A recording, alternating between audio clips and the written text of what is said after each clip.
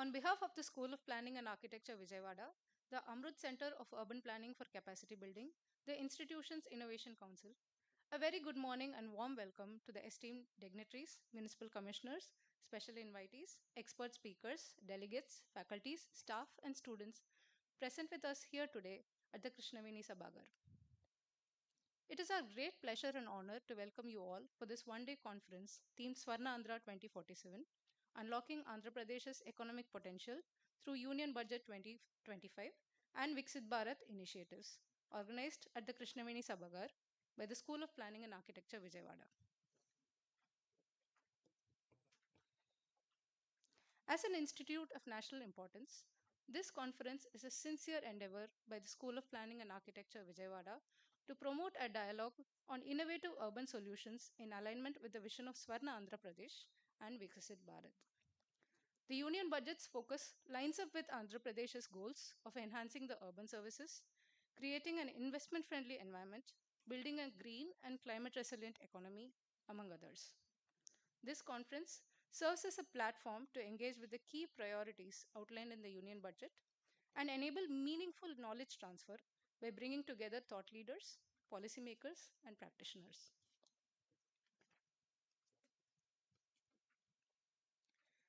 We are deeply honored and elated to have with us several significant stalwarts articulating the development scenario of the state and the nation. We now invite our esteemed dignitaries onto the dais. I request student volunteers to accompany the dignitaries. We now request our guest of honor, Sri N. Dhiren Garu, Chief Planner, Town and Country Planning Organization, Government of India, to kindly join us on the dais.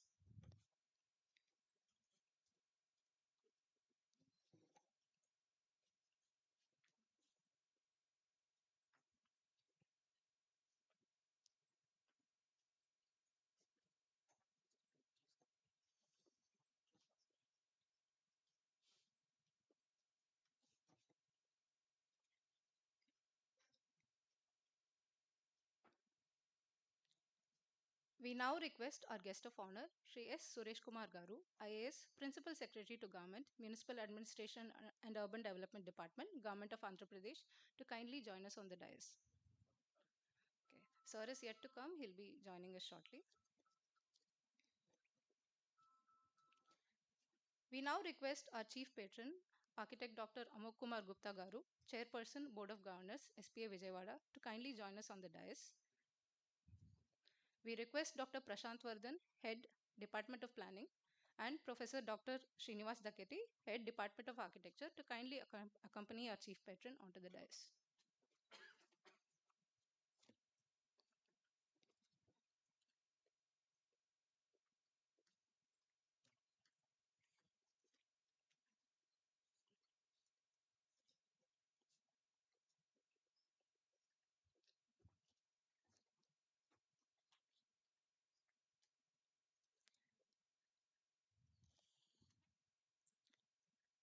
We now request Sri Uma Maheshwara Rao, our Registrar, SPA Vijayawada, to kindly join us on the dais.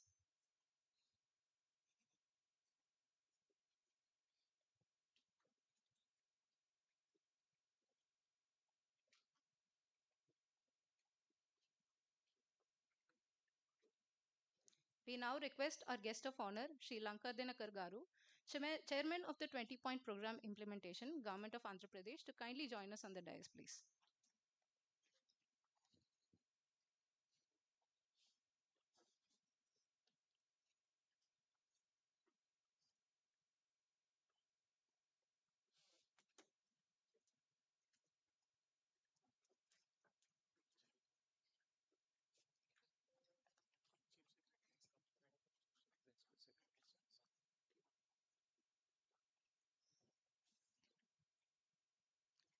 We now request our guest of honor, Sri S. Suresh Kumar Garu, IAS, Principal Secretary to Government, Municipal Administration and Urban Development Department, Government of Andhra Pradesh, to kindly join us on the dais, please.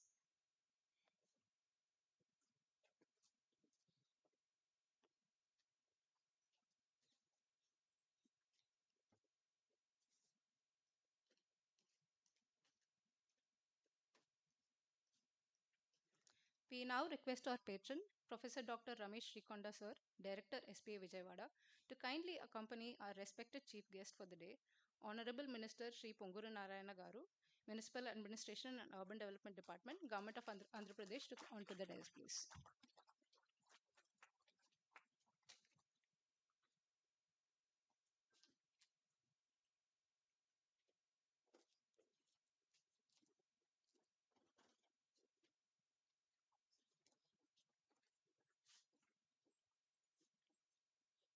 Thank you. Faith is that strengthening power within, lighting the road ahead and pointing the way to God. Let us begin with the traditional lighting of the lamp, symbolizing knowledge, wisdom, and the dissemination of ideas. We now request the dignitaries on the dais to kindly proceed with the lighting of the lamp.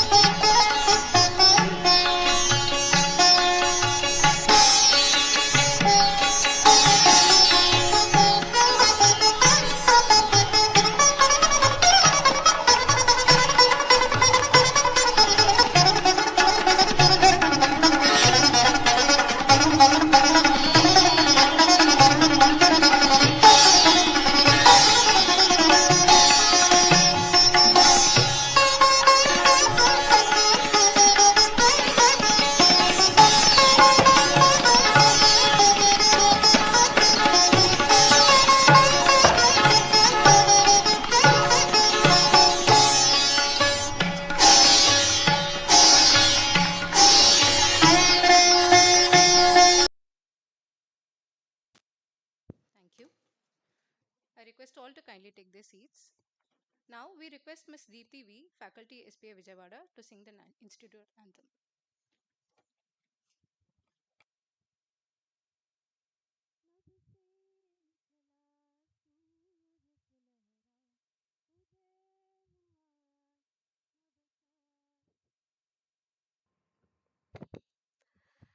नभ से निकला सूर्य सुनहरा उदय हुआ नवचार कला योजना में देश हमारा अब रचे नया संसार नभ से निकला सूर्य सुनहरा उदय हुआ नवचार कला योजना में देश हमारा अब रचे नया संसार सुलभ संस्कृति शान हमारी सर्वधर्म है पहचान कला योजना में ज्ञान हमारा देश का बढ़ाए सम्मान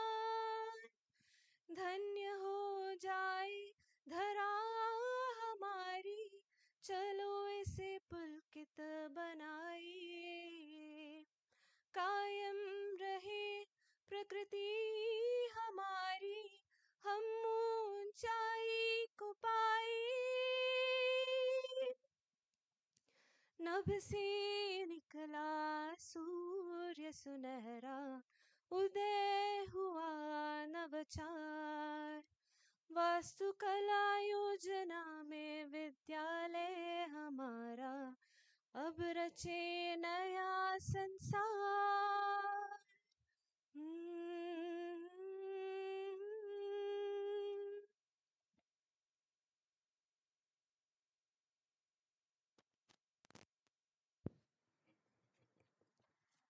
We now invite our patron and Director of SPA Vijayawada, Professor Dr. Ramesh Srikonda Sir, to kindly deliver the welcome address.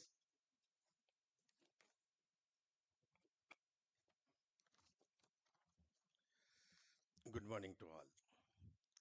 Distinguished guests, Esteemed delegates, faculty, research, and my dear students, it is my distinct honor to welcome you all to this pivotal conference centered of Andhra Pradesh Swarna Andhra 2047 vision. First and foremost, I extend my warm and gracious welcome to our Honorable Chief Guest, Sri Ponguru Narayana Garu, the Visionary Minister for Municipal Administration and Urban Development, Government of Andhra Pradesh. His unwavering commitment to the urban transformation has been instrumental in shaping progressive policies aligned with the state's aspirations. We truly privileged to have you, esteemed presence and guidance today, sir. I would also like to extend my heartfelt welcome to all esteemed guests of honors. Distinguished Sri Lanka Dinakar Garu, Chairman of 20 Points Program Implementation, Sri S. Suresh Kumar Garu, IAS, Principal Secretary to the Government, Municipal Administration and Urban Development, Government of Andhra Pradesh, Architect Dr. Amol Kumar Gupta, Board of Governors Chairperson of School of Planning and Architecture, Vijayawada. A warm welcome to Dr. N. Dhirin, Chief Planner, Government of India, Town and Country Planning Organization, New Delhi,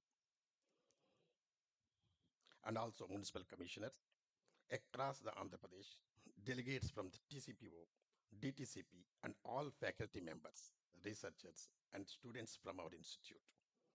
I wish to extend my warm welcome to expert speakers from NITI Aayog, Government of India, HUDCO, IAPA, V University, ADC, and all World Bank and professionals in the planning domain.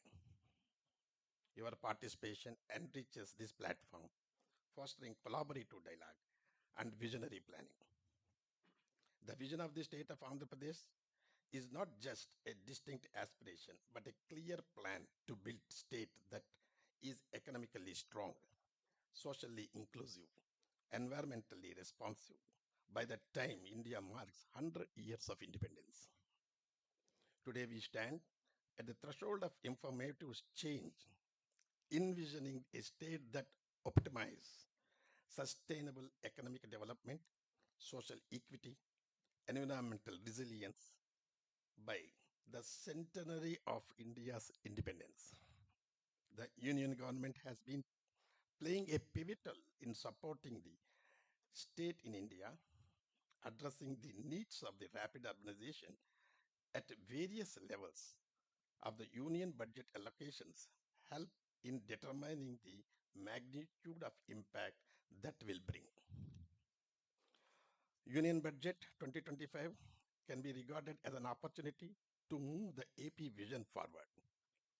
With the dedicated 1 lakh crore under Urban Change Fund and 1.5 lakh crore interest-free loans for the state to finance the infrastructure development and many other allocations might help the local bodies in Andhra Pradesh to finance their urban development.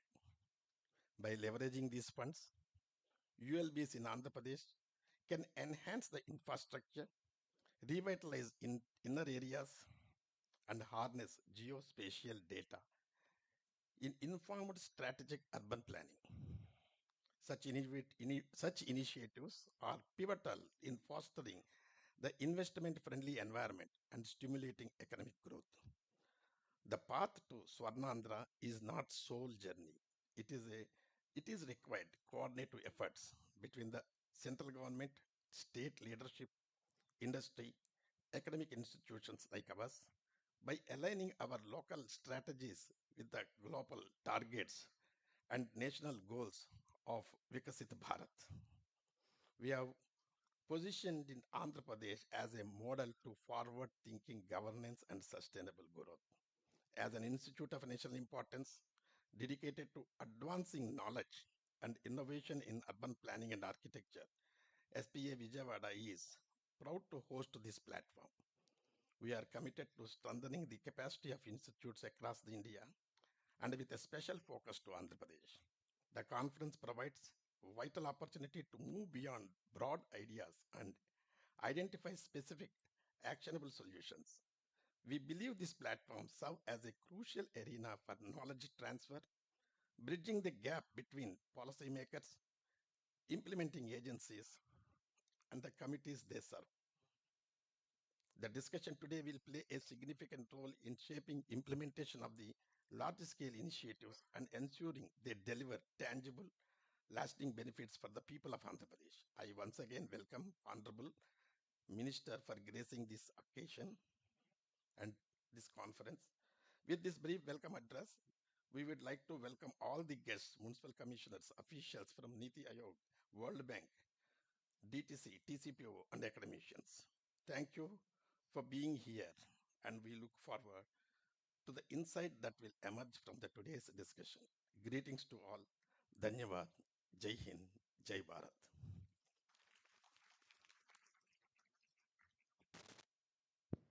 Thank you, sir, for your welcome address. On the day of this esteemed gathering, we are honored and pleased to felicitate the dignitaries on the dais for their gracious presence.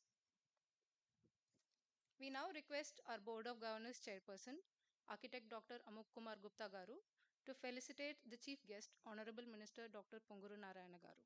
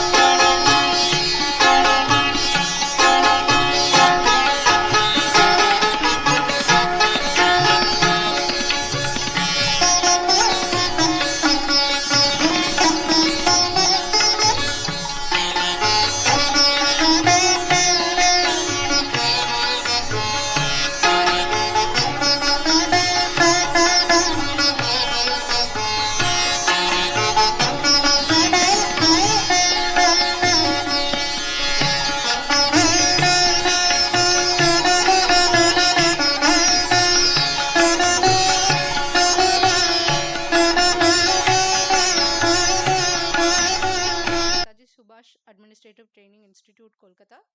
Additional Chief Secretary to the Government of West Bengal Power Department. Additional Charge of Non-Conventional Energy Sources, Government of West Bengal. Director of NACO. Officer on Special Duty in the Election Commission of India. And Joint Secretary in the Ministry of Home Affairs. Sir, we invite you to kindly address the gathering.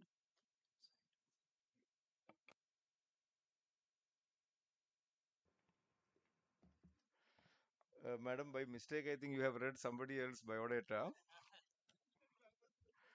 There is another Suresh Kumar in West Bengal cadre. Really sorry, sir.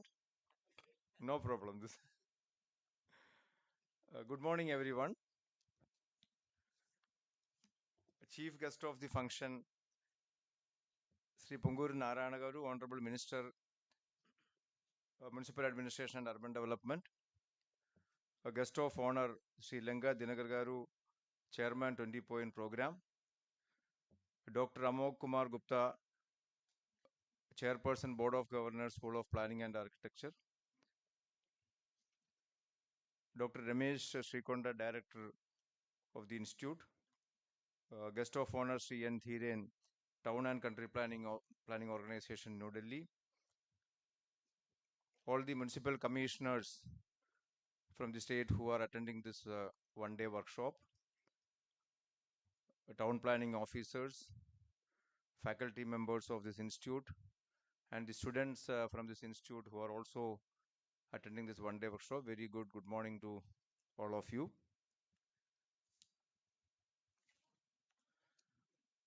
It's indeed a privilege and honor to be here today to address this distinguished gathering of planners, policymakers, and experts at the one-day national conference on Swarna Andhra Pradesh, Unlocking Andhra Pradesh Economic Potential through Union Budget 2025 and Vikasit Bharat initiative. The platform is an invaluable opportunity to collectively chart a course of Andhra Pradesh progress in alignment with our national vision for a developed India by 2047.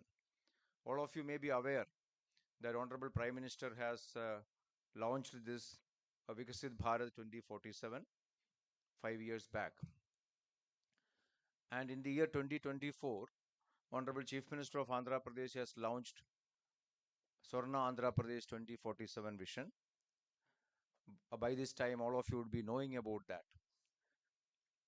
So it's very, very important that in the next 22 to 23 years which we have, this has to be the most productive years for the country. By 2047, India will be becoming 100 years.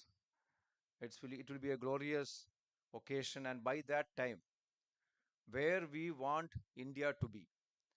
And this is a vision which each one of us should have, because all of us sitting here and majority of the people who are the postgraduate students here, you will be the people who will be taking Andhra Pradesh and India to its 100th birthday. Now, if we don't plan our future, because we know each one of us as individuals, we plan for our future, plan for our career, plan for our, profession and all. Similar way, for a country also, the future of the country has to be planned. Rome was not built in a day. What does it indicate? It says that any city, any country, any civilization is not just accidentally formed. There's a big planning behind it. But unfortunately, in Indian case, we all know that. I had the good fortune to work with Mr. Venkaiah Naidu ji, who was the Urban Development Minister for almost 3 years. He is known for his one-liners and witty remarks. So many times he used to make one remark. Some of you would have heard it. After independence, Gandhiji told us, go back to the villages. But unfortunately, all of us showed our back to the villages and came to the cities. That is the reality. Because everybody moved to the cities. And that migration is happening even today. But unfortunately, there is no planning for the cities. We had National Institute of Rural Development right from 1950s. But when did the National Institute of Urban Development came up? Even today, there is no premier institute in the country which comprehensively takes care of the urban planning. There are institutes handling different things. This is also one similar institute. So it is high time, if we don't properly plan our cities, even already we know that no city in the country, be it Delhi or Mumbai or Calcutta or Hyderabad, we all know that the problems we are facing there. Basic problems about traffic, about sanitation, about drainage. If there is a fairly big amount of rainfall, all the cities are becoming waterlogged. So there's no absolutely there's no planning. That's the reason now. But this should not happen like this. So the vision of the Honorable Chief Minister of Andhra Pradesh, when he planned to planned to build Amaravati as the capital city, it is a vision for the next 100 years. How the city should be. Extensive studies have been done. Our Honorable Minister Narayana Garu was also part of that 2014 to 19 time when globally all the best cities were studied, all the best practices were studied, and it was decided that when we are going to build a city, a new city, it has to have the hallmark of the best in the world. That is how the entire planning has happened. Now we are lucky that we are now restarting the entire thing, and we are in the process of actually implementing those plans. You people have to play a very, very crucial role in that. I was told that, you know, all of you have very good opportunities after completing your course. There are only 3 such institutes all over the country, in Delhi, Bhopal, and here. So you have a very good big role to play in that. Now, of course, as bureaucrats, as administrators, it is our responsibility to give you that opportunity, which we will definitely take.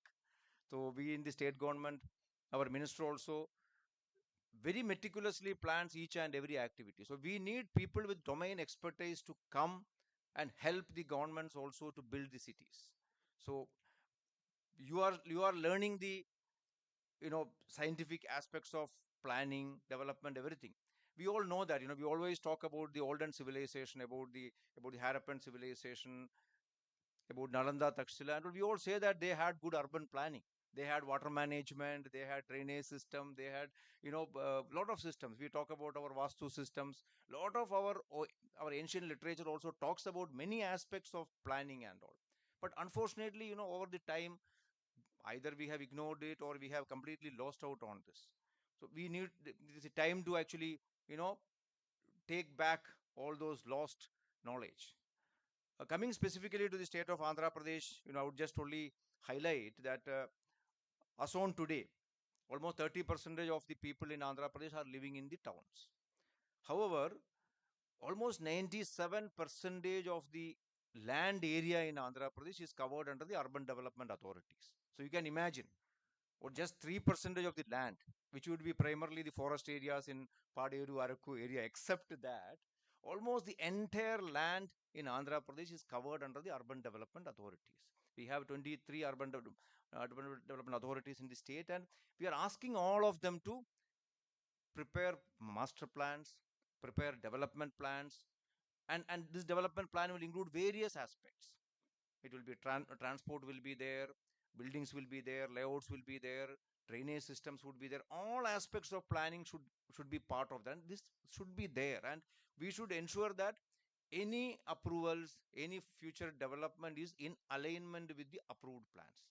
So this is our responsibility to ensure. Once the plan is in place, we need to ensure that we are going by the plan. We are not allowing the deviations. This is very, very important. So we are doing that, and we are also doing lot of simplification of process, reducing the compliance burdens, making the life of the citizen easy. Because when you have too many regulations, too many small norms to be followed, generally people won't be able to follow. Then there will be a lot of deviations.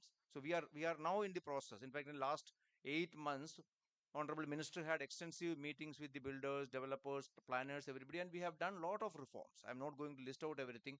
A lot of reforms with the aim that we should have liberalized, simplified norms which can be followed, and if there are any violations, any deviations, strict action should also be taken. So we are moving in that direction. I actually take this opportunity to request each one of you who are attending this program here to become part of this movement. Become part of this movement to build our cities in a sustainable, resilient manner, livable cities, clean cities, green cities, livable cities. That's what we want. There are a lot of global concepts, a lot of international practices which we can actually bring in. So let these type of workshops which we are doing here create that opportunity. One more point I will just add and stop. In fact, in our state also, we have a huge army of officers working in the urban sector, be it planners or engineers or the staff there and commissioners and all. We are telling all of them that we are going to organize at least one workshop or one training program every month for them. Honorable Minister also has told, because many of our people lack the domain expertise. They would have got recruited many years back. They are all good in their field, but latest technology, latest knowledge, latest practices are not known to them. So they have to be taught. So at least one day in a month. So remaining all the other days they can work, but one day has to be spared for learning, and that learning will help in the proper working. So that way also, I think we have already spoken to the director also. We will be planning different sessions covering different topics. May not be necessarily in Vijayawada only, but we will have in other places also, so that all our officers, right from the commissioners to the planners and each one of them who are actually part of the entire development process, should have proper domain knowledge. We are actually trying to do that also. So I take this opportunity to thank the director and the entire team here for giving me this opportunity and also organizing this program in a wonderful manner. Thank you very much.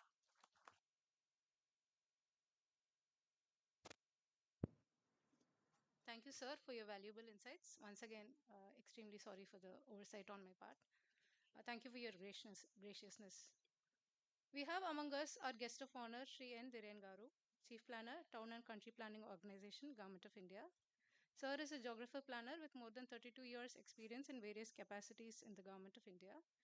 He is looking after Amrut 1 reforms and Amrut 2 urban planning reforms and is a part of a multidisciplinary planning team on appraisal and monitoring of various urban development projects under the flagship programs of the Government of India. He is presently designated as the head of his department. Sir, we invite you to kindly address the gathering.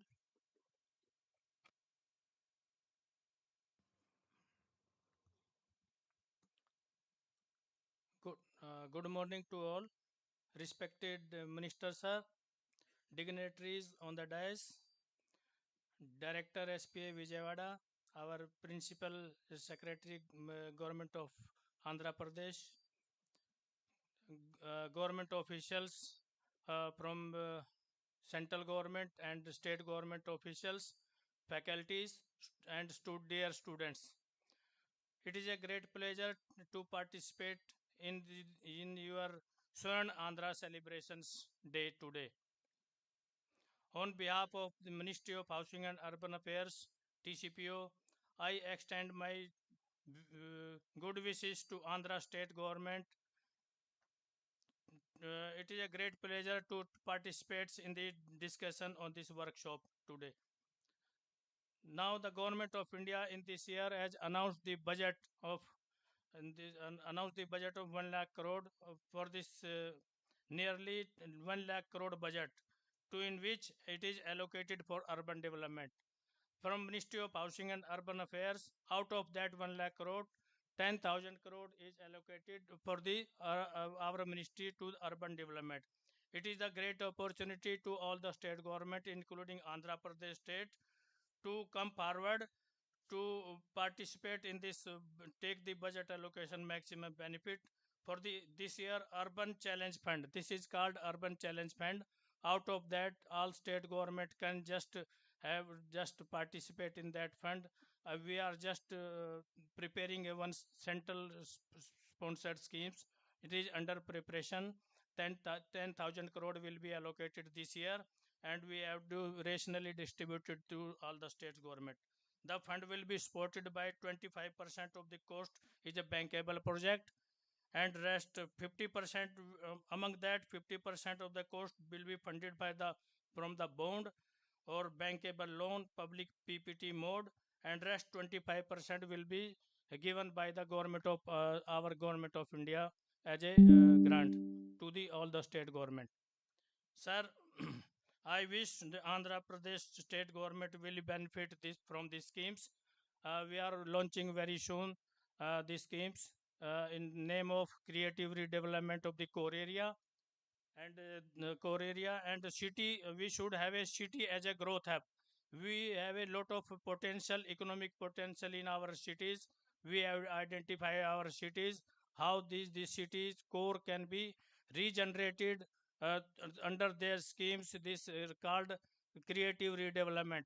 The state government Andhra Pradesh are invited to kindly identify your core areas and whatever the areas are lacking behind from this planning, you can identify and just plan that and identify that area and submit to the government of India. These are the schemes under the creative redevelopment said that will be funded by the government of India. Not taking so much time, I wish this conference will be very great success. Thank you, sir. Thank you.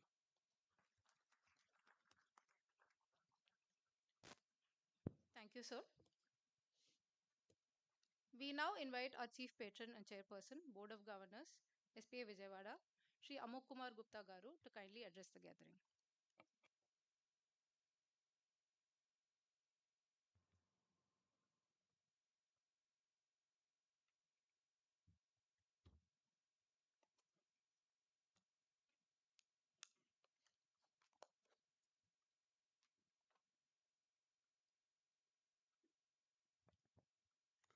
मंच पर उपस्थित आज के कार्यक्रम के मुख्य अतिथि माननीय मंत्री महोदय पंगारू गारू 20 सूत्री कार्यक्रम के क्रियान्वयन समिति के अध्यक्ष लक्ष्मण दिनकर गारू, भारत सरकार के सीटीपीओ डॉक्टर धीरेन जी, आंध्र प्रदेश के सचिव महोदय श्री सुरेश जी,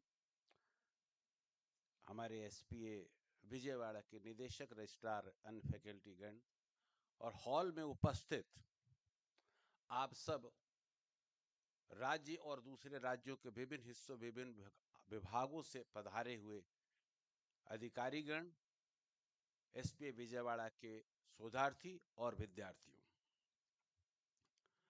आज का दिन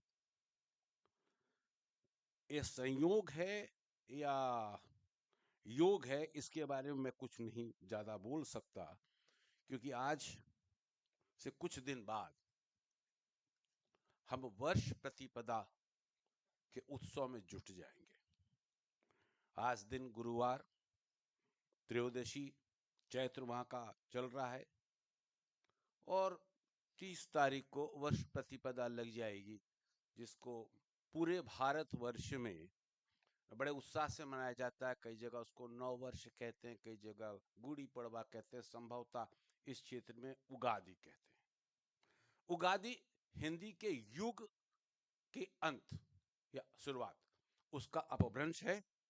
हम सबको पता है कि अब हम 30 तारीख के बाद जो है युगाब्द 5126 विक्रम संवत 2082 में प्रवेश करेंगे। मैं क्यों कह रहा हूं कि कार्यक्रम संयोग है आज की तिथि में होना, क्योंकि युग का निर्माण सिर्फ काल गणना से नहीं होता है। युग का निर्माण हमारे किए जा रहे कार्यों, लक्ष्य की प्राप्तियों, अचीवमेंट का स्वर्णिम इतिहास भी होता है। मुझे पूर्ण विश्वास है कि यशस्वी माननीय प्रधानमंत्री श्री नरेंद्र मोदी जी के निर्देशन में जो हमने सपना देखा है, स्वतंत्रता का अमृत काल, अमृत महोत्सव हम बना रहे हैं, जिसमें 2047 में हम विकसित भारत ऐसा लक्ष्य लेके चल रहे हैं। हम सबके लिए हर्ष का विषय है कि हम सब विकसित भारत योजना में सहभागी हैं। हो सकता है हम में से कुछ उसको देखने के लिए न रहें, आप सबके ऊपर वो जिम्मेदारी है। लेकिन इस लक्ष्य की प्राप्ति में मैंने अपने अनुभव में पाया कि कुछ संभ्रम की भी स्थितियां समाज में देखने को मिल रही है। कल रात को मैं निदेशक महोदय से चर्चा कर रहा था, तो मैंने पाया कि 3 शब्द आते हैं और अक्सर हम इस तीनों के बीच में महीन फर्क को करना भूल जाते हैं। वो है growth, progress and development. In the last 2 decades of 21st century, the world has witnessed profound political, social, cultural, economic, and ethical upheavals. There's a big change, especially that cause a lot of trouble also.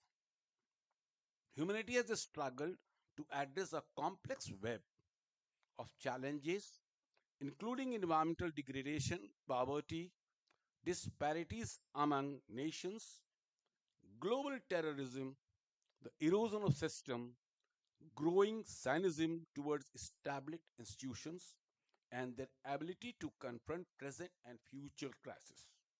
It appears that every nation is grappling with a restless spirit, searching for a meaningful solutions. This crisis is global, affecting both developed and developing nations.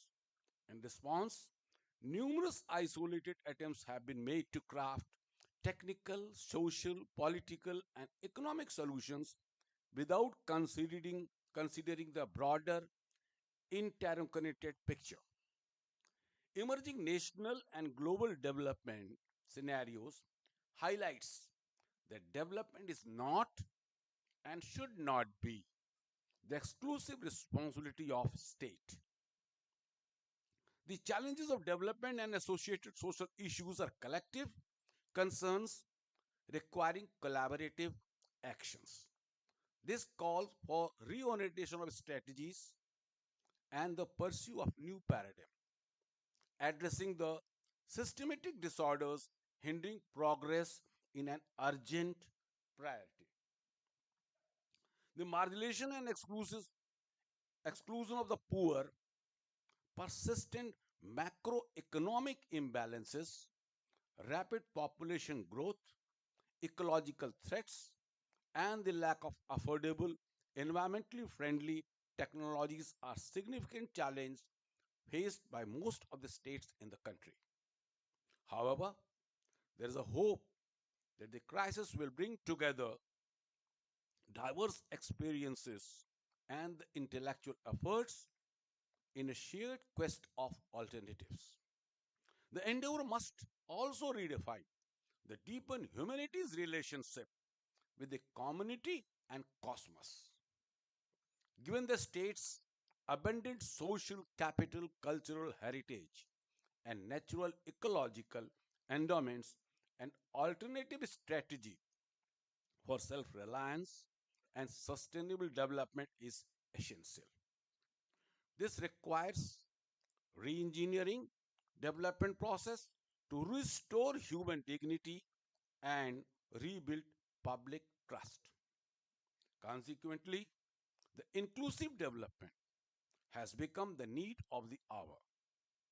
Inclusive development provides a foundation for setting specifically sustainability goals, fostering an environment where individuals and communities can realize their full potential and aspirations, and building infrastructure and institutions guided by the principles of effective governance, decentralization, equity, security, and capacity building.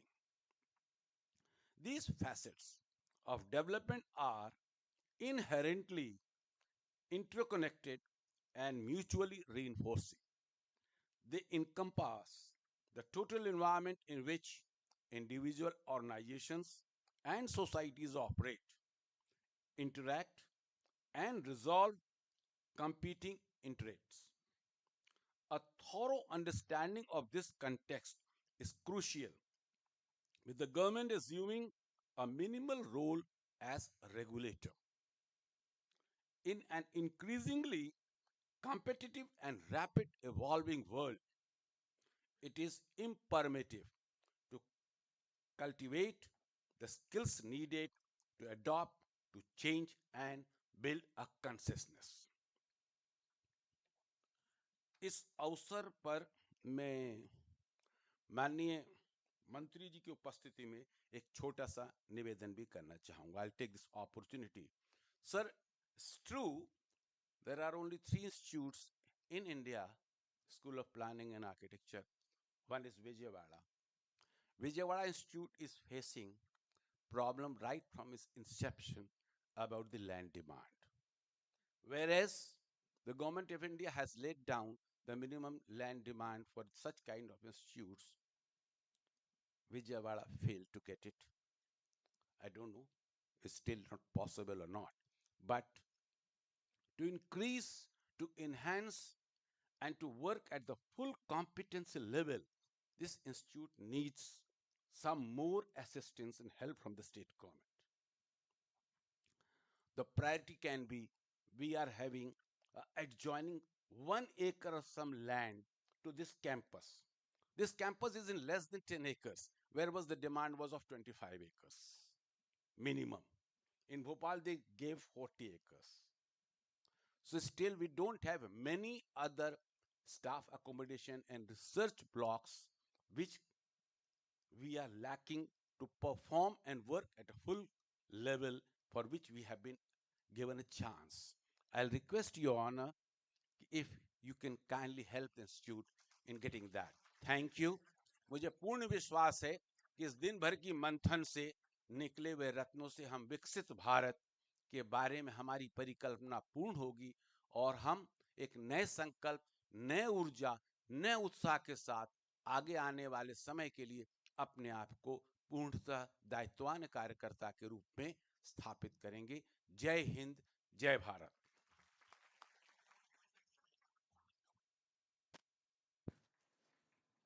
Thank you, sir. We have on the dais our guest of honor, Sri Lanka Dinakar Garu, Chairman of the 20-point Program Implementation, Government of Andhra Pradesh. Sir is a columnist who writes in-depth analysis on contemporary economic, political, and social issues in several Telugu and national English dailies, playing a crucial role in the development scenario of the state. Sir, we invite you to kindly address the gathering.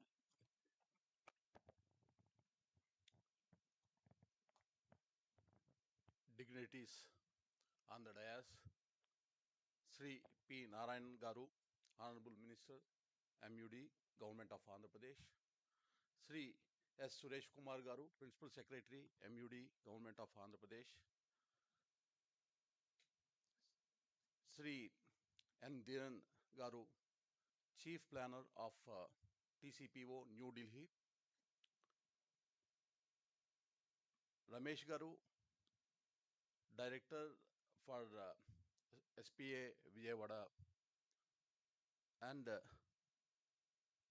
the Chairman of School of Planning and Architecture, Vijayawada, other dignitaries who are on the dais and off the dais, ladies and gentlemen, and most particularly students of School of Planning and Architecture, Vijayawada.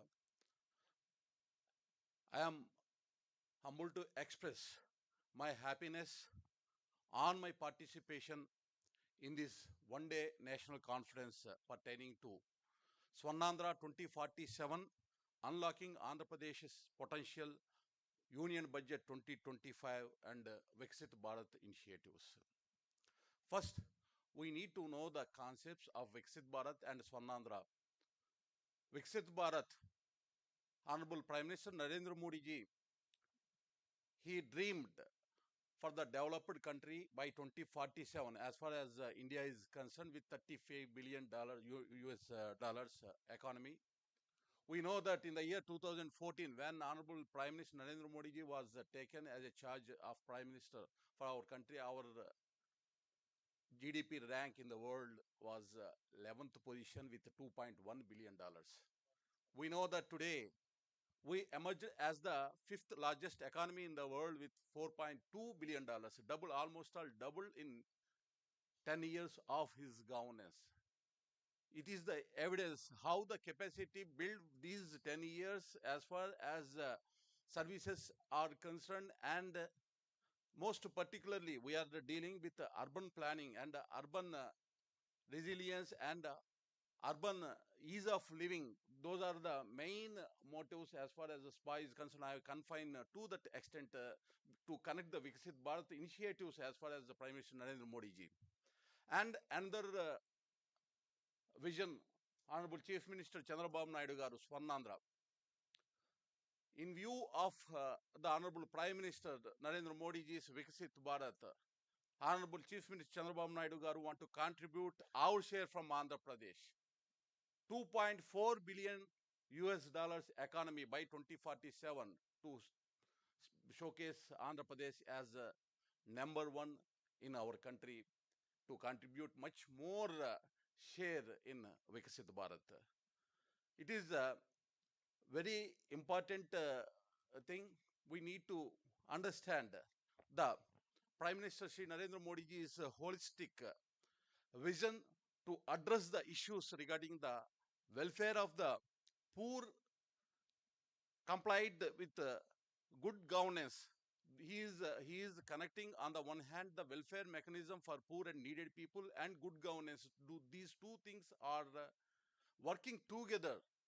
These results are today we are seeing what was our condition in 2014 as far as infrastructure is concerned. Let you observe that whether it is urban infrastructure or rural infrastructure, how we transformed, how the capacity building was happened for last 10 years, whether it is in national highways, railways, airports, seaports, various initiatives. Gati Shakti Yojana has taken 111 lakh crore rupees worth of investments with public-private participation, central and state government share with private participation. More than 35 projects was introduced successfully. Those are carrying forward our nation. We know that global economy is very much low level performing. Even the developed countries also not performing well. In this scenario, post-COVID scenario, we are the country under the leadership of dynamic leadership of Prime Minister Narendra Modi ji. We are showing the highest growth rate in the world, around 6.5 to 8%, even post-COVID uncertainties. And we know that supply chain disruption happened due to the Ukraine-Russia war. But we are progressing ahead when compared to other progressive countries. Today, very clearly, the unlocking the potentials of Andhra Pradesh. Two issues are very, very important. We need to take as initiatives. We need to concentrate. One is the things which was mentioned in the Union Budget 2025. It is very clear. I confine to the urban development funding, how it was allocated in the recent budget by the Union government. It is 96,777 crores worth of development fund which was allocated for urban development, which is 17% more than the previous year figures. Key allocations are Urban Challenge Fund, 10,000 crores for cities redevelopment and water and sanitation projects, for which 10,000 crores was allocated. Today, I have seen very happy Honorable Chief Minister Chandrababu Naidu garu, always progressive and thought processing is a progressive direction. Today, I saw in regional newspaper in Inaugural, out of these 10,000 crores, he targeted nearly 25%, at least 2,005 crores he wants to get for the state of Andhra Pradesh. This is the unlocking the potentials of Andhra Pradesh through the union government budget. Wherever we need, we required progressively.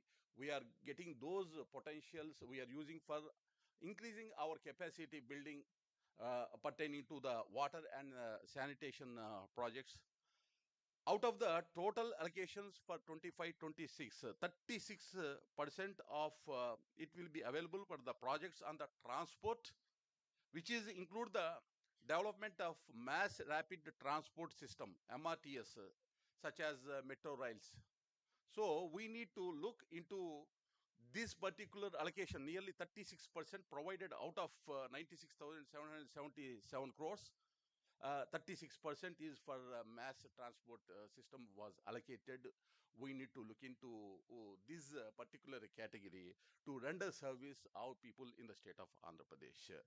The other important identified funding sectors initiatives are housing. 24% of allocation happened for urban housing. We know that already PM Awas Yojana 1, we had obtained more than 20 lakh houses, already 10 lakh houses completed, but infrastructure, lack of infrastructure facilities, occupation is not happening to the extent which was completed.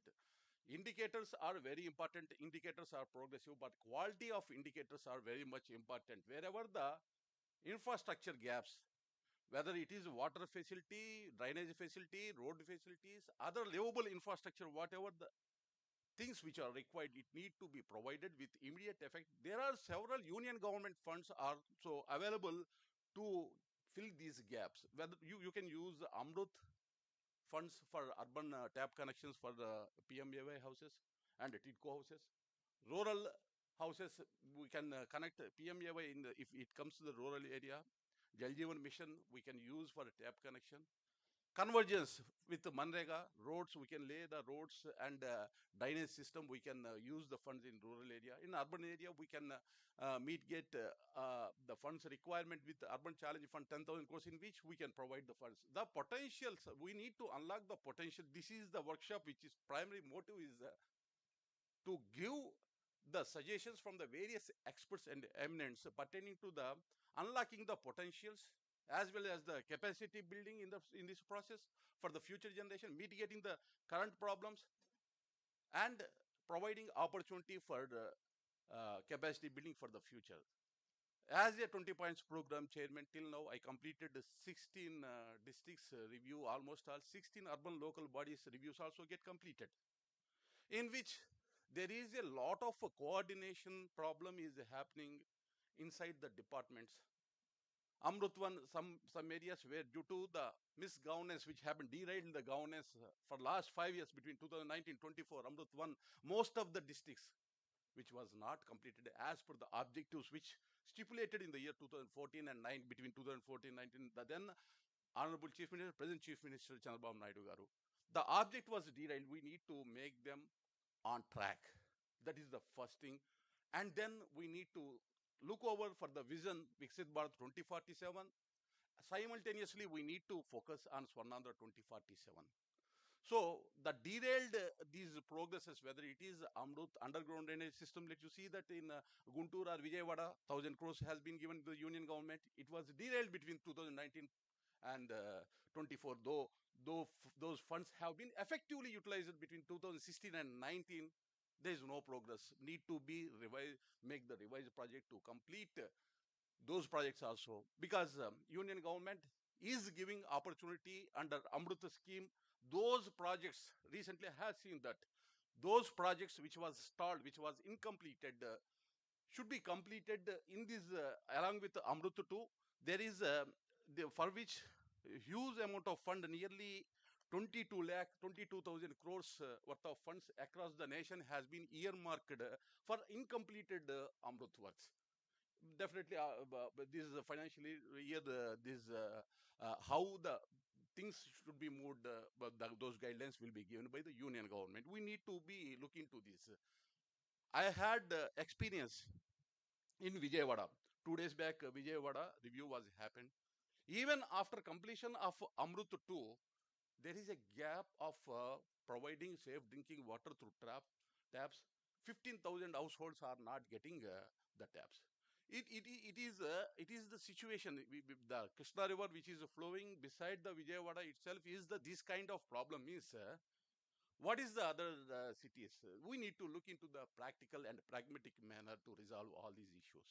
This is these things happens because of last 5 years we face a lot of problems. Urban local body funds were diverted. Those were not utilized as per the means and requirements of urban local bodies as stipulated by the guidelines by the union government, whether it is finance commission funds, whether it is the local funds which generated by themselves are unable to spend by them. We need to look into these aspects to rectify the issues which happened for last 5 years. Already, Honorable Chief Minister Chandrababu Naidu Gar has taken a decision which was announced in the budget. There is no urban local body funds will be diverted hereinafter through CFMS. It is a very good progressive decision which taken by the Honorable Chief Minister. Why I am saying all these things? Unlocking the potentials can be carried forward with the rectifying the existing problems. Existing problems within the system should be rectified, and then what are the current problems, existing problems which need to be resolved, and what is the growth of our population in urban local bodies? How many houses are going to grow for next 20 to 25 years? Whether it is Amrut scheme or Jal Jeevan mission, which was given by the union government, not for the purpose of serving the present conditions for capacity building for future next 20 to 25 years, as per the aspiration of Honorable Prime Minister Prime Narendra Modi's Vikasit Bharat vision, on par with the vision of Chandrababu Naidu Garu's Swarna Andhra 2047. We need to think in that manner. Officers, bureaucrats, and even those institutions which are serving to the general public by giving the suggestions need to think for the present problems as well as the vision of Honorable Prime Minister Narendra Modi ji and Chief Minister Chandrababu Naidu Garu. I would like to bring in your notice a few important Viksit Bharat initiatives for last 11 years, which has given much more opportunity for Andhra Pradesh. Unfortunately, as I said earlier, repeatedly, last 5 years it was missed. We need to take those initiatives for unlocking our potentials. Number one, PM Awas Yojana, country, total country level, 1 crore 19 lakh houses were sanctioned with 8 crore 7 lakhs investment, out of which 2 lakh crore was provided by the government of India.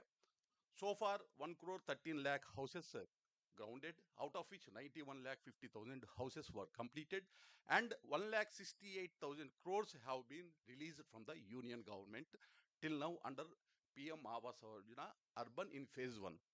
The potential for in phase 2, which can be used for the Andhra Pradesh, 10 lakh crore investment has been proposed by the government of India, out of which 2.5 lakh crore assistance from the central government. It is the potential area where we need to look into whatever the requirement for the state of Andhra Pradesh need to be taken. As I said earlier, Andhra Pradesh 21.37 lakh houses was sanctioned with the investment of 92,000 crores with the assistance of 32,000 crores 5,700 rupees from government of India.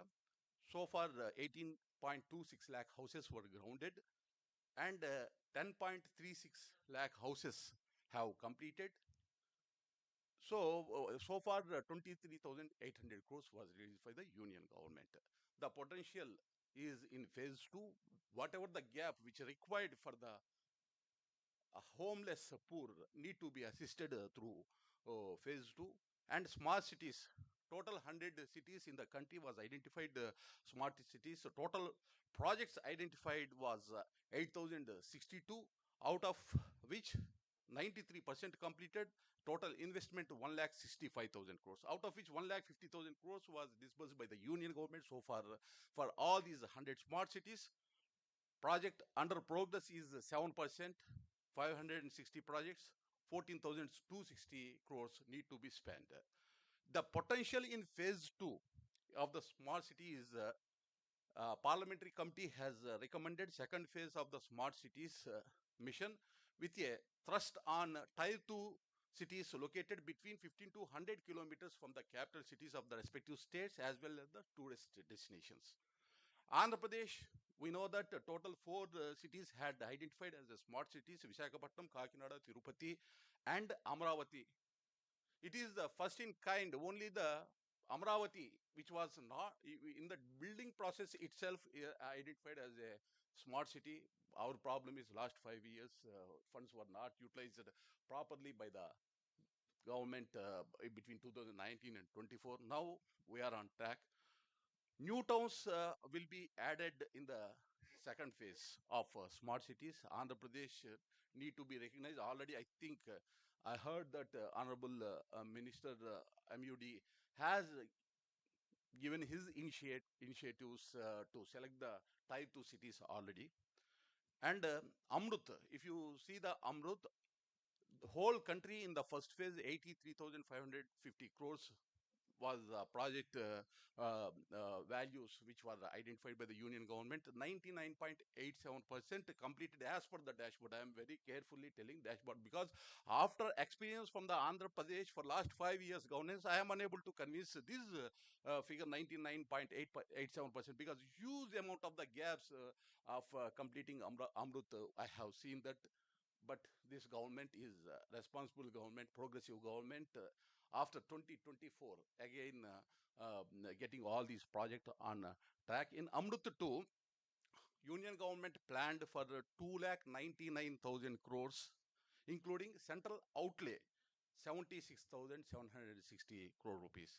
Remaining is state government share, urban local body share, private participation, through which these nearly 3 lakh crore worth of Amrut 2 schemes will be implemented, in which, as I said earlier, nearly 22,000 crores earmarked for completion of Amrut 1 uncompleted projects. We need to look into in this area. Andhra Pradesh is much more attention shall be paid regarding to the uncompleted Amrut 1 projects.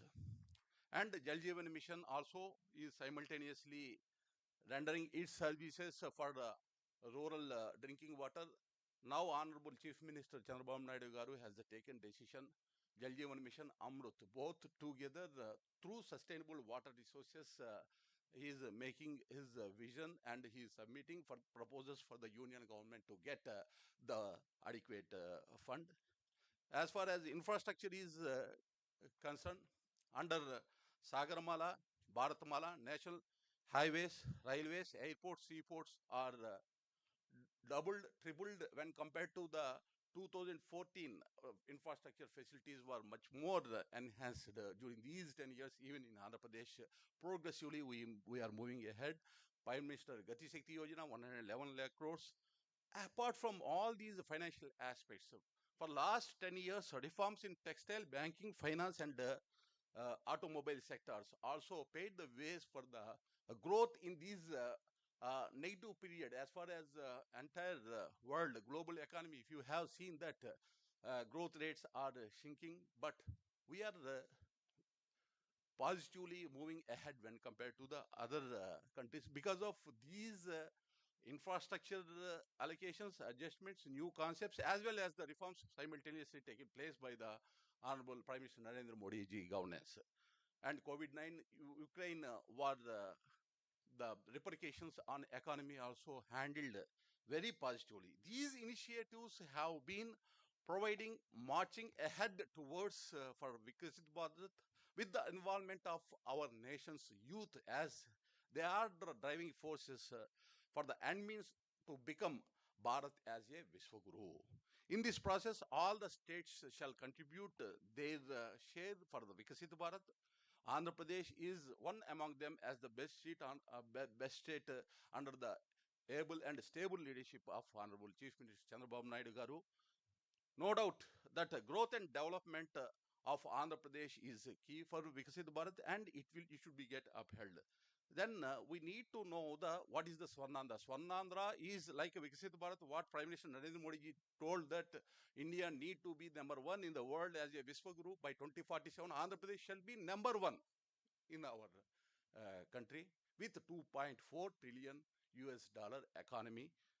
It is the vision of Honorable Chief Minister Chandrababu Naidu Garu, for which union government also giving its assistance as well as Amravati is concerned to build. Amravati is concerned, and Polavaram multi-beneficial project is concerned, and inter-river water, inter-river linkage is concerned. All these progressive projects which are taken by the Andhra Pradesh government is assisting by the union government.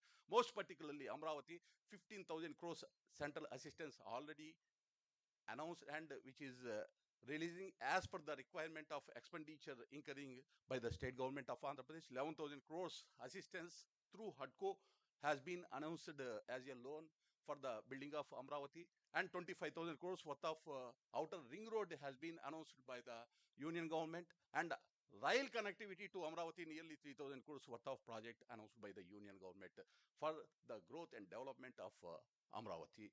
And as far as the Polavaram is concerned, it is the lifeline of Andhra Pradesh. So far, 18,000 crores worth of funds released by the union government. Further 12,500 crores worth of funds are going to be released progressively to complete the first phase of the project by 2027. Apart from these, there are huge amount of the investment, 2 lakh crore investment hydropower project has announced for the safeguarding the Visakha steel plant, 12,500 crores package has announced by the union government. So these are all the initiatives.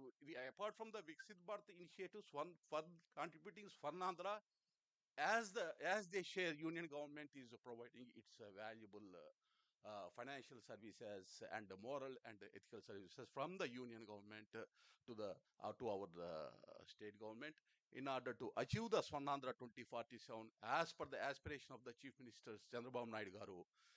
It is the need of the hour unlock the potentials of Andhra Pradesh with Vikasit Bharat initiatives, which has made the Prime Minister Sri Narendra Modi ji already whatever the funds which has been providing for the Swarnandhra union government contribution, also very much vital investment pertaining to the BPCL, 96,000 crores worth of project is announced by the union government at Ramayapatnam. Airports at Ongole and Dugarajapatnam announced. Nearly 50,000 crores worth of project. Surat Chennai highway is construction is progress. 325 kilometers exist within the Andhra Pradesh in this project. The area where progressively we can provide various industrial corridors and entertainment zones for the augment of the economy, and temple and tourism development activities also taking place by the union government assistance for the state of Andhra Pradesh. We need to tap all the resources for unlocking the Andhra Pradesh potential for Swarnandhra 2047 with the Viksit Bharat initiatives.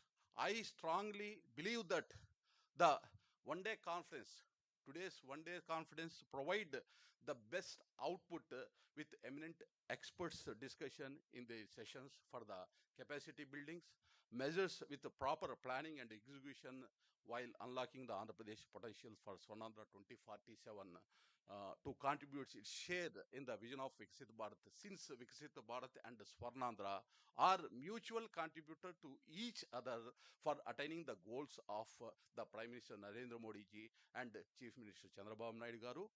Vision is very important for capacity building and transformation. Both Prime Minister Narendra Modi ji and Chief Minister Chandrababu Naidu Garu has the vision to provide the capacity building, transformation, visible transformation for next generation of our country, most particularly our state of Andhra Pradesh. I very much thankful for providing this opportunity to give my inputs in this conference, and I very much congratulating to the team members of School of Planning and Architecture Vijayawada for conducting this wonderful conference, one day conference. Thank you, one and half. Bharat Mata Ki Jai, Jai Hind.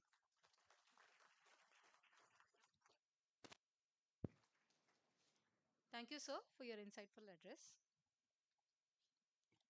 We are deeply honored to have with us our esteemed chief guest for the day, Honorable Minister Dr. Punguru Narayana Garu, Municipal Administration and Urban Development, Government of Andhra Pradesh. Sir played a pivotal role in the Capital Regional Development Authority between 2014 and 2019. During this time, he made significant contributions to improving urban infrastructure and development in the state of Andhra Pradesh. Dr. Narayana Garu hails from Nellore City, Andhra Pradesh, and has bachelor's in mathematics and statistics, followed by an MSc and PhD in statistics from Sri Venkateswara University. Sir has played a pivotal role in shaping the urban landscape of the state, driving forward critical initiatives in infrastructure development, sustainable urban planning, and municipal governance. His visionary leadership has brought transformative changes to the urban administration in Andhra Pradesh. It is our pleasure and privilege to now invite our Honorable Chief Guest, Sir, to kindly share a few words with the gathering.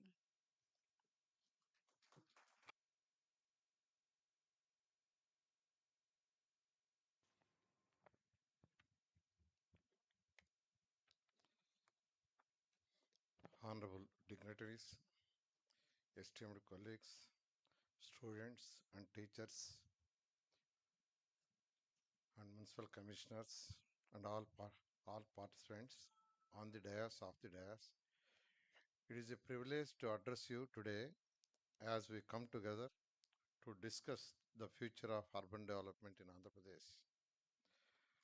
Under the visionary leadership of Honorable Chief Minister Sri Nara Chandrababu Naidu garu, our state is pursuing an ambitious path towards Swarna Andhra 2047, a future where sustainable economic growth, social equity, and environment resilience from the foundation of our progress.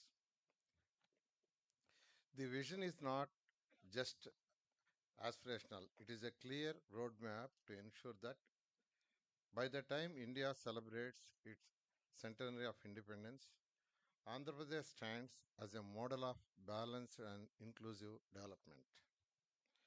At the heart of this vision, the people's capital Amaravati, a city prestigiously designed to reflect the aspiration of modern, forward-looking Andhra Pradesh. This project is more than just infrastructure. It represents our commitment to creating a sustainable urban environment that supports innovation, efficient governance, and high quality of life. By integrating cutting edge technology and smart city principles, we aim to make Amravati a symbol of our state's readiness to embrace the future while preserving our cultural heritage. By, by 2047, AP targets to be a slum free state, different industrial corridors for the industrial growth, the Polavaram irrigation project for water security, and development of Amaravati capital city are vital pillars for ensuring historic progress. Our approach to the development of Andhra Pradesh, as outlined in Padisutralu, is also closely aligned with the 20-point program, a comprehensive framework dedicated to improving the quality of life by developing urban infrastructure, reducing poverty, and promoting sustainable development. Sufficient emphasis is placed on allocating matching grants for centrally sponsored schemes in our budget, aiming to restore the state's finances systematically and make them self-sustainable. 2,000 crores has been allocated under the Viable Gap Fund to boost major infrastructure projects through public-private partnership. At the outset, the Union Budget 2025 has opened new avenues for progress with emphasis on Maritime Development Fund, public-private partnership infrastructure, mining sector reforms, strengthening urban livelihoods, and many others. One very exciting development in the context of urban growth is the introduction of Urban Challenge Fund, a landmark allocation of 1 lakh crore for urban development, which provides new opportunities for innovative and sustainable urban solutions. This presents an unparalleled opportunity for Andhra Pradesh to accelerate its urban transformation. As we move forward, it is clear that the success of Swarnandhra 2047 relies on collaboration between the state and central governments, the private sector, academic institutions, and most importantly, the communities we serve. Our collective efforts will not only drive Andhra Pradesh growth, but also contribute meaningfully to the nation goal of Vikasit Bharat, a development and prosperous India. I encourage planners, architects, and the municipal administration to actively engage in making action plans to tap into the union budget and channel these resources effectively for the historic development of Swarna Andhra Pradesh. I appreciate the efforts of School of Planning and Architecture Vijayawada for organizing this conference, providing a platform for brilliant minds to participate and engage in discussions on the theme. The ideas and solutions we discussed today will shape the policies and projects that define our state future. I encourage each and every of you to engage actively and contribute to crafting a future where urban development translates into real improvements in people's lives. Thank you, and I look forward to the valuable deliberations that will emerge from today's discussions. Thank you.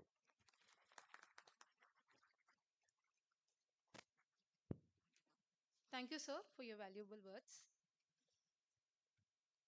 We now conclude the inaugural session with a vote of thanks by Professor Dr. Srinivas Daketi, sir, Head, Department of Architecture, SPA Vijayawada. Honorable dignitaries, esteemed guests, respected faculty members, and my dear students, it is both a privilege and a pleasure to extend a heartfelt vote of thanks on behalf of the organizing committee. Today's proceedings have been both enlightening and inspiring, and it would not have been possible without the invaluable contributions and presence of our distinguished guests and participants. First and foremost, our sincere gratitude to our Honorable Chief Guest, Sri Ponguru Narayana Garu from Municipal Administration and Urban Development Department, Government of Andhra Pradesh, for gracing us with his presence and sharing his profound insights on urban governance and development. Your words have set the tone for the vital discussions we are going to undertake today. A special thanks to Sri Lanka Dinakar Garu, Chairman of the 20-point program implementation, Government of Andhra Pradesh, for joining us and providing valuable perspectives on policy frameworks and their role in fostering equitable urban development. Our sincere thanks to Sri S. Suresh Kumar Garu, IAS Principal Secretary to the Government, Municipal Administration of and Urban Development Department, for shedding light on critical aspects of urban governance, public-private partnerships, and sustainable growth. Our sincere appreciation to Sri Dhirenji, Chief Planner, TCPO, for his presence and for offering valuable insights that reflect the national vision of urban planning and the role of technical expertise. We are deeply grateful to architect Dr. Amok Kumar Gupta, Chairperson of Board of Governors SPA Vijayawada, for his unwavering support and guidance in making this conference a reality. So your encouragement has been instrumental in facilitating the platform for meaningful dialogue and collaboration. A special acknowledgement to Professor Dr. Ramesh Srikonda, Director of School of Planning and Architecture Vijayawada, whose vision and leadership have been the driving force behind the conceptualization and successful execution of this conference. Sir, your dedication to advancing urban discourse is truly commendable. A warm note of gratitude to the delegates from the Directorate of Town and Country Planning, municipal corporations, and various other organizations for their active participation and bringing in ground level insights that are essential to the discourse on urban planning and implementation. And our sincere appreciation goes to Registrar School of Planning and Architecture, all the deans, faculty, staff, and student volunteers of SPAV for the tireless efforts behind the scenes. Your commitment and enthusiasm have ensured the smooth organizing and execution of this event. Lastly, a big thank to all our delegates, speakers, and participants, and our media friends who joined us today. As we move ahead in this conference, let us carry forward the insights gained for a more sustainable, inclusive, and innovative urban future. Thank you all once again.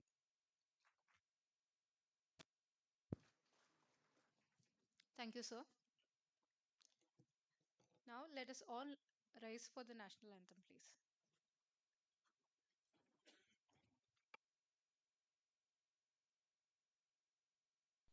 जनगण मन अधिनायक जय हे भारत भाग्य विधाता।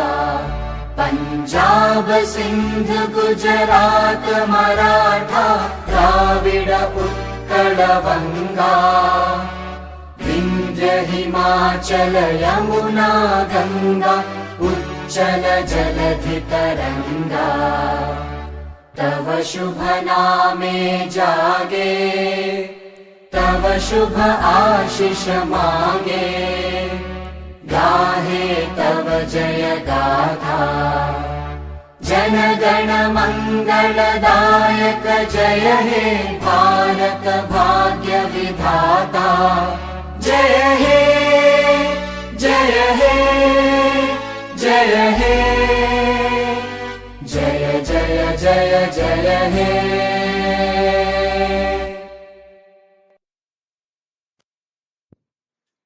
Thank you. We conclude the inaugural session here.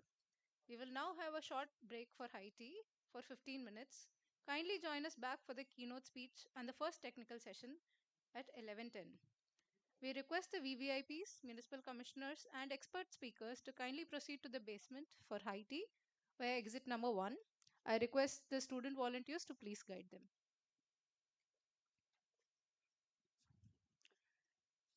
Special invitees, delegates, registered participants, faculty and staff may please proceed to the exhibition hall for high tea. Students may please proceed to the library for high tea. I repeat, please join us back here at 11:10 and take your seats. The high tea is only for 15 minutes. Thank you.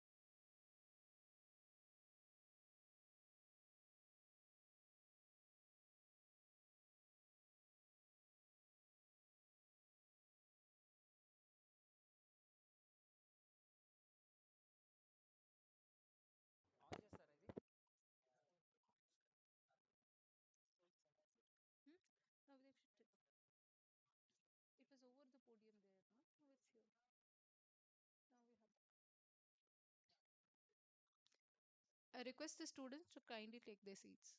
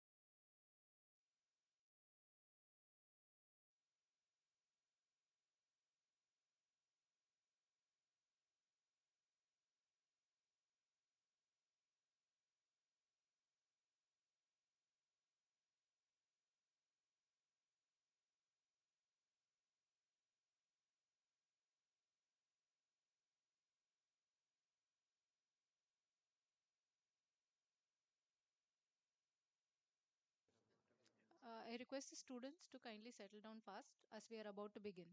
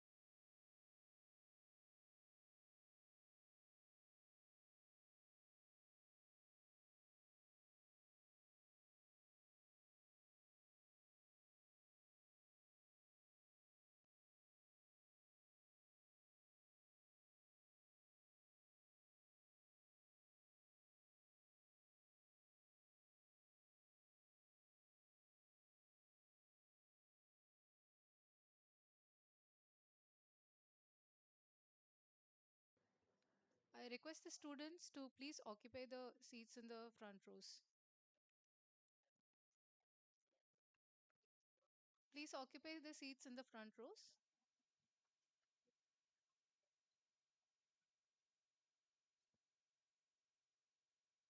The students sitting in the back rows can please come forward and sit in the front rows.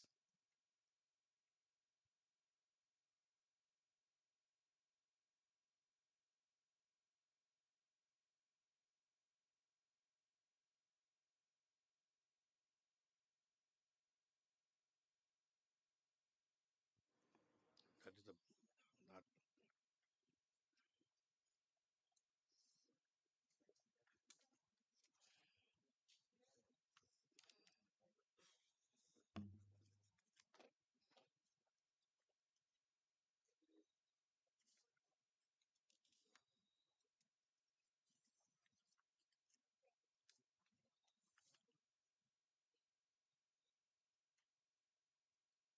Welcome back, everyone.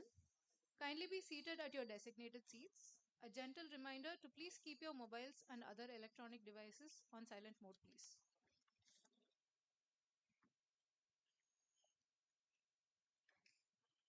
I request the students to kindly settle down quickly so that we can start the session, and please occupy the seats in the front rows.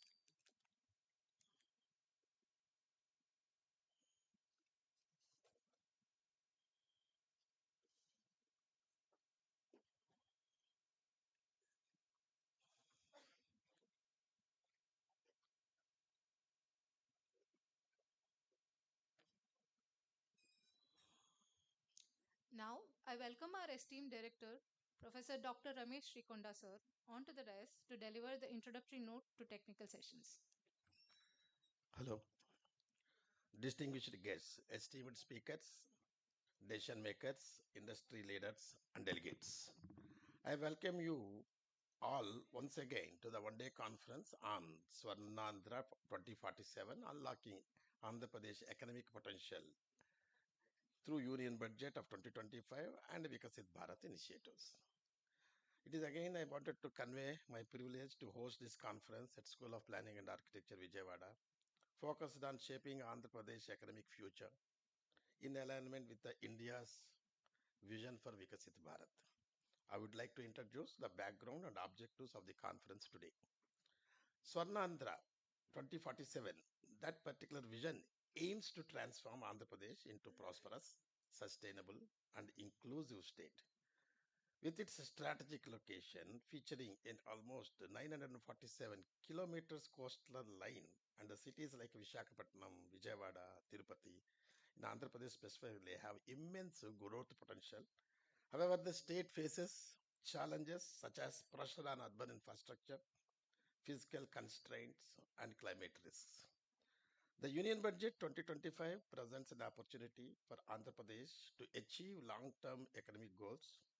The Urban Challenge Fund, that's what has been told in the inaugural session also, again and again. That's a 1 lakh crore initiative, supports urban transformation by financing bankable projects and encouraging municipalities to explore innovative and financing models. These are the models which we have to focus it very specifically.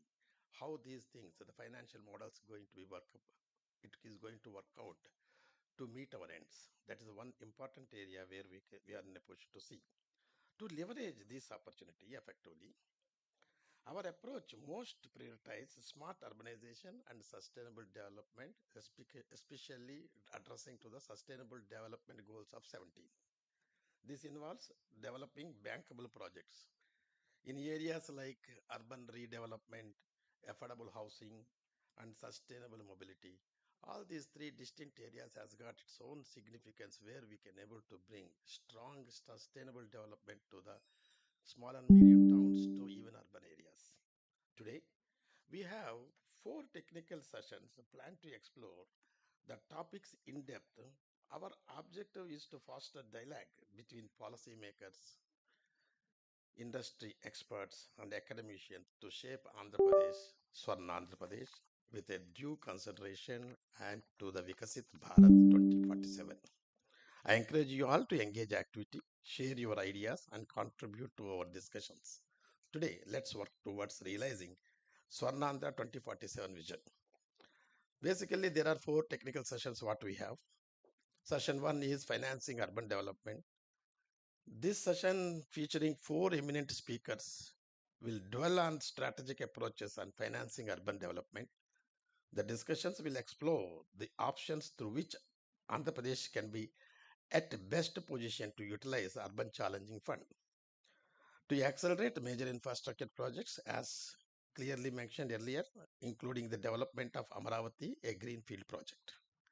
Session 2, it focuses more on affordable housing and creative redevelopment. As you know very well that rapid urbanization has amplified the demand for affordable housing. This session conducted in two distinguished speakers and will explore how Andhra Pradesh can leverage budgetary incentives to deliver affordable homes. It will also examine strategies to reimagine high-density urban areas, dwellings, insights from KUDCO and other public housing agencies' experiences. These are the experiences which we can able to gain knowledge in what way the affordable housing and creative redevelopment can be addressed. Third session, basically, it is on municipal finance and public-private partnership. Nowadays, another P is also going to be get added, public-private and people's partnership. That is what also going to be there. Perhaps it may be an area we have it, how it can be integrated. Along with the several models, what we are having PPP, and we have to see that kind of a model, how it is going to work. If it is going to be workable and effectively, we have to implement it also. And also certain urban reforms, especially in that session 3 is going to focus it. As we know very well, many municipalities in Andhra Pradesh face significant revenue constraints. This session features two expert speakers will focus on strengthening the municipal finances through governance reforms and public-private partnerships. Additionally, it will also explore how Amrut-based GIS master plan reforms can be streamlined to enhance financial planning and resource mobilization. The last session, that is urban innovation and mobility, one of the important session. This session addresses by two distinguished speakers will highlight the innovative approaches to urban mobility with a special focus on enablers and barriers of the green logistics in Andhra Pradesh. These are the important 4 sessions within a day. Probably it may be a brainstorming sessions, what we are going to have it by expert speakers. All areas are very much important and in line with the vision Vikasit Bharat and then Swarna Andhra Pradesh 2047. In the morning session, you have seen in what way we can able to take out and the policy oriented decisions, in what extent it can be get integrated both, and we can able to see the fruits of that one, how we can pave a way to India to take it to Swarna Andhra Pradesh as a Vishwaguru. So all this particular conference will conclude with even a panel discussions, synthesizing the insights into the clear roadmap of Andhra Pradesh. Finally, it will be coming out with the deliberations, whatever the knowledge or additional things which we are going to gain it coming from these 4 sessions. And we'll have a panel discussion and all the things we are going to work out the deliberations, and deliberations will be sent to the state and central government also, the way what we have done and what we have going to lead this kind of a thing, like how the budget of this 2024 and 25, what we have seen, it can be utilized especially effectively towards the vision of the Andhra Pradesh, that is the Swarna Andhra, and as well as the Vikasit Bharat. Today we are standing in defining juncture, especially that's what we have to think about it. While the budget, that union budget, is a valuable springboard, it is our collective vision and decisions what we are going to take it will propel Andhra Pradesh towards the golden future. Thank you. I look forward to a day of meaningful discussions and actionable insights. Dhanyavad. Jai Hind. Jai Bharat. Thank you, sir. We now commence the first technical session of the day, themed Financing Urban Development, where we have 4 expert speakers. We call upon the dais Dr. Arpan Paul Singh, faculty at SPA Vijayawada, to introduce the session and the speakers and rapporteur the session. A gentle reminder to the rapporteur that the session duration is for 1 hour 55 minutes. Thank you. Over to you, sir.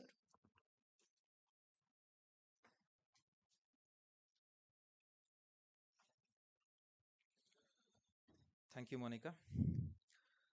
So to begin with this session, I'll just give a brief introduction what we are going to deal with this and who are the speakers in this particular session.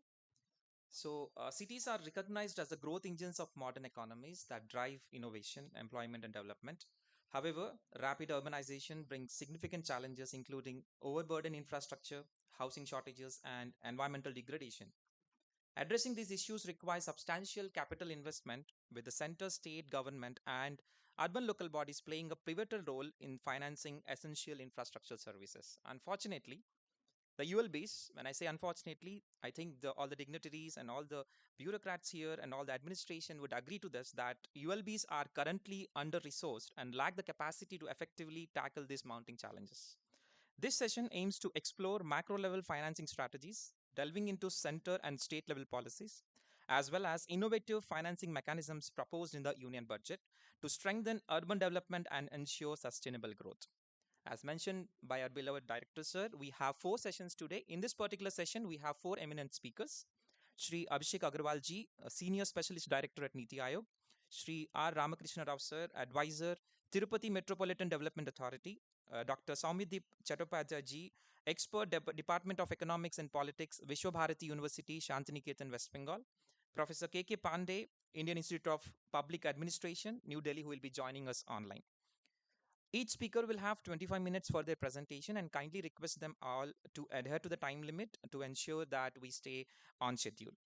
Now for the first talk, I invite Shri Abhishek Agrawal ji to the dais for the first talk. To introduce him very briefly, Shri Abhishek Agrawal ji is a distinguished leader in infrastructure governance and cooperation management.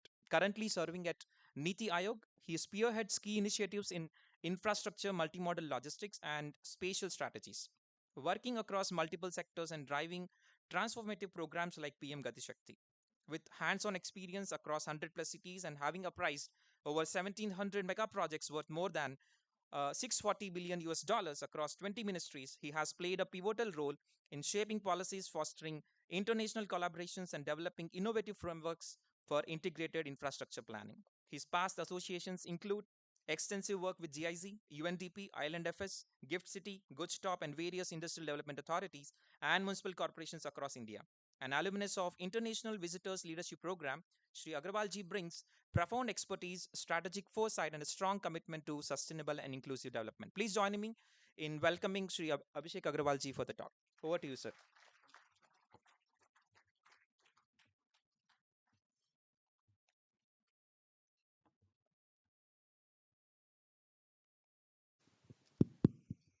Great. Thank you very much for having me here. First of all, before I start the session, I would like to know how many, my audience basically. So how many architects are there? Engineers? Economists? 1, 2, 2. Geographers? I know 1, 2. Okay, perfect. 3. Any people with any financial background, analytical background? No. So we are basically having master's student here, right? Correct? Great. So why I ask this is, I'm always terrified of speaking to students. Bureaucrats, politicians, that's fine with me. Students are always a challenge. Why? Because you ask a lot of questions.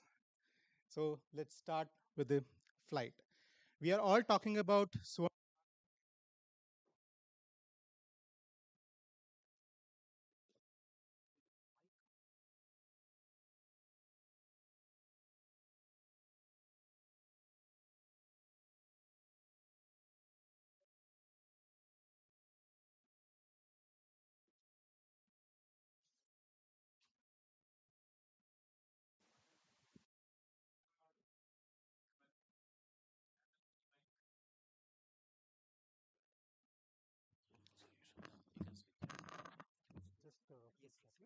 So we are talking about Swarna Andhra Pradesh. What I call it is a flight that we are all on together. So I wanted to know my co-passengers. What is this flight about? Perfect. So the flight is towards urbanization. Why towards urbanization? The first image, it's not very clear here, but this is forest and you see a road there. There is a boundary to this forest which gets converted into agricultural areas. And then you have a river, you have water, you have access, you have denser settlements coming in. And as you move towards uh, an airport, more settlements, they start coming in. Now, this is a story, that set of images that was from Dehradun. This is a story from Bhubaneswar. Pretty much every single city that you are going to visit to is going to follow the same story. Here you have mines, you have urban area, you have mines, you have forest areas, you have agricultural areas, all coming into urban areas. But what is it that it is going to look like in future? So what is Viksit Bharat? This is Delhi. Delhi started pretty much the same way. And when we are talking about Viksit Bharat, the developed countries, how do they look like? We are not talking about these kind of developments. Probably what we are talking about, these kind of developments. This image is from Mumbai. This one is from Noida. And this one is from Gurgaon.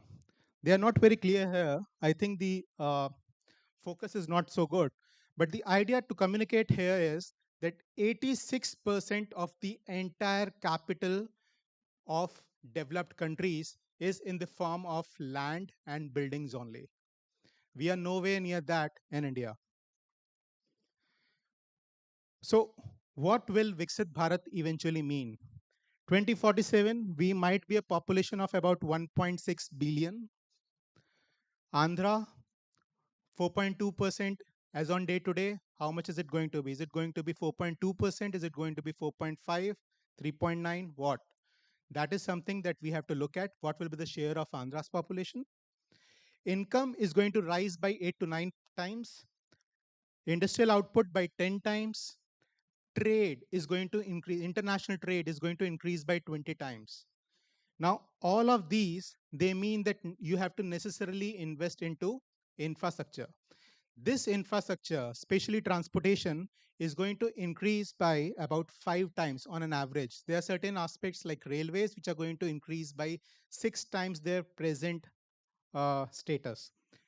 Now, where does Andhra stand all over here? The present contribution to GDP is 4.7% for Andhra. Is it going to be 4.7% in 2047?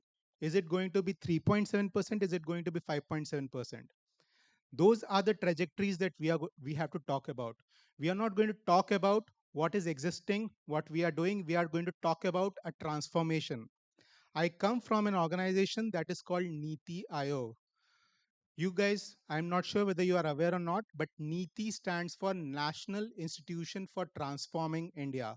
It's not NITI as in a policy. That's just a sort of idiom that has been created, but it's NITI is National Institution for Transforming India. And if you're going to talk about transformation, you're going to talk about big things. So if we are going to have 10 times the GDP as on day today, what is the infrastructure investment do you think that is going to be required? There is an RBI multiplier. It gives you the multiplier effect of investment, each rupee added in different sectors. Broadly, it ranges from 1.2 to 3, the highest being for IT. Infrastructure, broadly 2. We move up the chain of infrastructure, the quality of infrastructure, the multiplier will increase for infrastructure as well. Developed nations, they have a higher multiplier. So what we are going to have is the investment levels, they are going to grow 3 to 5 times at minimum. If we are talking about 1 lakh crores today, we are going to be talking about 5 lakh crores tomorrow. But that's not 2047. You want the economy to be developed by 2047. That means your infrastructure should be in place within next 5 to 10 years. So that investment is going to come in 5 to 10 years because your economic trickle down will happen over the next 10 to 15 years. Where do you get it from? Last 5 years, we were talking about NIP, National Infrastructure Pipeline. I'm not sure if all of you have seen this particular website. There is something called India Investment Grid. All of this data is available online. The idea was you have 111 lakh crores of investment by the national projects, mega projects, roughly $1.4 trillion. You add the state investments, around $2 trillion of investments. 2019 to 2024, we are running a little bit late, but pretty much on schedule. 30% was in power, 42% was in transportation sector, including urban. When we talk about 17%, 50% of urban was in transportation sector, probably more.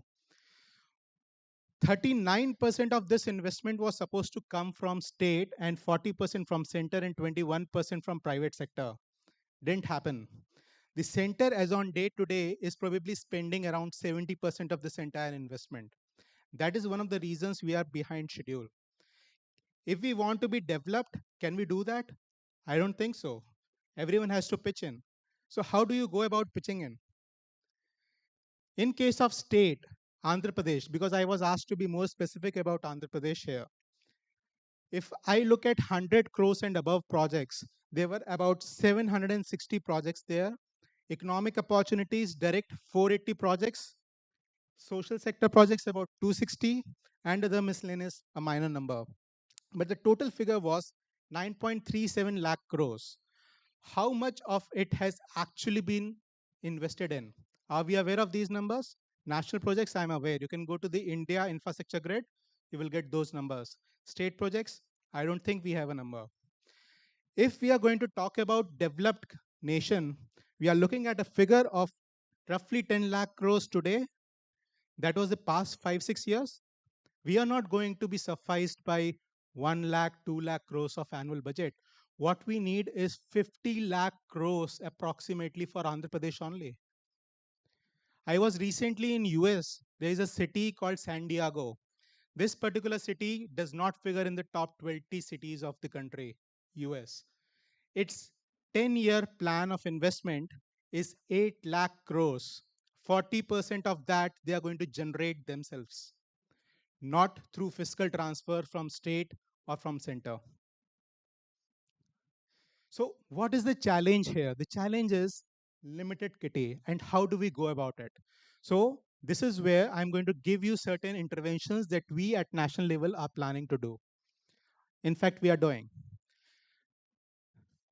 First one, prioritize your investments. This chart that you see here is before May 2019. These are a list of projects and how disbursements were made. Budgets were allocated to each of those projects to finish those projects. Road sector, it would have taken 7.6 years. Look at railways. If I kept doing the same investment in railways over those thousands of projects, it will take me 41 years to complete each and every railway project. That's the kind of disbursement that was happening there. So the first thing that we did was prioritize. Stop all Shilanyas projects, which are just political thing. Focus on the projects that you actually want to invest in. How do you go about that? You synchronize everything. All the states, all the cities, the nation, they have some sort of plans. You synchronize all of those plans. You are working at this level, the construction level and the city master plan level. But each city has a push and pull from the next city. I was in Rajasthan. All the master plans taken together, they have 220 towns. All the master plans taken together, they forecasted a population of roughly 4 crores, 4.5 crores in 2011. Rajasthan at that time was 18% urbanized, and the entire state's population was just 5 crores. They were off by 3 crores. Can we have that? I don't think we can have that. Next, synchronize your investments by the center. I'm just giving an example. Morth is investing into 3,200 kilometers of road for Andhra Pradesh. So what does Andhra Pradesh need to do? Talk about last mile connectivities, improve its state highways. If you're not going to do that, any number of national highways are not going to make any economic impact on your state. So you have to talk about those aspects. Second, have a state spatial strategy. Andhra Pradesh has a very, very high correlation with the GDP and the built up area. Not many people know that. It's the 5th highest correlation in the entire country at 0.85. There are only 4 states above it. That means if you're increasing your built up area, which is primarily urbanization, you are increasing your GDP. There is a clear correlation. So you have to look at those aspects.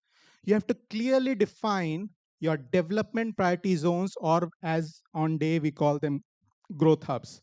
This presentation is going to be with you. I'm not going to go into details. Another aspect, preservation and conservation zone, is something that you will have to focus upon. Future strategy within these aspects. This is for Tamil Nadu. You have urbanization, you have economy. You have urbanization, you have agriculture. How two sectors are going to interact with each other, how water is going to play a role, how connectivity is going to play a role. All those aspects you have to generate. What if something different happens? What if the government changes? What if the investment in a port changes the entire game altogether? How many of you are from Tamil Nadu? Which is the largest city in terms of GDP in Tamil Nadu? Chennai. Which is the largest agglomeration, urban agglomeration in terms of GDP in Tamil Nadu? No idea. It's from Coimbatore to Salem. Coimbatore, Erode, Tirupur, and Salem. These four, they have population half of Chennai, the entire metropolitan region, but they have 1% more contribution of GDP in Tamil Nadu. Is the state planning for that? Now they are. What is the case with Andhra Pradesh? Are we planning for that? I'm not sure. Is that only with Tamil Nadu, a developed state, so-called developed state? No. Odisha is also doing that. We are in between. Why are we not doing that? Another point, the third point, infrastructure governance. We all talk about infrastructure investments. World Bank has done a study on over 100 countries. You improve governance along with infrastructure investments, you raise the efficiency of investment by 20%.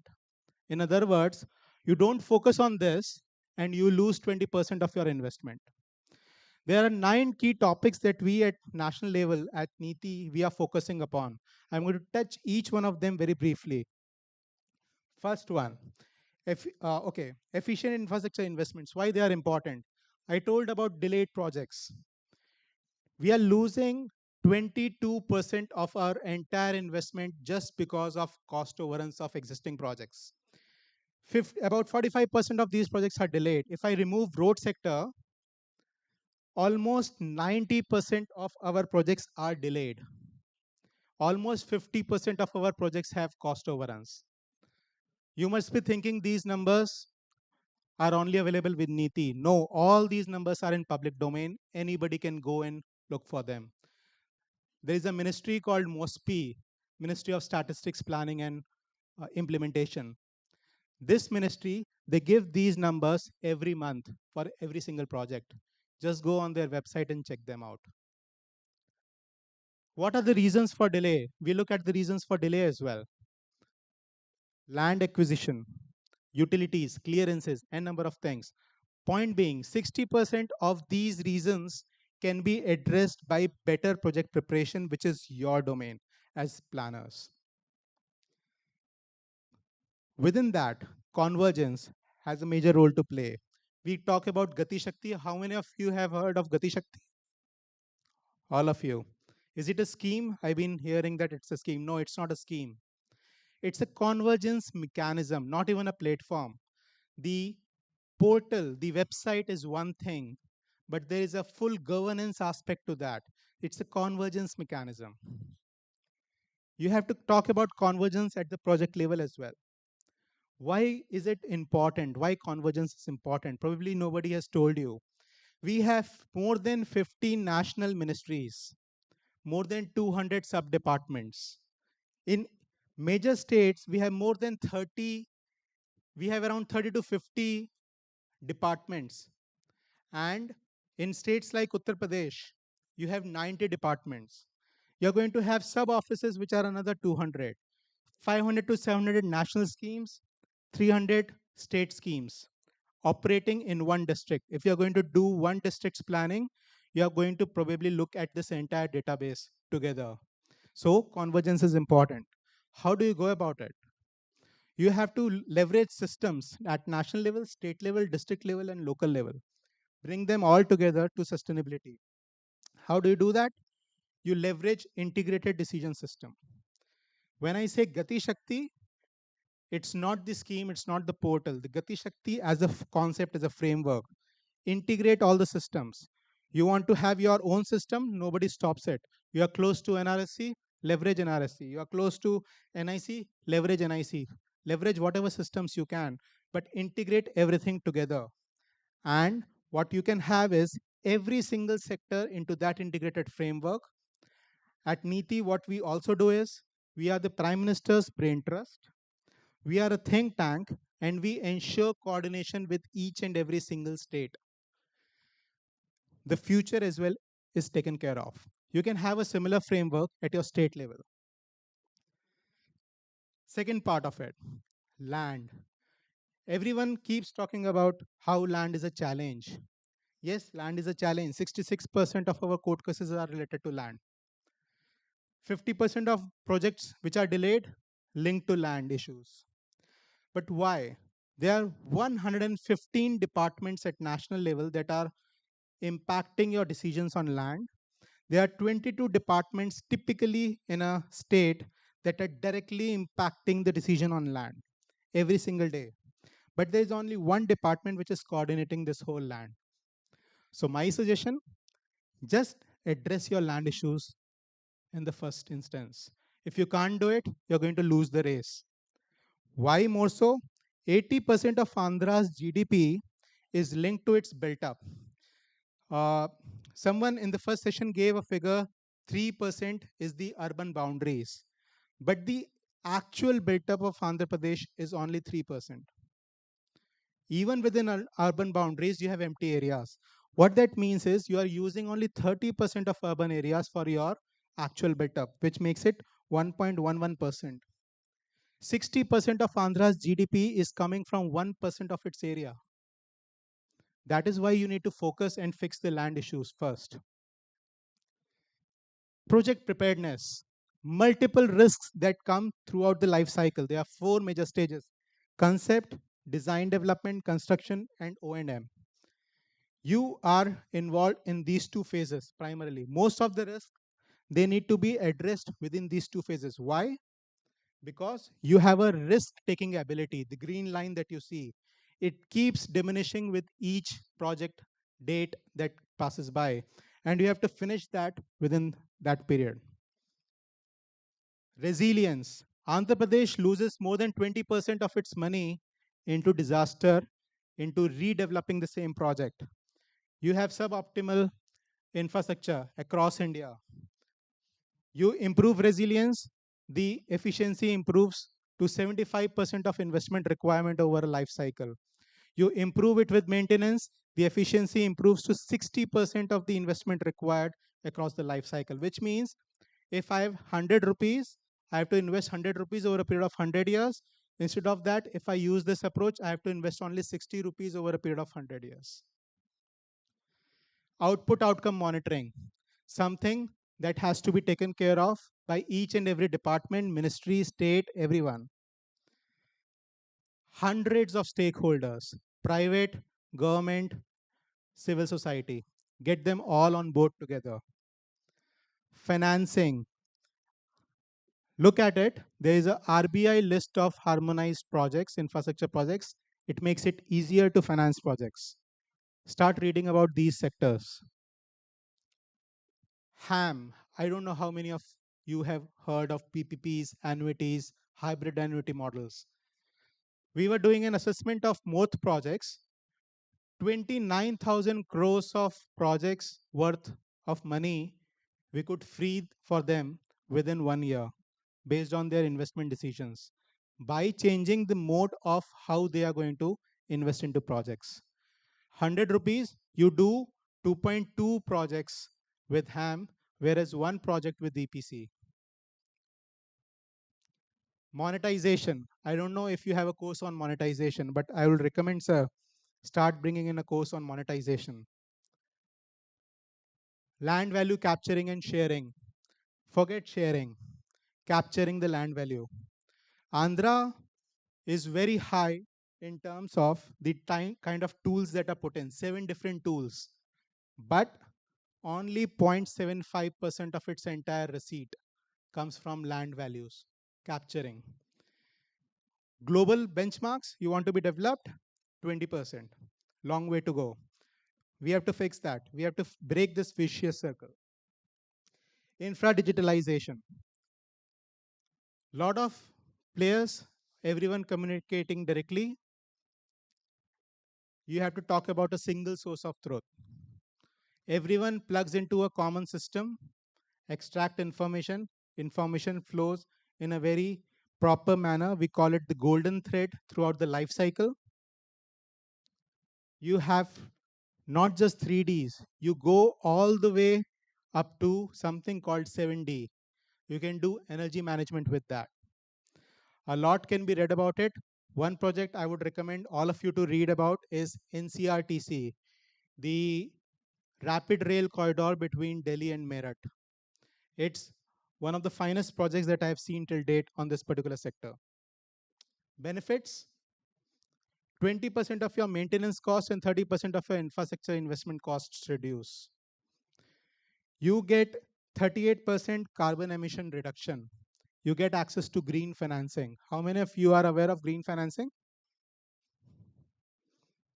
So you might be interested in looking at something of this sort. Water consumption reduces by 10%. So some of the points that you might want to explore.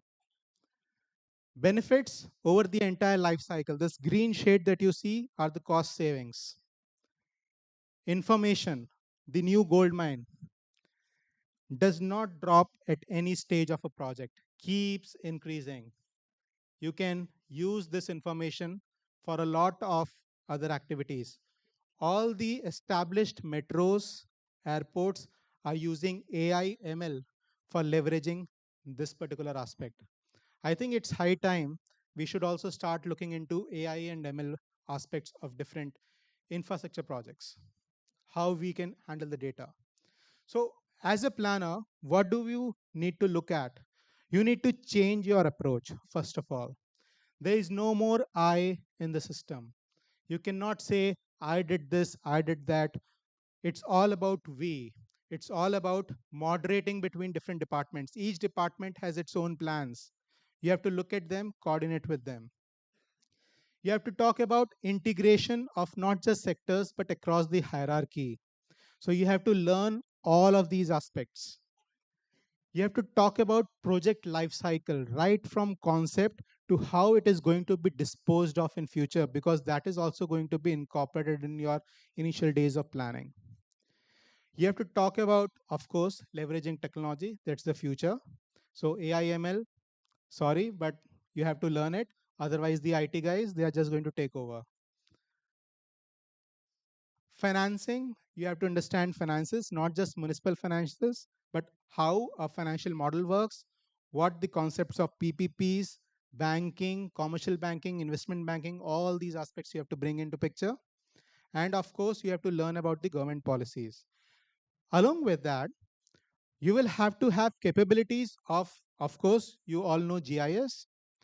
Look at all the sectors, how to integrate those sectors into one common aspect, make meaning of that through various analysis at national level, going right up to the city level, street level, everything within one platform, and be able to link that with the larger picture that we call the big picture or the vision of any center, nation, state, even a city.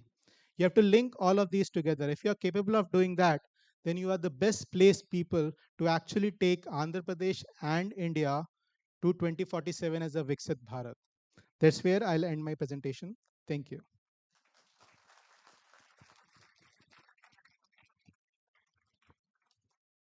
Thank you so much, sir, for such insightful presentation, for laying out really some hard-hitting statements and truths regarding the prioritization and planning for the development finances. Just like me, the audience must be intrigued and have many questions, but I request everyone to keep your questions to the end of the session. Thank you, sir. Now, for the second talk, I would like to invite Sri Ramakrishna Rao, sir. To introduce him, Sri Ramakrishna Rao sir is a distinguished architect and urban planner with 43 years of experience in urban planning, environmental compliance, and community development. He has held key leadership positions, including Director of Planning for the Amravati Capital City and member of Puducherry Real Estate Regulatory Authority, RERA, where he played a pivotal role in enhancing transparency and implementing innovative and land pooling schemes. His expertise spans greenfield city planning, regulatory frameworks, and coastal resilience. An alumnus of IIT Kharagpur and University College of London, Sir has also contributed to international collaborations and guided academic programs at prestigious institutions like London School of Economics. His extensive professional journey and commitment to sustainable urban development make him a valuable voice in shaping the future of our cities. Sir, please.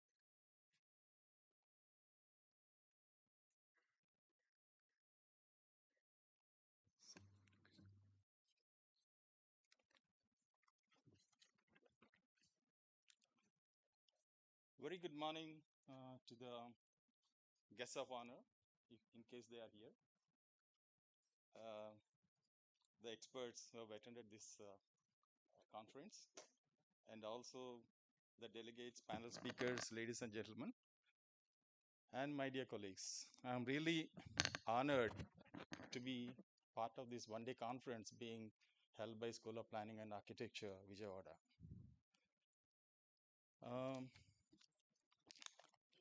Yeah, in fact, my earlier speaker gave a lot of insight into what's happening at the national level, but I restrict my talk more to the local,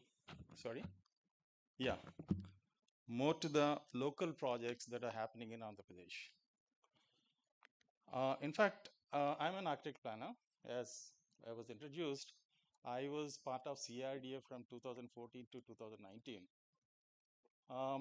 The whole team of CRDA, they planned, they designed, all the designs were made in place during 2014 to 19, and we planned for the master plan of Amravati, and we also worked extensively on the land pooling schemes. In fact, that itself is a major record. We could acquire, or maybe we could pool around 32,000 acres of land within about 1.5 years' time. Yeah, now going back to the topic, in fact, it is Swarna Andhra 2047. It's in tandem with the Vision Bharat 2047, and it aims to, Andhra Pradesh wants to aim a GDP of around US dollars 2.4 trillion by 2047. And they also want to raise the GDP to about $42,000 by 2047. The per capita income, not the GDP, $42,000 per capita. That is almost double the per capita income of India by 2047. If you grow at 15%, then only this is possible. The economy has to grow by 15% every year, then only these numbers will come in place. So the main vertical,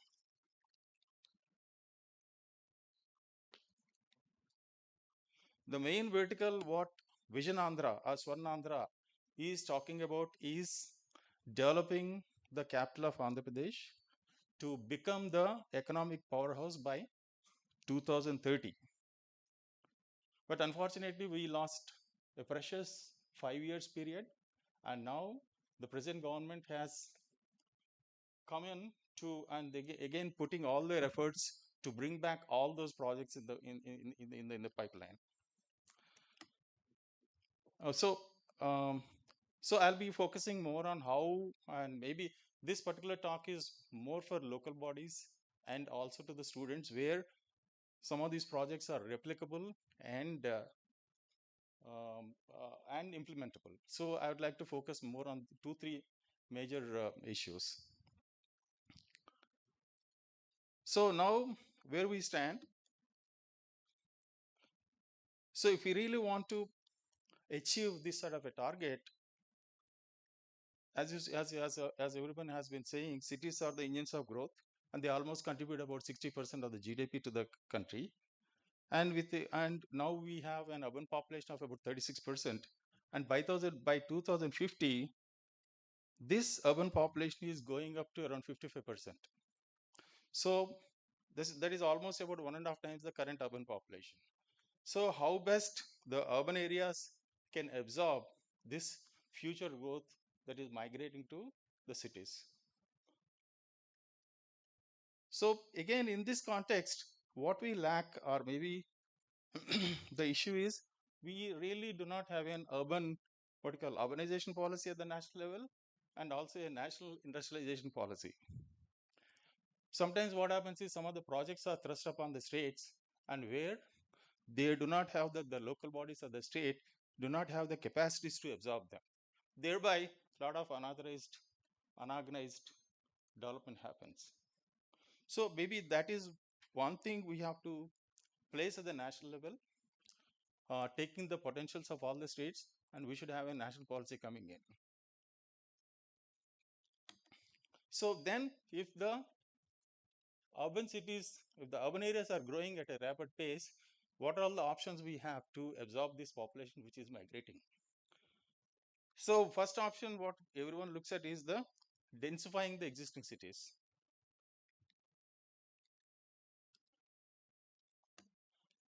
So are the cities, are they capable of absorbing the new population that is migrating? Already the infrastructure is already choking, and can it take the additional load is a big question mark. Second, the other option what we have is the brownfield development. So once I talk about this, already the land prices are very high, and I don't think we will be able to get the required land for the social and economic facilities that a city would like to. And the third part, again, everyone is talking about Amaravati. And so the greenfield development is the third option what we have. I feel Amaravati is the best model for this. And if the land is made available, this is one of the best options to have greenfield cities across the country, because you can create large-scale planned communities, and it can also be economic powerhouses in future. But the question and the challenge is how best we create infra within the greenfield cities, because you have to start from scratch. And then the other issue is, how are you going to interlink with the hinterland? How are you going to interlink with the nearest cities? This is another major challenge we have to look at. So the third, so in the process, I'll also be talking about some self-sustaining financial models. And the third important thing, what I feel should be looked into, is about the informal economy. When you really look at the numbers, this informal economy almost generates about 40% of the GDP. But no one is talking about it. And no plans have been made, no guidelines have been made, no framework has been made for this informal economy that's coming into the most of the cities. It's almost creating 40% of the GDP and absorbs around 92% of the workforce. But as I said, they have no recognition, no security, no finances, and they have no statutory guidelines. They are always work under a threat. So urban planning should carefully nurture these markets and accommodate them where the footfalls are high, because they can survive only where the large amount of people move around. Only in those areas they can survive.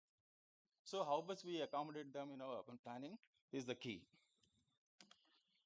So my presentation is structured into three parts. One is about the land pooling or the greenfield development. Maybe I'll be talking more about Amaravati project, and what are all the sustainable financial options we have to develop the infrastructure within these areas. And the last thing is how best we can provision for street vendors.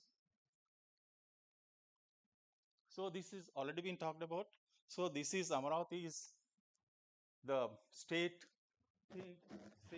This is a state's growth engine, and planned in about 270 square kilometers, and it is also supported by a huge region of about 8,600 square kilometers. I mean, in fact, my earlier speaker was also saying whether any plans have been done. So now the state is working on a regional plan to support the hinterland as well as the new city that's going to come up. So again, question is,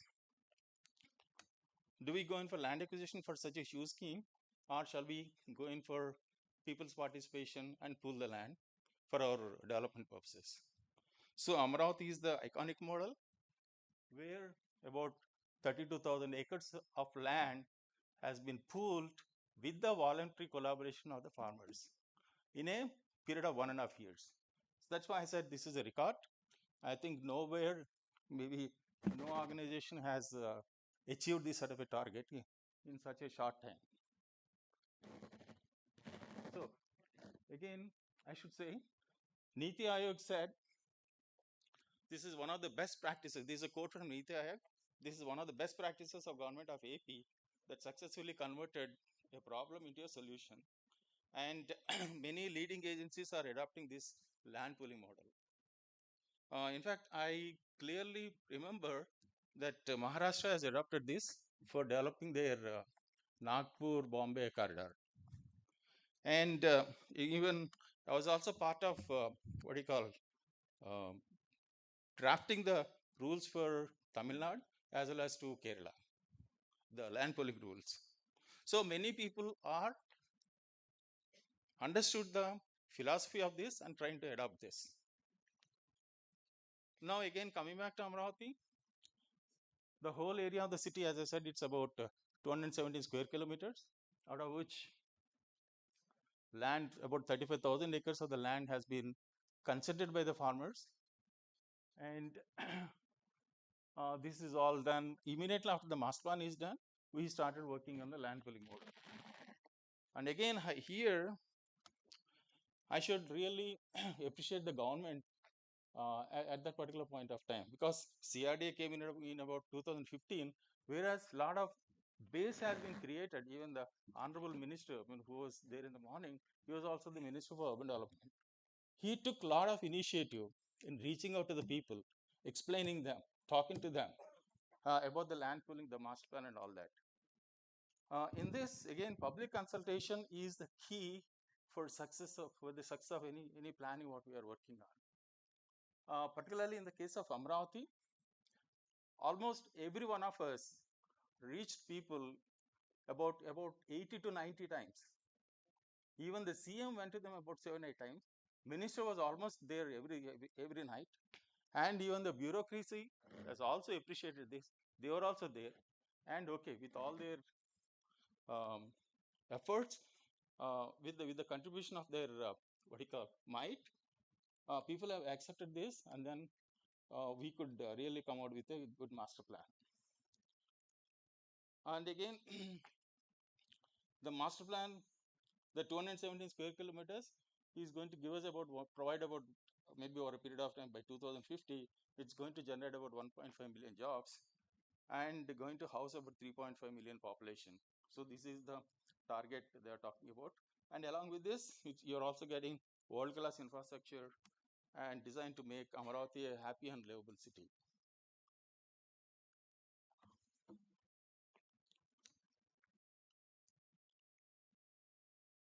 So these are all, again, some of the credits. World Bank said Amaravati development, supported by international expertise and collaboration, is set to become a blueprint for sustainable urbanization in India, showcasing a new era of growth and resilience. This is by World Bank. And NITI Aayog said it's an internationally acclaimed and proclaimed unique case of urban land transformation.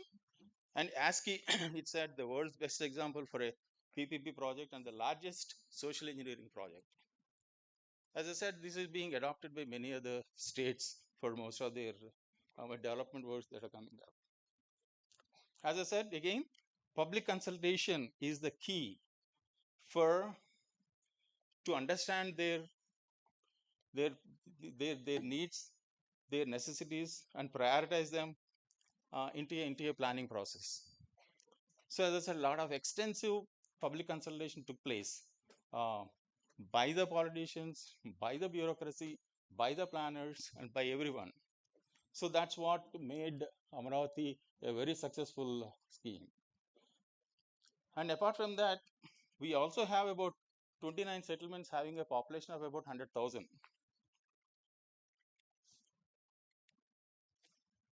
And then they have been well integrated into the whole of the planning process without displacement of even a single person. No displacement has been made. These villages were well integrated in the whole system, even by planning means or by infrastructure or the design issues. And we also followed the principles of inclusivity, participatory, and a bottoms-up approach. Why I said bottoms-up approach is, again, because a lot of public consultation took place with the people we have. And we also, when we did the planning for it, we have seen that all the communities are self-sustaining, self-contained, and with heterogeneous mix of people. It's not like, okay, you have the rich people and the middle income groups and the lower income group and all that. All will be living in a self-sustaining neighborhoods. And one more thing, again, where people started appreciating the whole project is Andhra Pradesh people are very sentimental about Vastu. Not only while designing their houses, even at the city level, they want Vastu to be implemented. So we accommodated all the requirements into the whole planning process.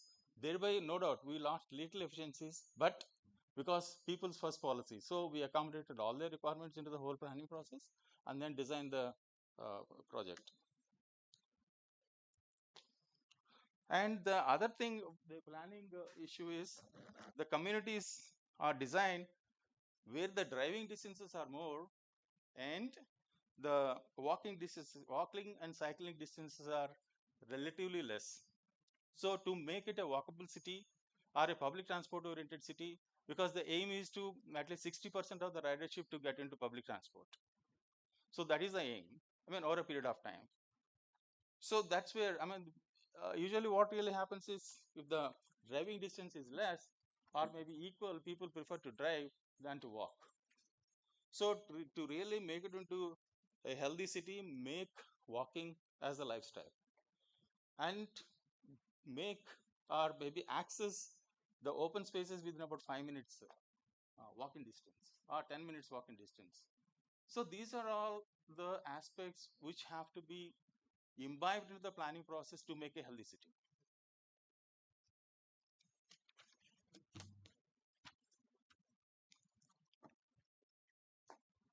So in the whole thing, farmers are made partners in the development process.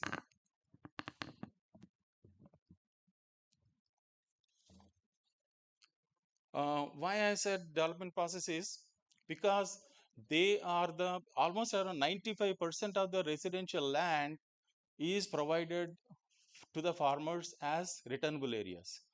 So only CRDA or the government detail only 5% of it, and mainly to regulate the market in case there is any inconsistency into the whole market or to provide for the EWS housing. So rest of the 95% is in the hands of the farmers to provide for housing, which assures them a clear, good market for them. So maybe they can build their houses at the same time, they can also provide a lot of housing economy to the city. So that's where people have really appreciated this particular thing. And since beginning, they have been saying that this housing, because nowadays the whole of housing is only in the private sector. So recognize that and then see that they get assured what you call mechanism to monetize their lands. So that's what has been assured or provided for in the very planning process. So now let's just look at some of the land uses. As I said, almost around 30% of the land use is under public open spaces, and the neighborhood level parks are accessible within about 5 minutes walking. So these are all some of the vision statements, right? It's again a public transport oriented city or a period of time. I'm sorry.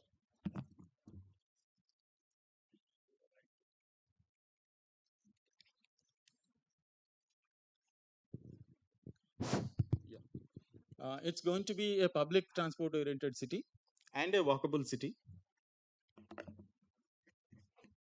And this is again some facts about the land pooling scheme. This is how the whole of the participatory process in process, even the Honorable CM was there when the land allotments were made. Even he was there also in convincing people over a period of time. And as I said, about 34,000 of acres was pooled for the capital city. And not only giving them the returnable land, the government has also provided them the social security measures, like the annuities were given, some skill development was given. Most of the people who have the capability or the skill, they were absorbed in the development of the capital city itself, in the construction sector. So this is how a small neighborhood looks like. This is a model. A small neighborhood looks like over a period of time. This is the process. That's what we have developed for implementing the land pooling scheme. So this is what people were getting. The farmers were getting in return. If you have 1 acre of land, they were getting back about 1,000 square yards of residential, as well as another 250 part of commercial, as well as and another 400 for the other wetland farmers. And plot allotment is also made basing on the individual's requirement and ambition. Because if he is given a whole one bunch of land, he may not be able to subdivide and sell it. So as per his requirement, suppose if I am entitled for 1,000 square yards, as per his requirement, it has been given about 2 into 500 or maybe 4 into 250 sort of a thing, so that maybe immediately he can monetize some land and keep the rest of the plots for his future benefit. So these are all I'm talking about the socio-economic benefits, apart from the land that is given to farmers. This is about, as I said, 94% of the housing will be developed by the farmers, giving them an assured market. So when we were talking to them, as I said, people are very much Vastu oriented, Vastu compliant master plan they were looking for, a plan that they were looking for. So first demand was, whatever land they have, they should be, the returnable plot should be well within the same village. And again, all the plots they want only towards north. I'm sorry, all the plots should be oriented towards north. East and west, but that's what. When you really look at the footprint of the villages, they were almost perpendicular to the river. But that's because of the stormwater drainage management. That was the earlier practice. But unfortunately, because of the Vastu compliance, they were looking for north-oriented plots. And the worst thing, what really reduced the efficiency of the layout is, they were asking for no plots which are in front of the roads, or no chamfers. So that's how we lost about 5-6% of efficiency into the whole planning. So other planning principles, like they're already listed.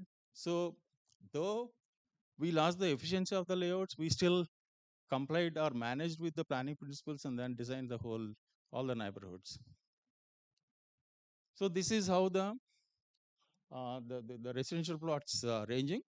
Mostly you find 300 to 2,000 square yard plots are owned by about 70% of the people. And this is, as I was, again, I already told you about how best the existing villages are to be integrated. Because it's an agrarian community, each village has a small pond along with it, small lake along with it. We really took them as a transition zone and then tried to integrate the new infrastructure into the existing villages. In fact, I mean, this is also drawn by Mr. Kapil when he was working in CRDA. Kapil happens to be your, colleague in SPA. He was a landscape architect. So, yeah, this is mostly about the Amaravati. Okay, and then these are all some of the, how best you can build your own resources. Maybe if you can just go through that. The other important item about the street vendors. I just take another 5 minutes of your time. How we have integrated them into the whole planning process. So as I said, one blessing in disguise is people asking for no plots against the roads, in front of the roads. So that's where we took that as a key in providing them the green pathways, as well as provide for the street vendors into these areas. So this is how it looks when we work on this. Whatever green pathways, what we have not allotted against the roads, were ideally used as green spines, duly accommodating the street vendors into that. And again, it may not work unless you have footfall or maybe people passing through this. So we also made sure that, the next slide gives you, we also made sure that these pathways are the minimum pathway to reach the public transport. So that's how we have seen that the footfall happens at the same for the survival of the street vendors who are coming in.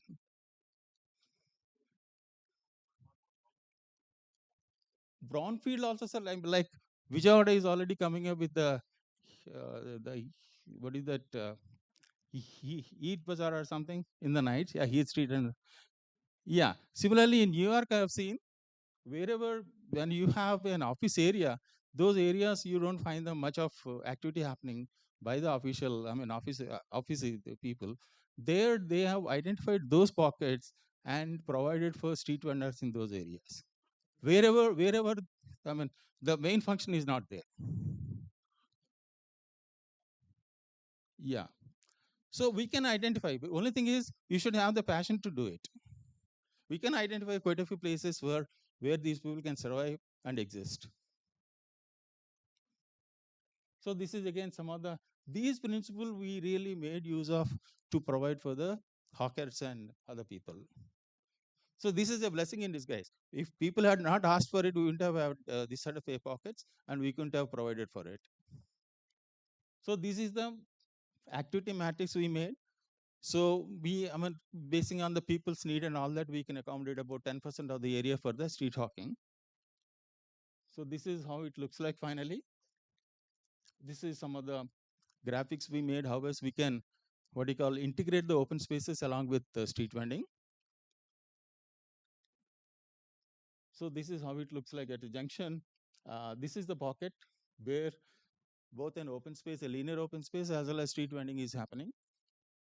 This is how in the overall city picture, these are all the small pockets spread across the entire city where you can provide for these linear open spaces along with street vending. So almost you are getting around 27 acres of land exclusively for street vending spread across the entire city. So these are all some of the numbers about it. So these are all some of the thoughts, and thank you very much.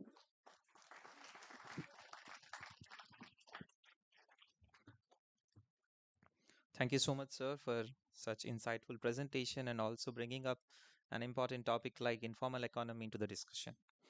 Now we move on to the third talk we have scheduled for this session. We are joined by Dr.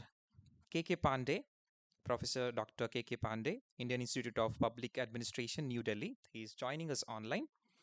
To introduce him, Dr. K.K. Pandey is a distinguished professor of urban management and coordinator of Center for Urban Studies at the Indian Institute of Public Administration, renowned for his expertise in urban finance and governance.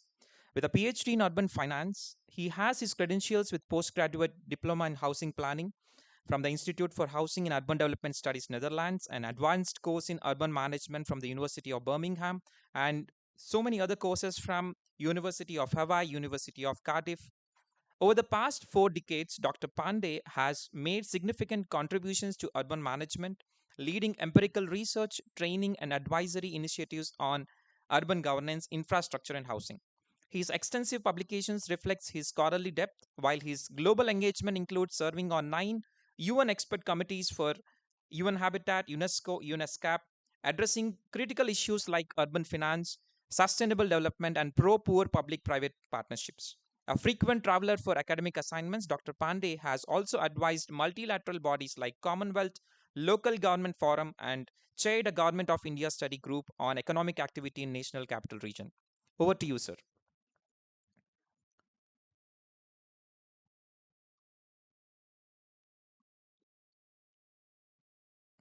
I request IT to kindly coordinate with sir.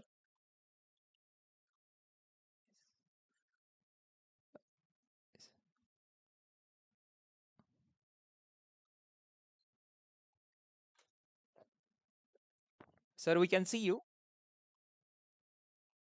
but you're not audible.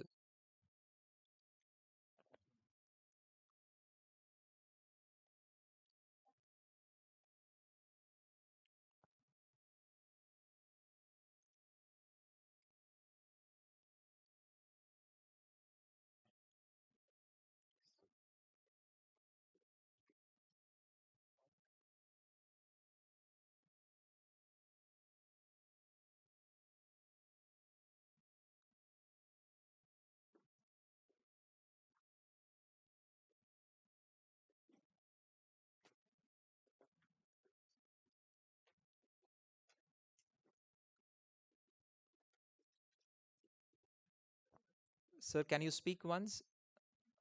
We're just checking. Sorry, sir. We are not able to hear you. I guess we'll.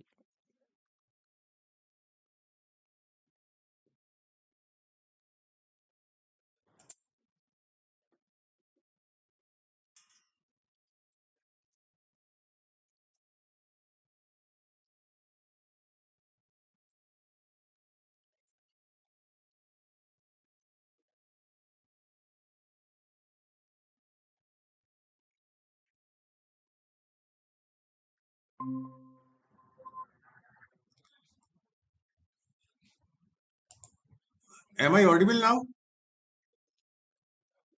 Yes, sir. You're audible. Over to you, sir. Yes. And my presentation? Your presentation is not visible as of now. Can you share your screen, sir? I have shared. Can you share it again, sir? Maybe the entire screen, maybe. Maybe. Entire screen.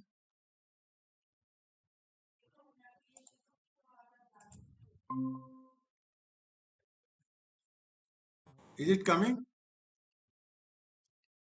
Yes.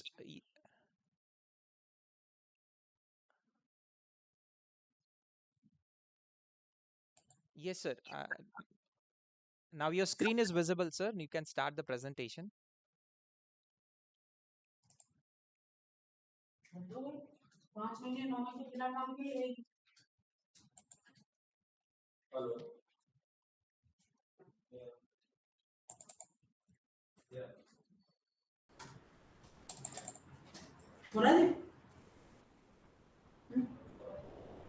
Now Yes. it is visible? Yes, sir. Your screen is visible and the presentation is also visible, sir. Can you make it a full screen, sir? Last year the vendor cost was 23.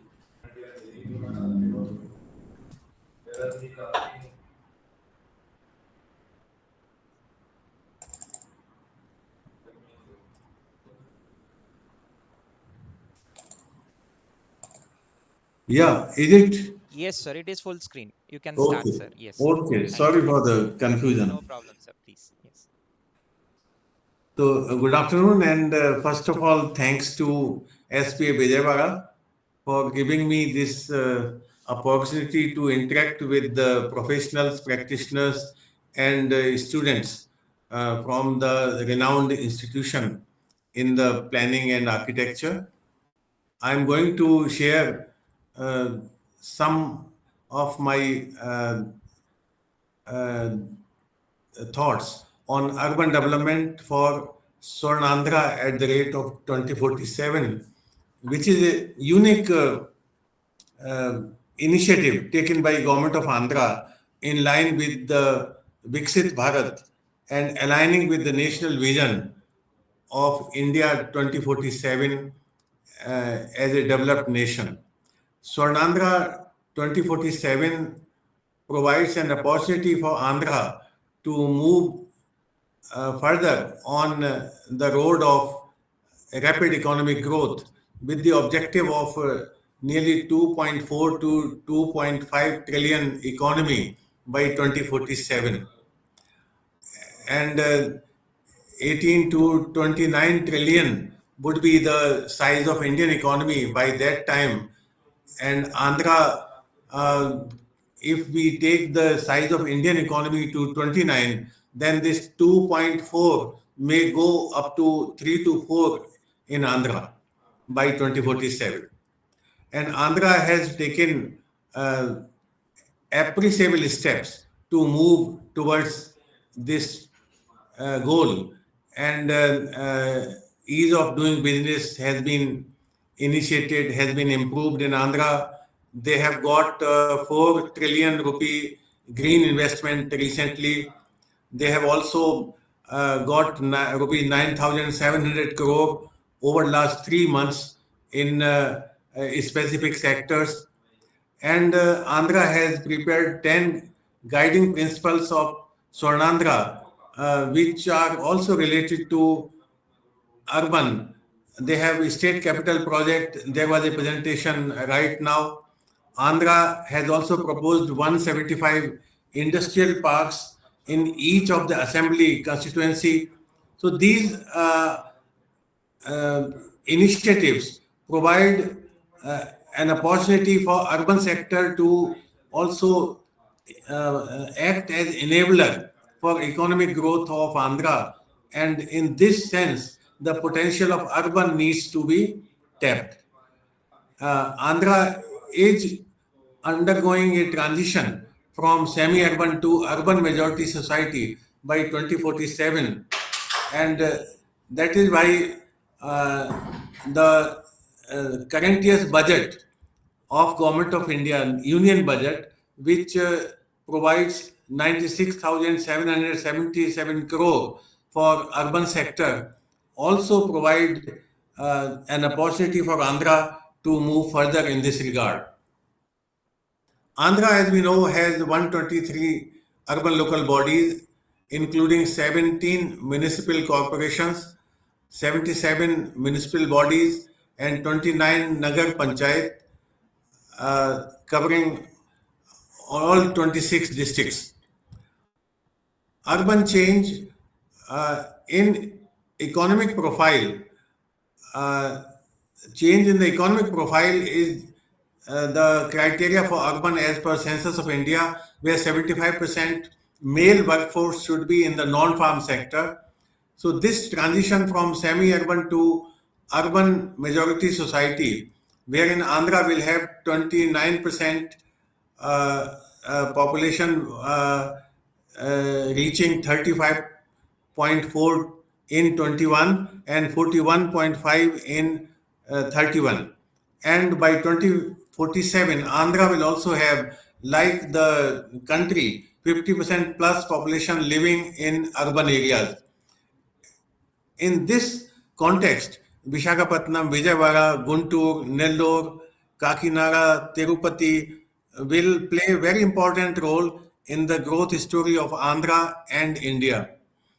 Enabling 10 guiding principles of Swarnandhra, zero poverty, have a specific role in urban to involve poor in the economic activity, employment growth, change in the economic profile in the urban areas will lead to economic growth, skilling and HRD involving MSME clusters, industrial parks, etc. will also give an opportunity. Water security is very important because in Andhra and everywhere in the country, water is main issue, and sewage treatment is not only for drinking water, but the increasing the overall availability of water is important for water security, having lakes and water bodies intact.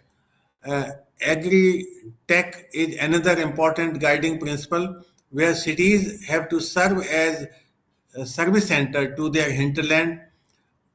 Global best logistics is the purpose of PM Gati Shakti, and that needs to be tapped for the economic growth of Andhra through urban centers, utilizing the global best logistics as a result of the PM Gati Shakti. Cost optimization, energy and fuel needs to be adopted, particularly solar energy and other green energy initiatives. Product perfection needs to be improved through local economic development activity, which should be taken up by urban local bodies.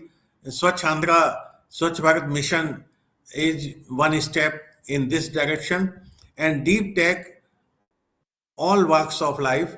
This is tech-enabled urban governance through ease of doing business, in which Andhra is already moving fast.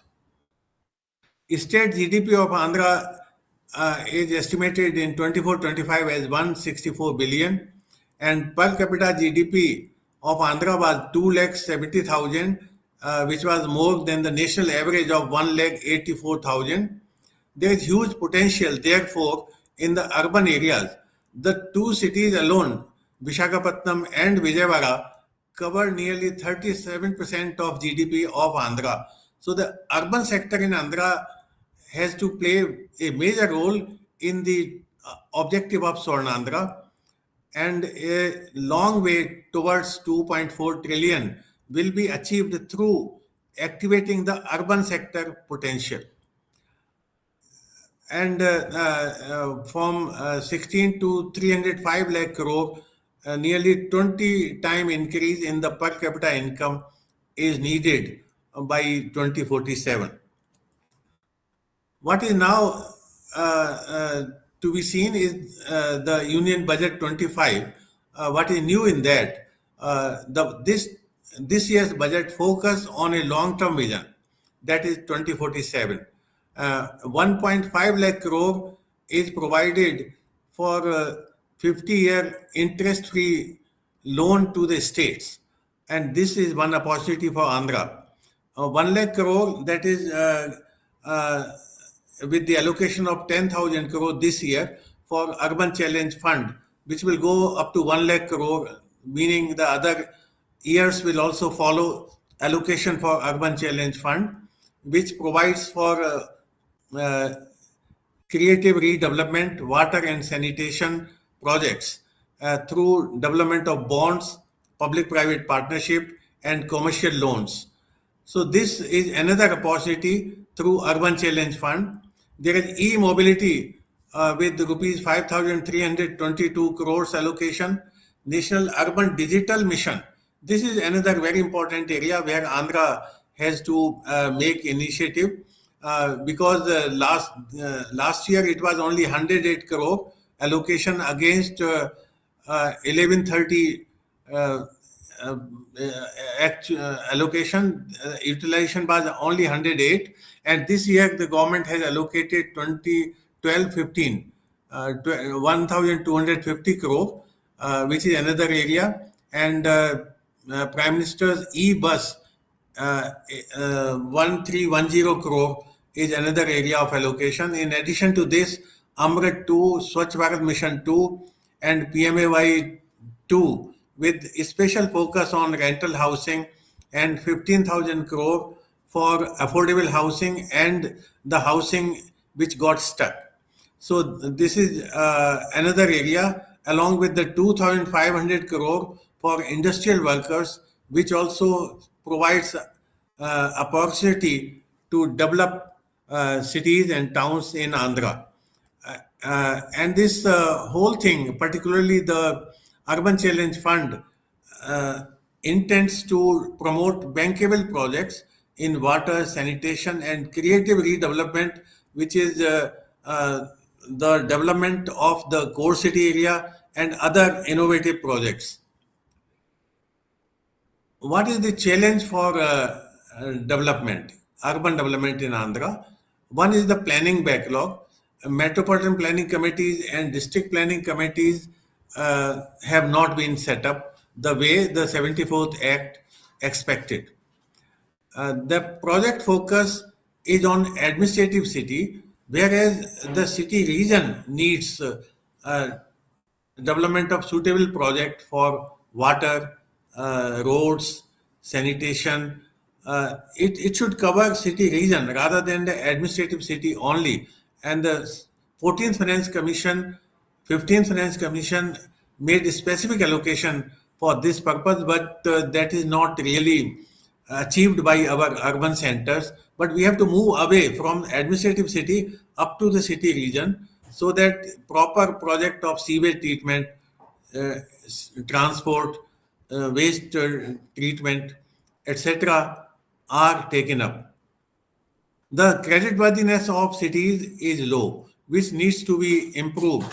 Only 36 cities qualify the eligible rating to raise bonds. So we have to improve financial management, resource mobilization, asset management among local bodies.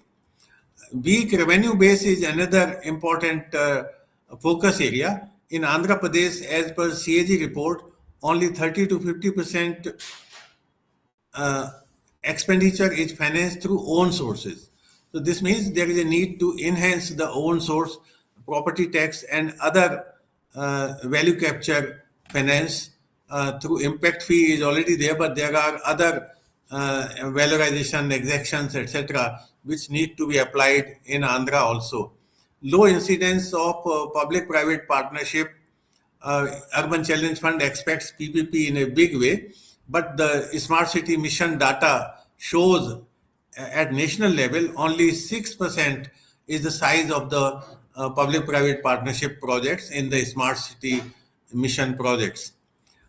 Unrealistic budget is another important area of concern. The CAG report of Andhra 2023 shows that the actual expenditure is only 27 to 53% of budget estimates.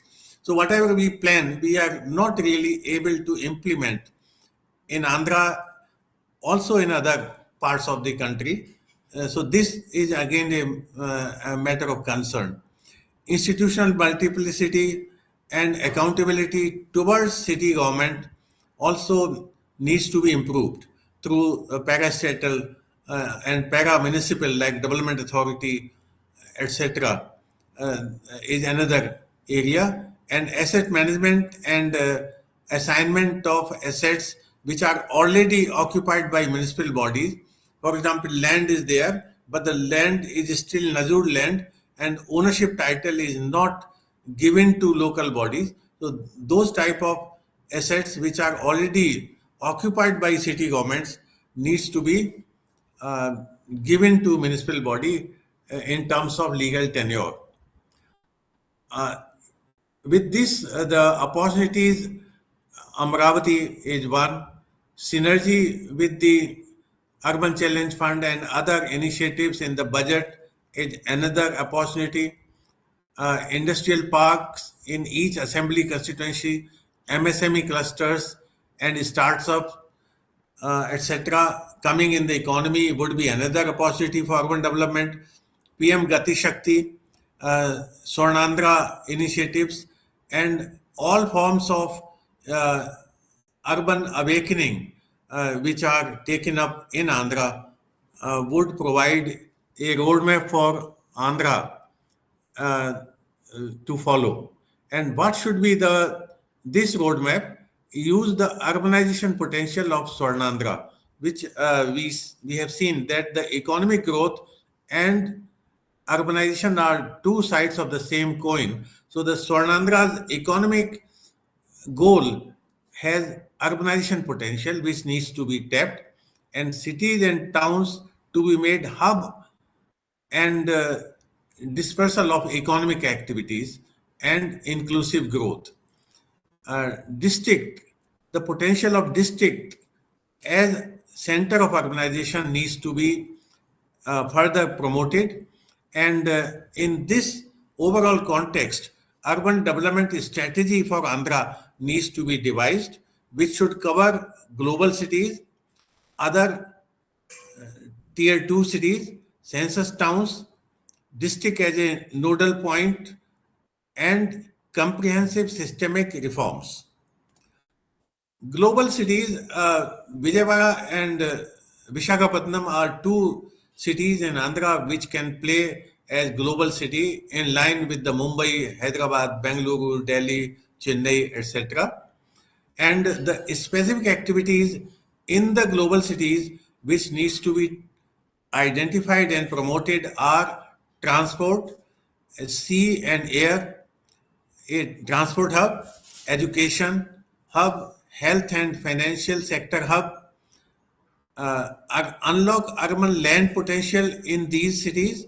In the core city area, there is vast land potential for vertical growth, ease of doing business, mobility and connectivity, safety and security of the people, and affordable housing. So these areas need to be taken up in the global cities, prospective global cities of Andhra, that is Visakhapatnam and Vijayawada. And for that, Urban Challenge Fund needs to be utilized with the floating of bonds, public-private partnership, and creative redevelopment, particularly for unlocking the urban land in Vijayawada and Visakhapatnam. Then bonds, the support provided in Amrit, that is 13 crore for 100 crore issuance of bonds, need to be tapped. Commercial loans should be taken along with the public-private partnership and affordable housing and also industrial housing, for which 1300 crore have been allocated. Other cities of Andhra, major cities, tier 2 cities, should take up infrastructure and asset and municipal finance reforms for local economic development, particularly in two areas, that is global capability center to help parent companies build specialized capacities and getting economic opportunities in Andhra cities, and Global Technology Center, that is innovation and technology advancement through startups, IT, medical, education, electronics, system design, and manufacturing. So these activities require infrastructure, asset management, strengthening municipal finance in the tier 2 cities of Andhra, for which public-private partnership created redevelopment bonds under Urban Challenge Fund, Pradhan Mantri Awas Yojana and Amrit, and e-mobility allocation and National Urban Digital Mission, uh, along with affordable housing, should be used. Census towns, like other states, need to be identified for their economic potential to develop them as service centers for spatial dispersal of economic activities so that a balanced growth is achieved in the entire state. And in this regard, accord the ULB status to the census towns as and when they are identified, develop urban plan for such towns and infrastructure accordingly. And in this regard, specific uh, dedicated funds need to be identified for census towns, expand Amrit to these towns, and state may launch a mission for census towns. In addition to this, the district, as I said, as a nodal point, needs to be recognized. There is a NITI Aayog study which says that each percentage point increase in a district's urban population leads to 2.7% increase in GDP. So increasing urbanization in district should be a one objective to achieve a balanced growth in the entire state, and identify industrial township in each assembly constituency, which is the objective of the state government Swarna Andhra. So this will increase the number of urban centers in the state, because change in the economic profile, that is 75% plus male workforce, will make the settlement urban. So this is another opportunity at district level which needs to be identified and promoted. Prepare district development plan and initiate district disaster management authority, which Amit Shah ji, our honorable home minister, announced on 25th March, that district disaster management authority will be created. So this will have access to funds from the disaster available in the finance commission window, and this provides another opportunity to develop urban areas. And in this regard, activate district planning committee as per act passed by the Andhra Assembly in 2005. District planning committees are not yet activated. Bring similar act for Metropolitan Planning Committee as per 74th Act in Andhra, and tap resources from State Disaster Management Authority for district disaster for urban areas in the state, because Andhra is sensitive to cyclones and other natural disasters, and include terms of reference of 6 State Finance Commission so that they consider the specific requirements of urban center in this regard.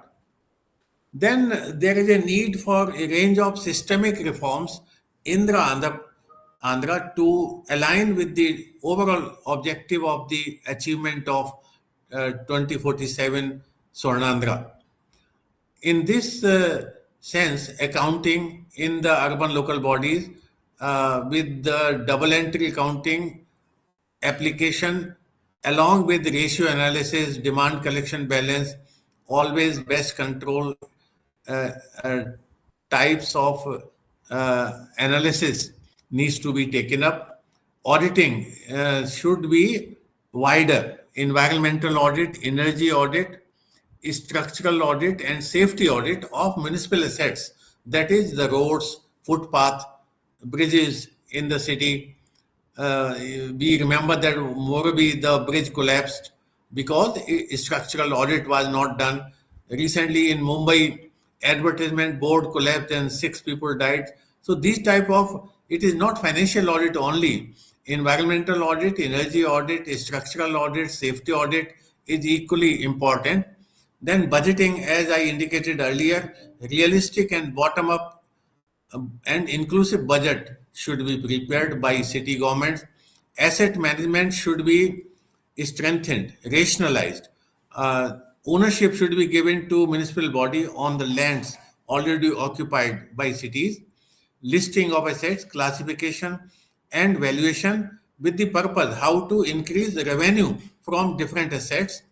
Value capture finance, impact fee is already there, but valorization, betterment levy, exactions, there are other fiscal instruments which have vast potential, which needs to be activated, and capacity building, that is manpower deployment and skilling of city government employees would also be needed. And for this, the Urban Challenge Fund, National Urban Digital Mission, which has 12-15 crore this year, that needs to be tapped. And GIS application should be included because the performance of NUDM was poor. Only 108 crore were utilized in the country, and now 1250 crore have been allocated. And for that, the GIS application in the cities in Andhra should be taken up by tapping the funding from NUDM, Amrit, 15th Finance Commission, and the State Finance Commission funds should be tapped, and the 6th State Finance Commission should be given a specific recommendation from the municipal sector of Andhra. Aligning with the critical reforms is very important to address the pollution, congestion, and mobility in the cities.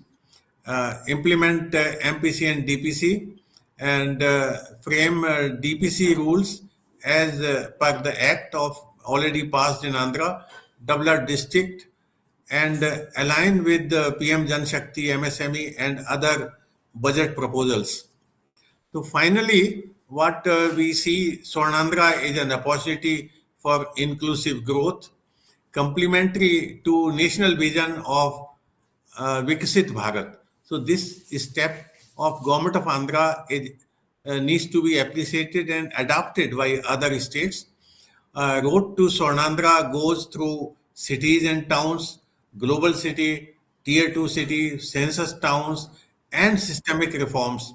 Identify the economic potential of cities and move further on that and align with the resources and strategies available in the Andhra, in the union budget and other resources, and develop intergovernmental synergy and agenda accordingly. So now we can share any.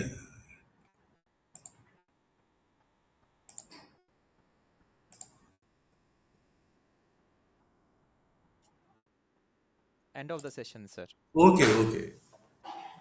Thank you so much, sir, for joining us and taking your time and sharing your insights with us. Thank you so much. Yes.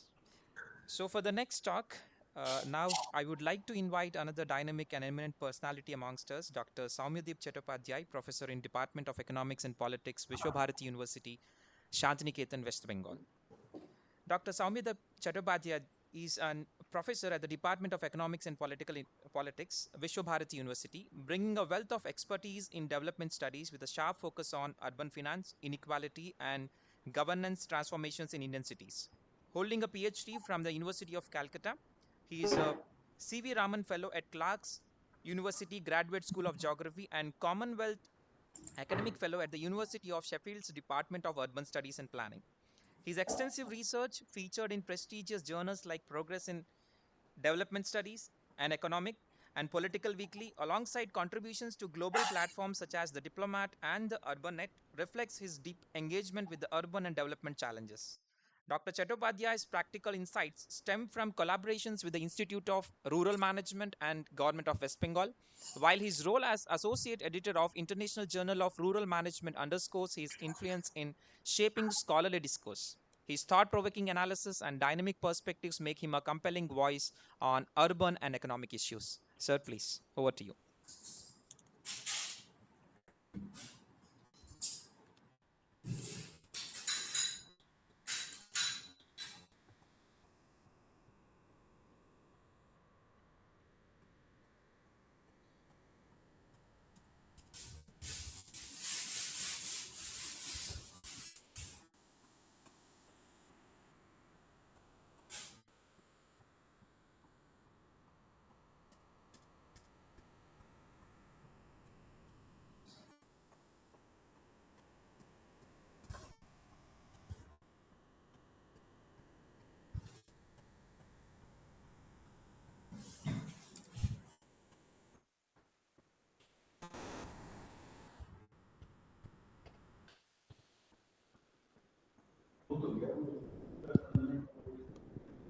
Good afternoon, and I'm thankful to the SPF Vijayawada for having me here. So this is the topic of my today's presentation, Decoding the Union Budget 25-26 and the Opportunities and Challenges for Financing Urban Infrastructures. Today I plan to engage with the issue of financing of urban infrastructure from a broad perspective, and maybe I will be flagging some of the issues which are relevant not only for Andhra Pradesh but also for the other Indian cities as well. So just to put the entire thing into perspective, so we have already discussed that cities, India is urbanizing and cities are emerging as the engines of economic growth. And as all of my previous speakers have highlighted, that we need certain kind of coordinated public policies to address the challenges that the Indian cities are facing. And however, that kind of coordinated public policy is expensive. Expensive in the sense it actually requires a lot of public investment in order to address the issues of infrastructural gaps or to make the Indian cities livable in nature. And this is basically the some of the figures which are reflecting the investment needs. As per the recent World Bank study, Indian cities need at around $841 billion for the next 15 years. And it is basically roughly around 1.18% of the India's GDP, and in per capita terms, it is $108. And if we look at how we are currently spending, So that is also look at from the second portion of my this particular figure, and according to that particular figure, the actual annual capital expenditure on urban infrastructure is roughly around 0.63% of India's GDP, and which is roughly around $26 per capita. And how we are spending on the basic municipal services? Well, these are some of the figures. So, well, over the years, if you look at the figures from 2011 to 2018, the investment in urban basic municipal services that has increased over the period from $5.6 billion to $12.3 billion. Also, but the thing is that if you compare it with the HPEC target, High Powered Expert Committee report, then we are clearly way behind, because we are now spending 0.51% of India's GDP, but as per the HPEC target, it should be 0.64%.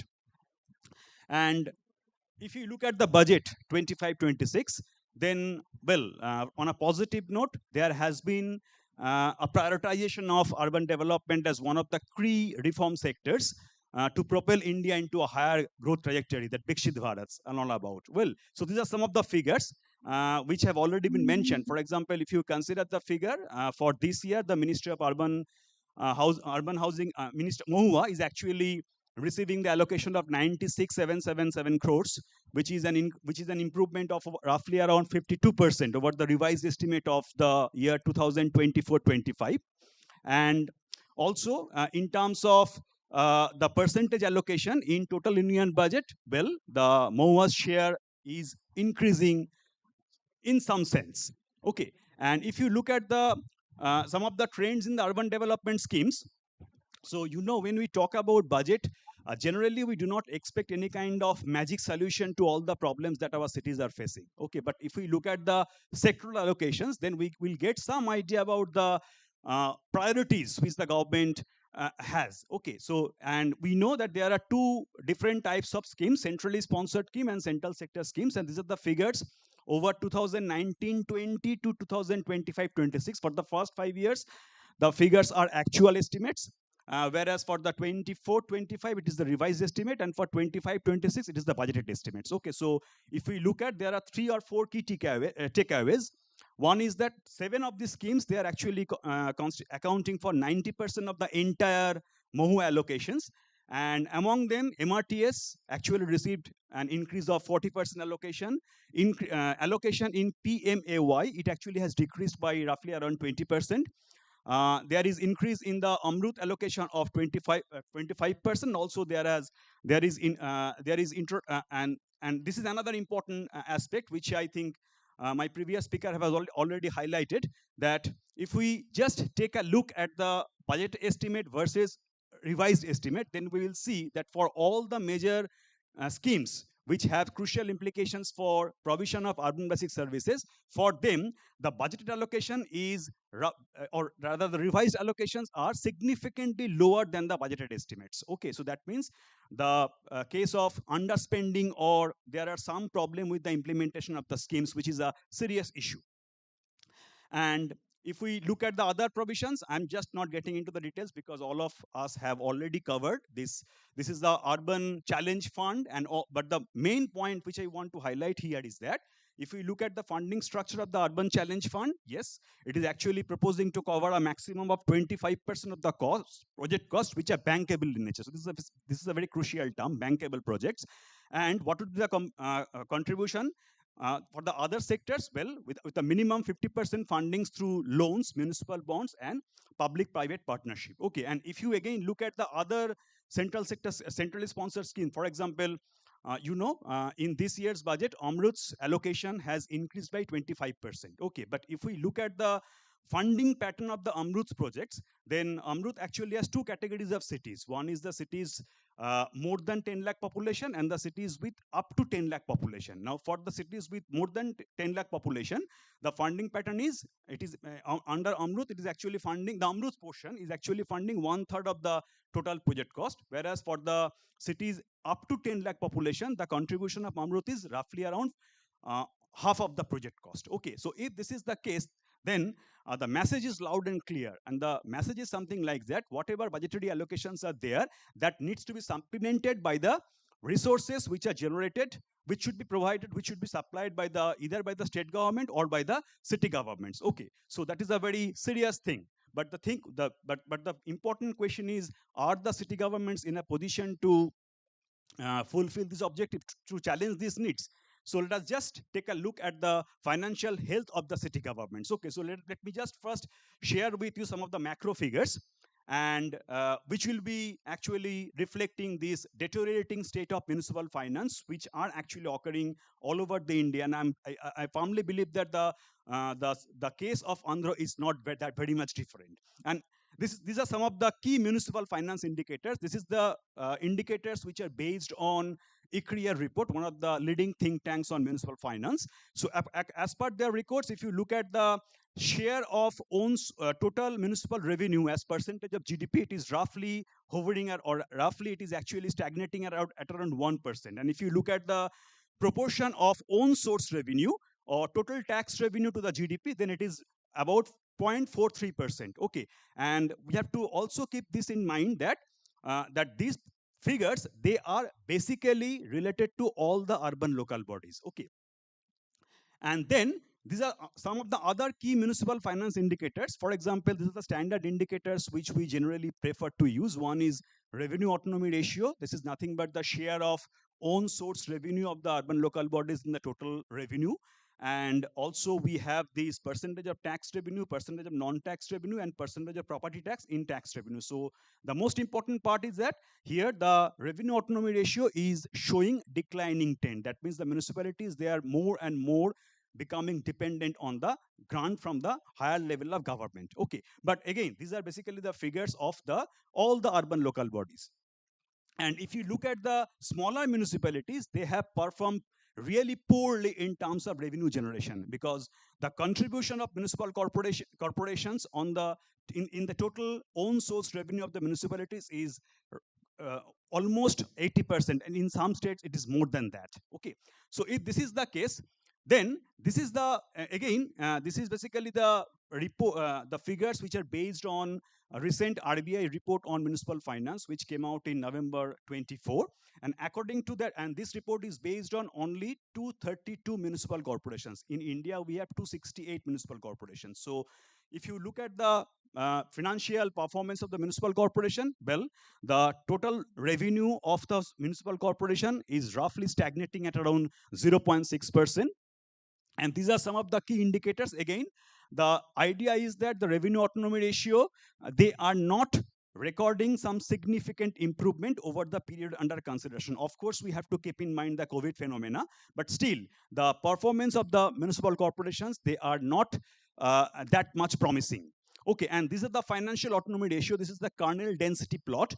And the financial autonomy ratio is basically the proportion of revenue expenditure which is funded out of its own source revenue. And this particular figure is clearly telling us that the median value is less than 0.5, which actually indicates that more than 50% of the municipal corporations, they are not in a position to even finance half of their total revenue expenditure from their own source revenue, which is a serious concern.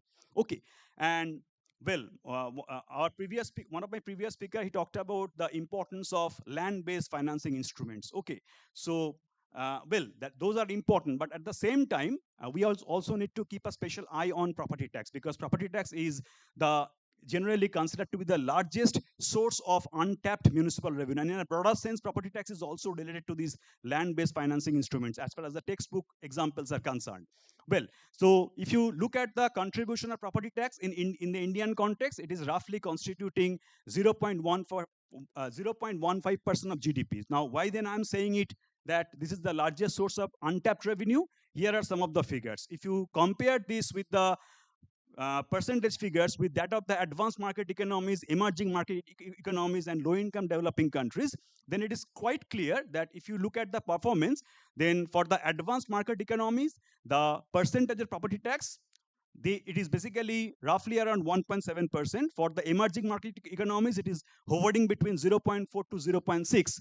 And for the low-income developing countries, it is roughly around 0.2. So in a sense, India's urban local bodies, the cities, they are basically conforming to the trend of or to the performance of the low income developing countries in terms of their contribution of property tax towards the GDP. Okay, but if you look at the contribution of property tax, well, it remains the largest contributor in the for even the total revenue of the municipal corporations. Okay, then obviously what are the bottlenecks, because we need to seriously address this particular issue. These are some of the bottlenecks. First, there is still widespread use of manual paper-based system for creation and maintenance of property registers. So let me give you some figures. So, and before sharing those figures, I should also point out here that this is based on the RBI data, but RBI sent the questionnaire to 190 odd municipal corporations. They received reply only from the 53 municipal corporations. And out of those 53 municipal corporations, what we have found out that 25% of them, they are still relying on manual paper-based system for the creation of maintenance of property registers. And what is more alarming is, the next part of the figure. That means whether they are actually utilizing that digital register, but for 65% of them, they are actually creating their GIS register either manually or without doing any particular survey. So if that is the case, that means these are prone to, or these are susceptible to any human kind of human error, which actually make the base of the property tax really small in nature, inadequate in nature. Okay, and also there is lack of robust provision for periodic enumeration in state acts. There are some states in India, Andhra Pradesh is one of them, which actually has the provision for periodic assessment of the city areas at regular point of time. And this is the first part of the story. Second important problem, yes, there are serious problem with the valuations of the properties, because when we take it from the public finance point of view, any valuation strategy should follow two basic principles. One is the principle of buoyancy. Buoyancy means basically the property tax valuation should reflect the market value of the property. And second is equity. That means the people who are with the same income level, they should not be treated unequally in terms of their incidence of property tax. Okay, so if you consider them, then these whatever method that we are following, either we are following annual rental value method, unit area value method, or capital value method, there is a serious problem with the non-availability of extensive data on market transaction of property. And this is and basically this actually makes the linkage between the rental value, actual market value, actual capital value as far as the valuation of the property tax is concerned is really tenuous, and which is actually reflected by the last part of my this slide, that the assessed value of the properties, they approximate only 8 to 10% of the market values of the properties, and with the varying tax rates for different kinds of properties. So this is basically the second problem with the property tax. Third problem, the problem of inefficient collection. Now, for that, there are three ratios which I have used. One is the coverage ratio, which is basically the ratio of assessed properties to the total properties. Second one is the real coverage. That means the tax-paying properties, the ratio of tax-paying properties to the assessed properties. And third one is effective coverage. That means the total number of tax-paying properties divided by the total number of properties. And if you look at the all India figure, this figure is based on 36 largest cities of India.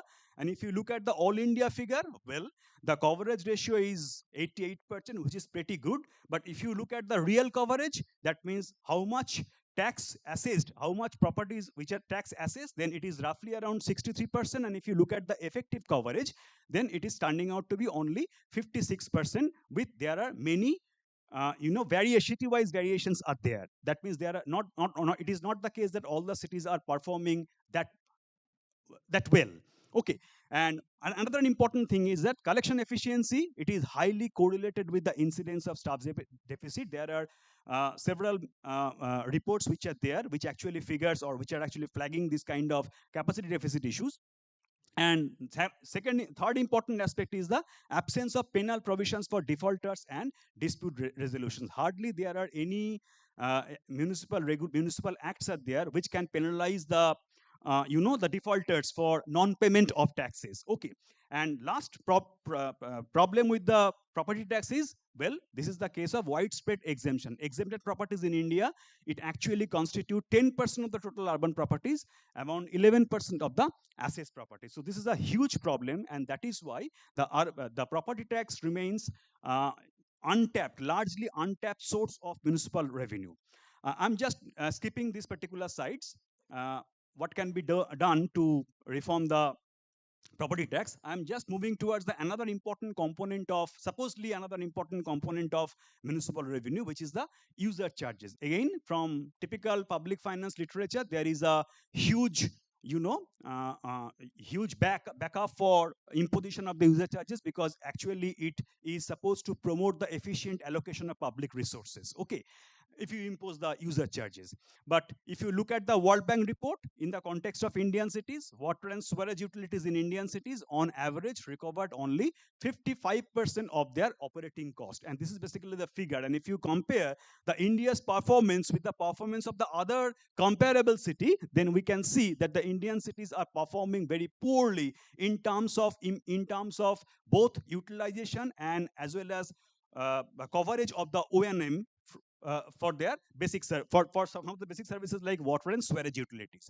Again, these are the figures on 14 Indian cities. On an average, the cities, they recovered less than half of the operation and maintenance cost of the water supply. And you see, there are some cities which are performing exceptionally well. For example, you can look at the Surat, Bangalore, but again, you can look at some of the other cities like Chennai, like Kolkata, like Amritsar. They are not performing that much well in terms of use of this user charges to cover their operation and maintenance costs. So the message again is clear, that there is this clear incidence of low cost recovery. That means service charges are well below the required level of financial sustainability.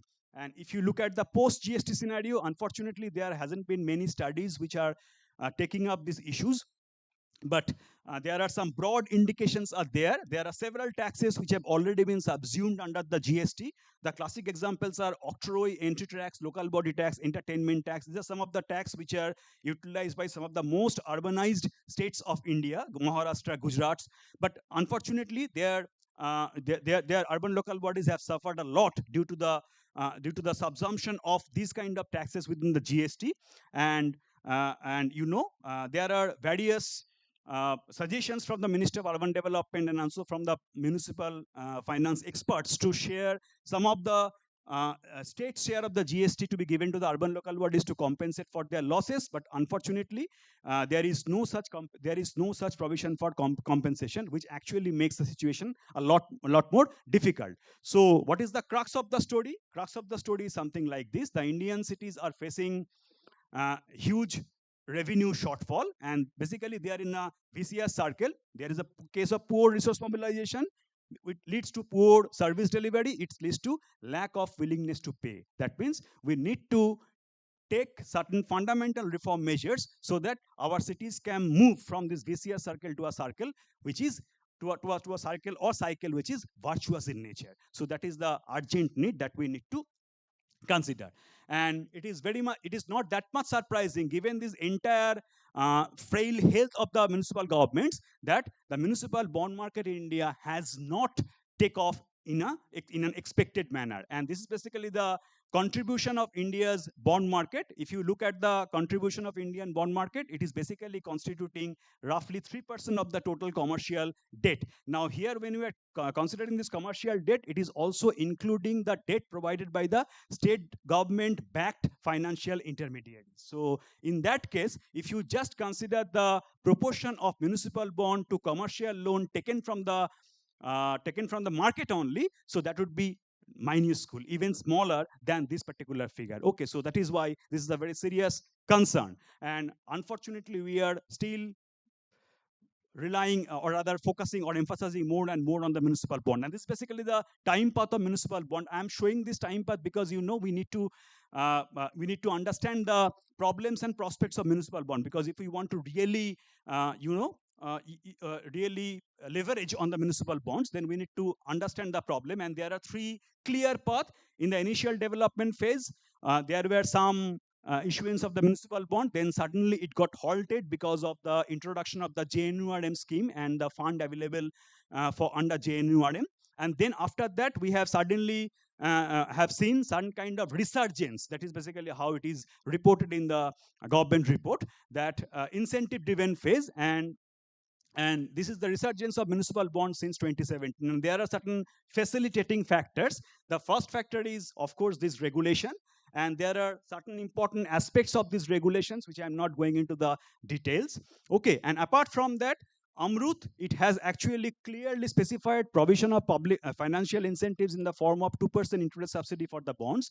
And in case of Amrut 2, there is provision for financial incentives in the form of a lump sum grant of 13 crores for a municipal bond issuance of 100 crores. Okay, and this is basically are supposed to be provided to the urban local bodies, 10 local bodies per year on a first come first serve basis. Okay, so that in a sense that means JNNURM, it actually crowded out the commercial debt market.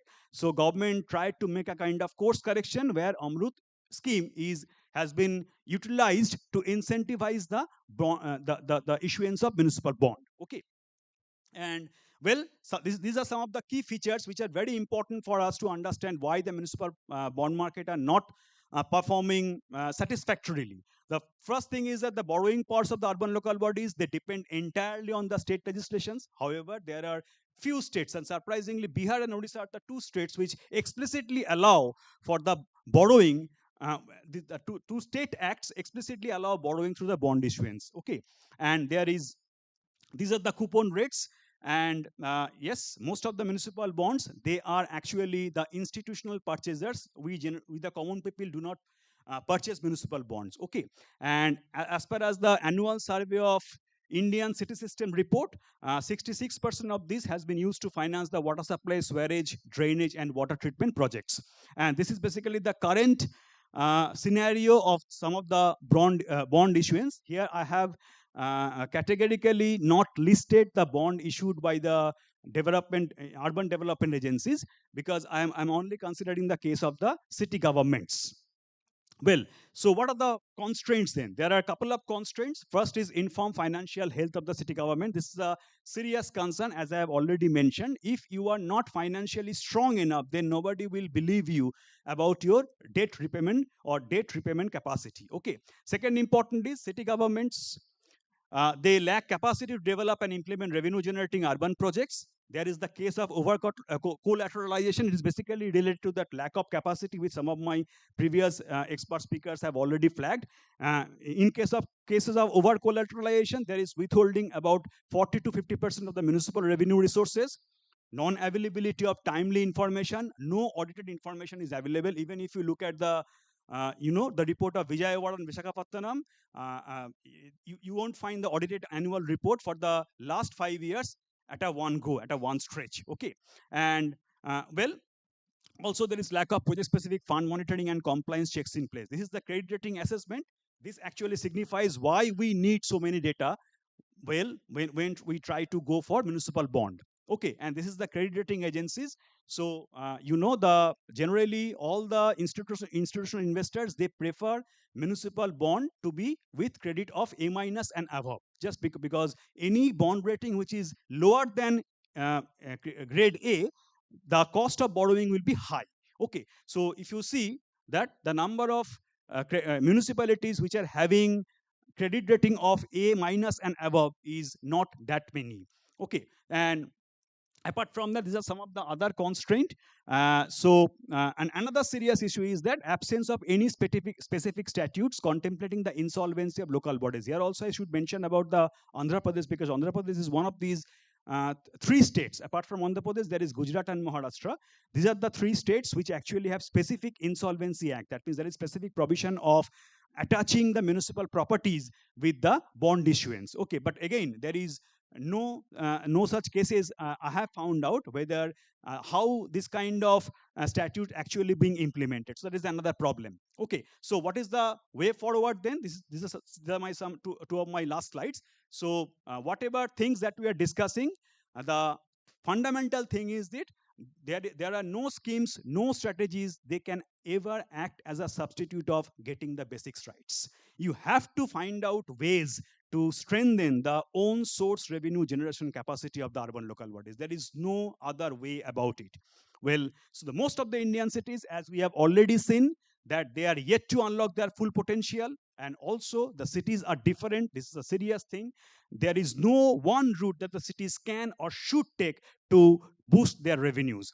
Financial sustainability depends on the revenues available to meet the local government's responsibilities. So what we need decentralized, institutional, legal, and regulatory framework. Because if the municipalities are entrusted with the responsibility of designing projects which are responsive to the local needs, then only you can actually encourage your citizens to pay for the services that they are getting from the municipal body. So in that case, it will actually strengthen or rather it will actually break the vicious cycle, which actually I showed in one of my earlier slides. Okay, and also it is very much important to bundle tax reforms with improvement in service delivery, because whenever you are going to impose any tax, you will face criticism from the local people, because one of the central characteristics of the local tax is that it is highly visible.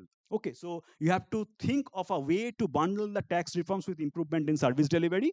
And this is another important area which we should pay enough attention, that we need to build a municipal finance database and service delivery metrics, which is urgently needed. And finally, you need to strengthen the citizens' trust on urban local bodies. If you look at the performance or good performance of the local finance across the world, well, so they are not actually undertaking certain extraordinary measures or certain more and more access to the capital market. It's basically the trust that their people are placing on their city governments that is actually making the difference, which is a very different reality in our case in India. So we need to work together solidly in order to change our reality. So thank you very much. Thank you. Thank you so much, sir, for offering a different perspective of how to understand the municipal finances and how we should be reinforcing them. So I request the audience to kindly be patient for a few more minutes. We have one more speaker in this session. We are joined by Shri N. Dhiren Garu, Chief Planner, Town and Country Planning Organization, New Delhi. He is a geographer planner with more than 32 years experience in various capacities in Government of India. He is looking after Amrut 1 reforms and Amrut 2 urban planning reforms, and is a part of multidisciplinary planning team on appraisal and monitoring of various urban development projects under flagship programs of the Government of India. He is presently heading the TCPO in Government of India. Sir, I will request you to present your talk.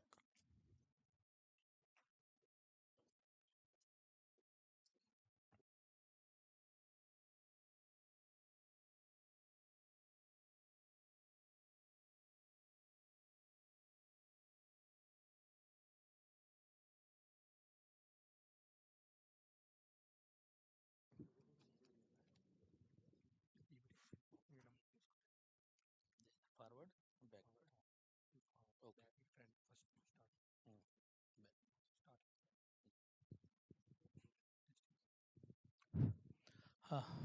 Yeah, good afternoon to everybody. Now we can just present. You have seen lot of presentation of regarding the finance and all these things. Now we can just have the town planning field things. Now I will present what the TCPO is doing. In my presentation, I will just tell what is the GIS based master plan. It is a part of Amrut reform. First, in 2015, our Prime Minister has just introduced this Amrut schemes in 2015. Now,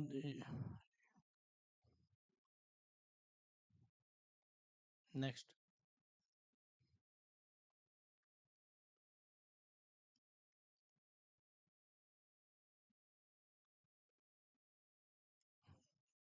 You can start from here. Yeah. Actually, this GIS based master plan story, it is a part of one reforms. This reforms was introduced in 2015. There is a set of 11 reforms in that 2015. Out of that 11 sets of reforms, this is a one of the reforms, 11 one reforms, that is called GIS based master plan, under through which we are assisting from to all the state government under these schemes. This is a formulation of GIS based master plan is one of the Amrut schemes. This is a 100% funding schemes by the government of India.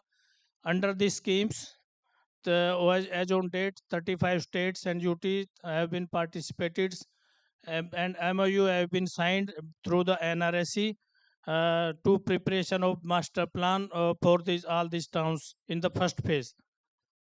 And this is the first. I will tell you the Department of Town and Country Planning just monitoring this kind of master plan. You will see the data, the financial progress. The outlay of these schemes is 515 crore by Government of India has been allocated in the first phase, and approved outlay, the amount of rupees has been released to these towns, and you have received the utilization of 160 crores. Actually, these are the real picture what we are implementing from Government of India side. We are funding to all the state government under these schemes. You will see the progress. There are three components under these schemes: geo database creation, master plan formulation, and capacity building programs. Under this program, the NRSC is preparing the base map, and then the government, this state government, are preparing the final base map, and the draft master plan has been prepared, and then there are 4 stages of this preparation of master plan. That will be helpful to the students how the master plan is being prepared and formulated in the through the various types of stages. These are the progress under these schemes. 454 towns for draft base map has been prepared out of this 461 towns, and these are the final base map has been prepared. 47 towns draft master plan. You are just having the data. Then final base map, final draft master plan has been prepared. Then the progress we have just organized under the capacity building programs throughout the country. We have just organized the 78 programs under the first phase, and approximately 3,000 3,000 people has been just trained under the training program. Thus, under this program, these are the planners, local body personnels, parastatal agencies like Urban Development Authority personnels have been just trained how to prepare the master plan under the first phase.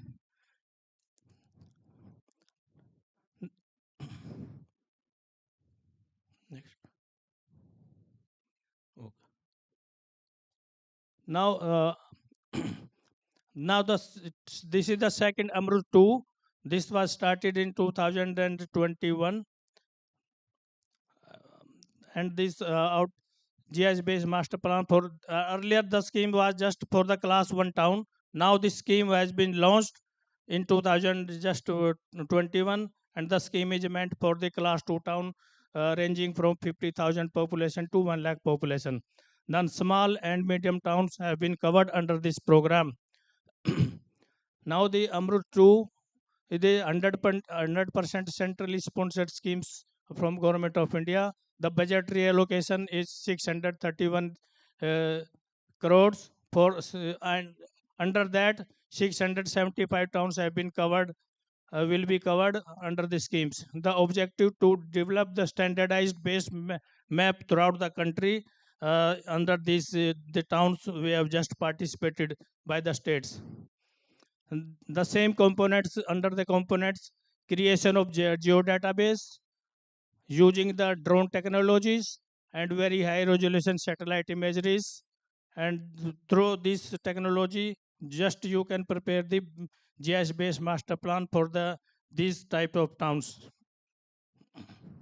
Now that we are just showing the progress under this physical progress throughout the country, you can have the physical progress, geodatabase creations, master plan formulation, and capacity building.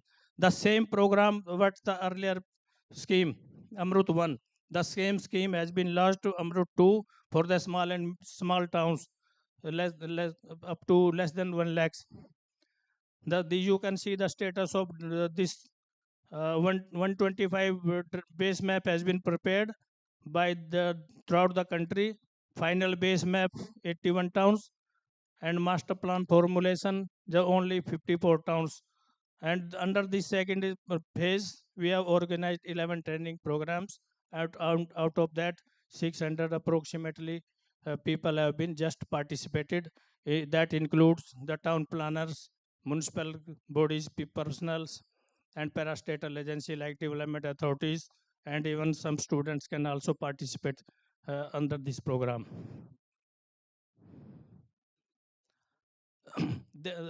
Actually, these were the program by Government of India, Amrut 1 and Amrut 2.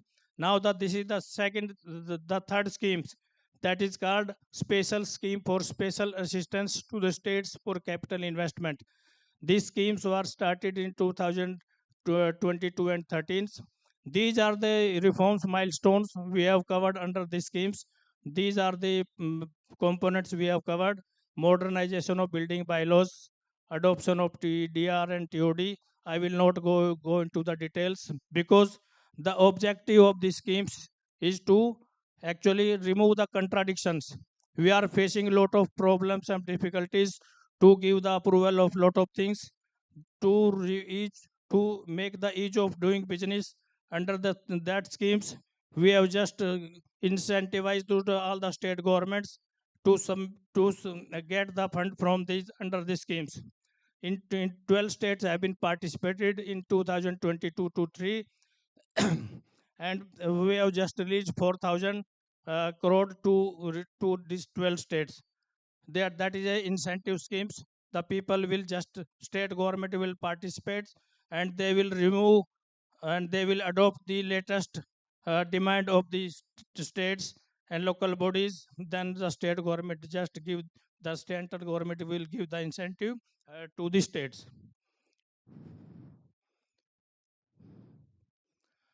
The similarly next year to 2022, the same scheme has been just upgraded, and then we have just launched under the augmentation of human resource urban planning schemes.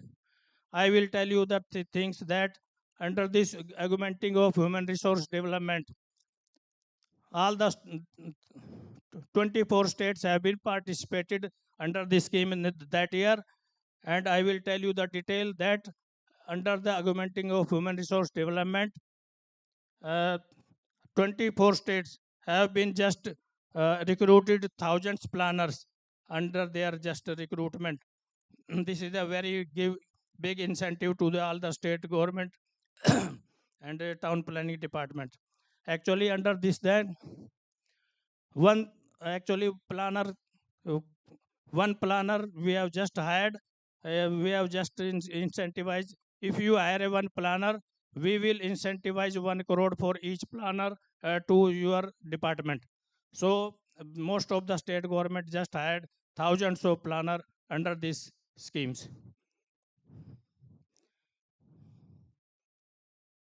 Similarly, 2014, 2024 and 5, just current financial year, the state, the 28 states had been participated under the special assistance schemes. And the progress, we have just, TCPO has just assessment all the state government schemes and sent to the proposal to DOE. Approximately this year, 4,000 crore estimates has been sent to the DOE. Now release is under process. By the 31st of March, the same will be released. These are the physical and financial progress handled by TCPO and through MOVA. Next, I will show you the one example of creative redevelopment. Under the urban challenge fund, all state government are requested to have such kind of example. Actually, 18 states had just submitted us the last year proposal under these schemes, the creative redevelopment. This is the best example of the, just I will show you for the students. and other state government, so they can actually just prepare their project like this kind of model they can adopt and submit to the state government, submit to the government of India under this recreative development to take the maximum grant from this central government. These are the actually location of Batala in Agartala city. Just you have to identify the area of your recreative development first.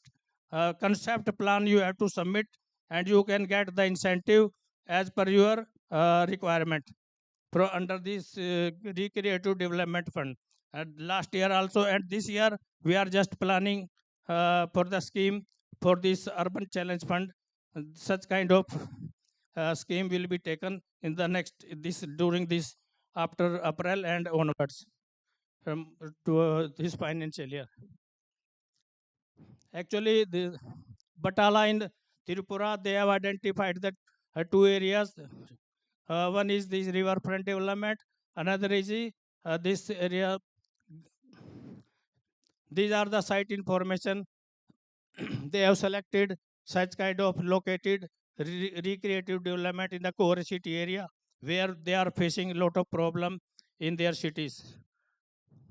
Then I will tell you what is the situation before and after what they have just planned under this scheme. These are the site selections: haphazard parking growth, unsanitary condition in the bazaar area, and dilapidated building condition and congestion in the junction. Actually, we are facing a lot of problem in nowadays in the entire city and entire country, and big city are facing major kind of such kind of a challenge. So you will see the site issues what we have shown. This is a concept plan. They have just planned what will be the future development for the existing one. Now they have just have a concept plan. What kind of earlier situation and how can this situation can be resolved after introducing the recreative development schemes. If they will just improve their problematic area through these schemes, the city can be beautified under these schemes. These are the basic concept plan that will be helpful to the students, to the planners, and to the policy maker, how they can just prepare their schemes, how they can existing problem can be solved through such kind of site selection area and can be removed and get the benefit from Government of India, and 25% grant will be given from Government of India from MOA. These are the visual expression. What is the before situation? What will be the after? How it will can improve? You can visualize before the situation is like that. Then we can improve after introducing this kind of situation. We can improve our city problems. These are the resettlement patterns. Thank you very much.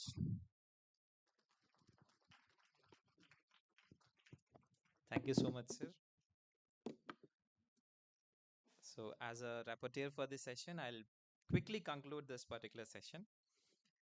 The session offered a comprehensive and thought-provoking exploration of critical issues surrounding urban development financing, governance, and innovative models for sustainable growth. The distinguished speakers shared valuable insights. I believe definitely for all the participants here, including the students, it is definitely enlightening, shedding light on both macroeconomic frameworks and practical implementation strategies. Sri Abhishek Agrawal ji provided a compelling overview using the analogy of flight travel to elucidate the complexities of development and finance. His presentation included some truths on the prioritization of disbursement and the need to recalibrate funding mechanisms. He underscored the importance of adopting a spatial strategy while advocating for improved infrastructure governance and convergence of multi-level governance systems. Then later we were joined by Sri Ramakrishna Rao sir, who offered a perspective on often overlooked potentials of informal economy, which accounts for approximately 40% of the GDP. His insights highlighted the need to integrate informal sectors into the broader planning framework. He also discussed the innovative land pooling models as a viable strategy for land assembly and infrastructure development. Then we were joined by Professor K.K. Pandey, who discussed on the 10 guiding principles of AP to improve urban finance and governance. He addressed pressing challenges such as the low credit worthiness of the urban local bodies and the complexities arising from the institutional multiplicity. His presentation called for the comprehensive policy interventions to strengthen local institutions and improve their financial autonomy. Then we were joined by Professor Dr. Soumyadip Chattopadhyay sir, focused on the intricacies of funding patterns and provided a detailed analysis of the Urban Challenge Fund. He highlighted the increasing dependency of the state, of the municipalities on the state and the central government for financial support. And also he emphasized on the urgent need for the reforms in the property taxation to enhance local revenue generation. His discussion also underlined the importance of leveraging municipal bonds as a tool to diversify urban financing. Finally, we were joined by Sri N.K. Dhiranji, who enriched the discourse by shedding the light on the concept of creative redevelopment. His insights definitely have emphasized the value of innovative approaches to urban renewal, which balances developmental needs with community aspirations. Overall, I thank all the speakers for collectively highlighting the need for integrated governance, financial innovation, and policy reforms to address the multifaceted challenges of urban development and financing. Thank you so much for the opportunity. Over to you, Monica.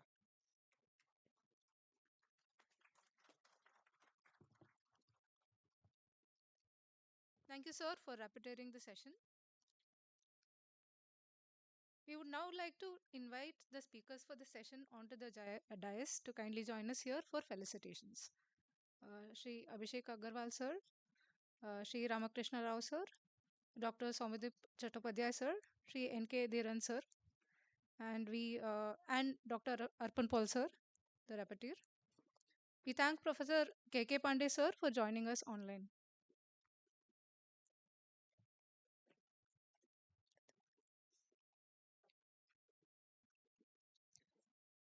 I now call upon our respected director sir, Professor Ramesh Srikonda sir, to kindly felicitate the speakers.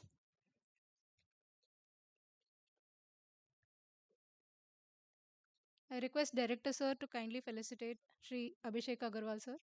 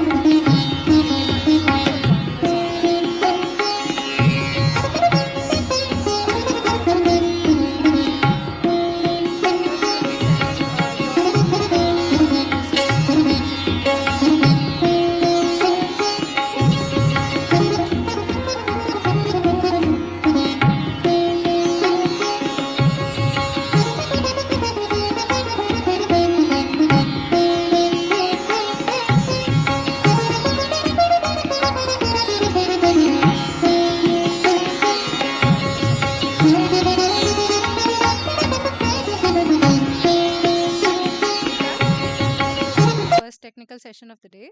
We now break for lunch.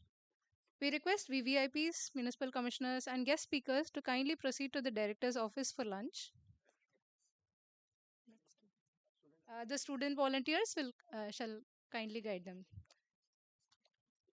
I request the faculty to also kindly join at the director's office for lunch. Delegates, registered participants, and staff may please proceed to the first floor for lunch.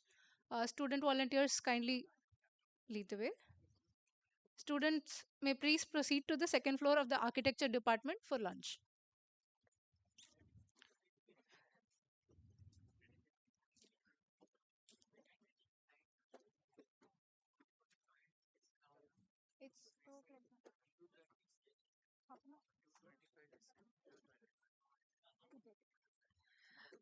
Please join us back at 2:30 for the next session. Thank you.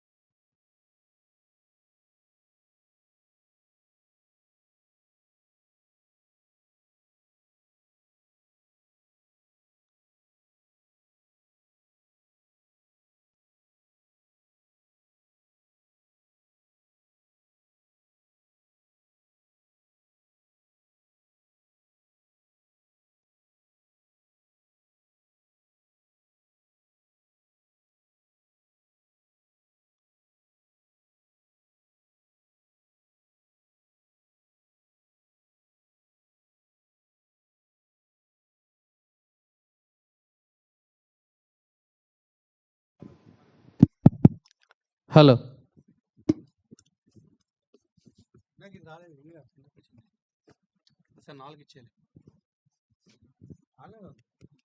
Hello hello hello charging full hello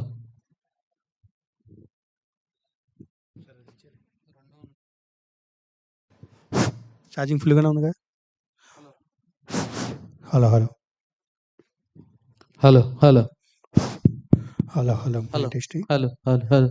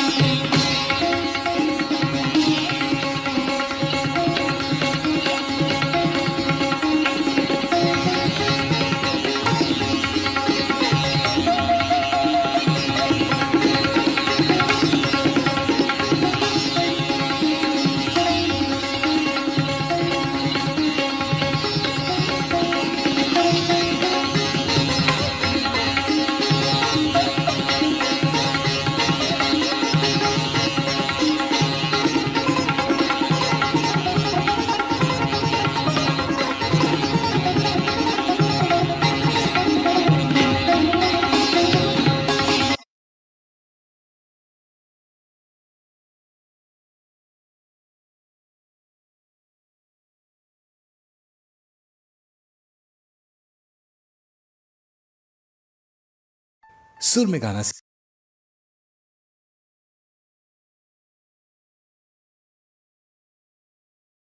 सुर में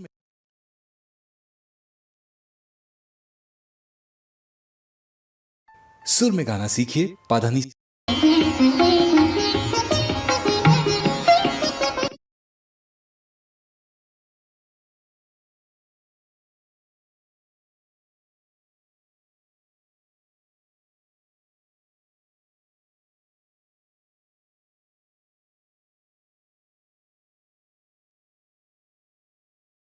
सुर में गाना सीखिए Padhanisa app के साथ AI powered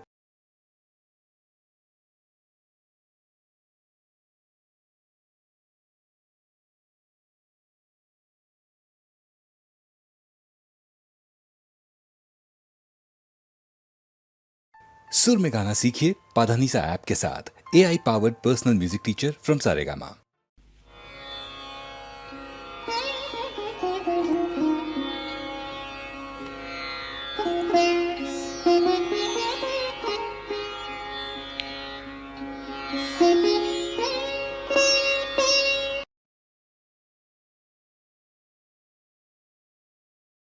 सुर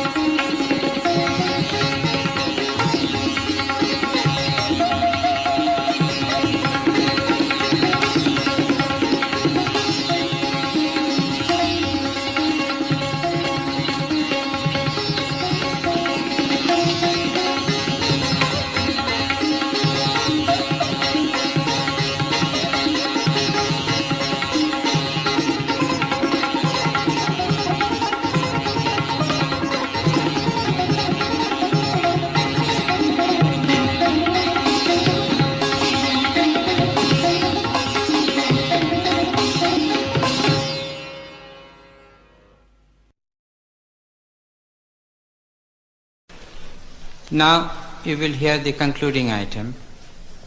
It's a light classical melody, and first piece will be played in Dadra, which is a cycle of 6 beats divided 3.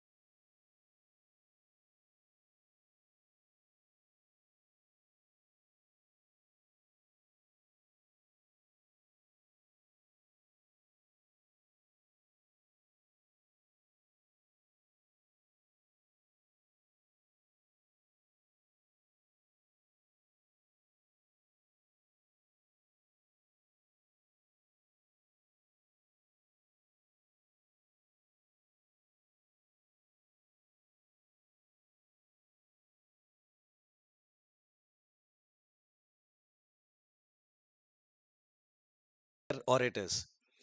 The context that can be utilized to give a brief introduction before we go on to this technical session 2 is rapid urbanization across the country has augmented the need for housing, thereby the demand and also the gap in housing. So if we understand the difference between need, demand, and thereby the latest and latent shortage of housing, this session will help us explore how any state for that matter or Andhra Pradesh in question can leverage on the budgetary incentives which are inbound and outbound given by the central government and its own in-house revenues collected by state government per se, how that can be leveraged to address the needs of housing and the criticalities of housing sector, including the shortage and affordable housing, so to say. This will also examine strategies to reimagine high density urban areas and drawing insights from the experiences and practices and the success stories of that of HUDCO and other public houses agencies as well as their experience. So as I said, there would be 3 distinguished speakers in this session, and I am pleased to enable the commencement of this session with the first speaker, Ms. Uma Adusumelli. All of us at SPA, we know that she is active assessor and academician across bachelor's and master's degree in planning especially. Ma'am, your foray into architecture department is pending, long due. Madam retired in 2021. Sorry, we are starting with your retirement. And presently working as independent specialist. For over 16 years, Ms. Uma Adusumelli headed the planning division of MMRDA, which stands for Mumbai Metropolitan Region Development Authority, an institution which had wide scope for regional planning, development, financing, institution building and coordination. Before her stint with MMRDA, she had also worked as an urban planner with the City and Industrial Development Corporation of Maharashtra, that's all popularly known as CIDCO, as well as the New Town Planning and Development Agency on the project of Navi Mumbai. She has had a career spanning over 35 years across the spectrum of spatial planning with focus on urban and regional planning and housing. In addition to her career in the public sector, she has also been involved in research representing India in the International Comparative Research Projects, the very coveted initiative between 1995 and the year 2004 on housing for the low income groups with emphasis on land supply, regulatory framework and partnerships. She has also been a resource person at various national and international fora on subjects related to her very own field, which is as diverse as possible that can be seen in any expert across the country. With this, and with a huge round of applause, let us welcome the first speaker on stage, Ms. Uma Adusumelli.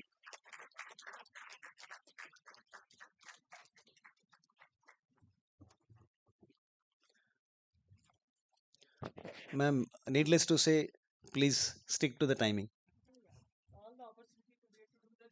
Thank you.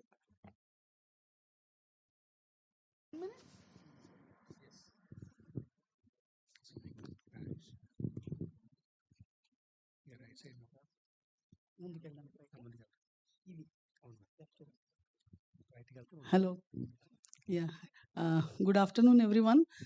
This is a session after lunch, so half of us might be falling asleep. So, with my loud speaking, I hope that will not happen. Let's see. At the outset, I must apologize a little bit for the title and the content that you are going to see inside, which are not entirely connected. I recently joined APCRDA as director planning, and the long hours of working have not given me time to prepare a decent presentation. So I'm very happy if the time is reduced. And so since I didn't have enough time, what I thought was the best strategy to use is to write an essay on cow, like we all know. So I know only about cows. So no matter what you ask me, I will write about only cow. So I only know the art of saying the cow is seen from an aeroplane, or cow has 2 legs, or cow is running behind a goat or whatever. So bear with me if you miss some aspects of what is there in the title in the presentation. I was asked to speak about affordable housing, creative redevelopments, and Bandra Kurla complex. So I thought affordable housing and creative redevelopment are connected, because I thought creative redevelopments are redevelopments for housing. So I thought the two are at least connected, and Bandra Kurla complex is an independent subject, but I was asked to slightly speak about it. But now this morning, after writing the presentation, I discovered that creative redevelopments are about urban renewal and not about housing redevelopments. So bear with me with that correction. Oh.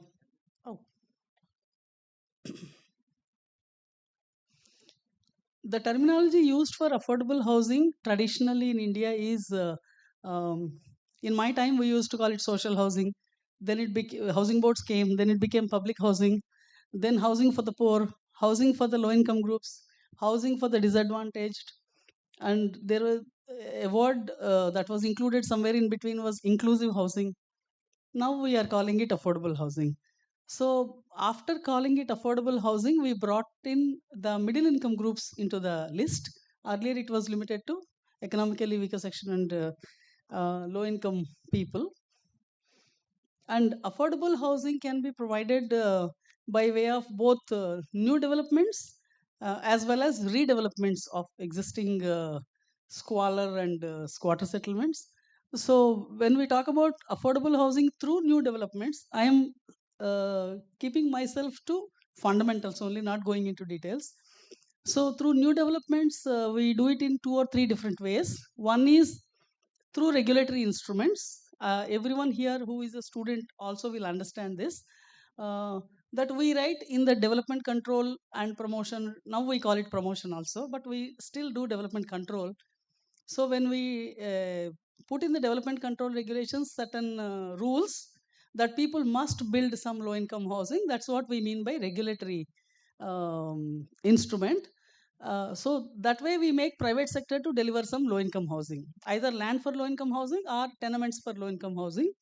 So some of the methods how we do it is in the master plans or development plans, there are land reservations, land use, which is called social housing or public housing or low income housing or social housing, something like that. So that land use is assigned on X land. So the X landowner is expected to build low income housing as per the specifications written in the DC regulations.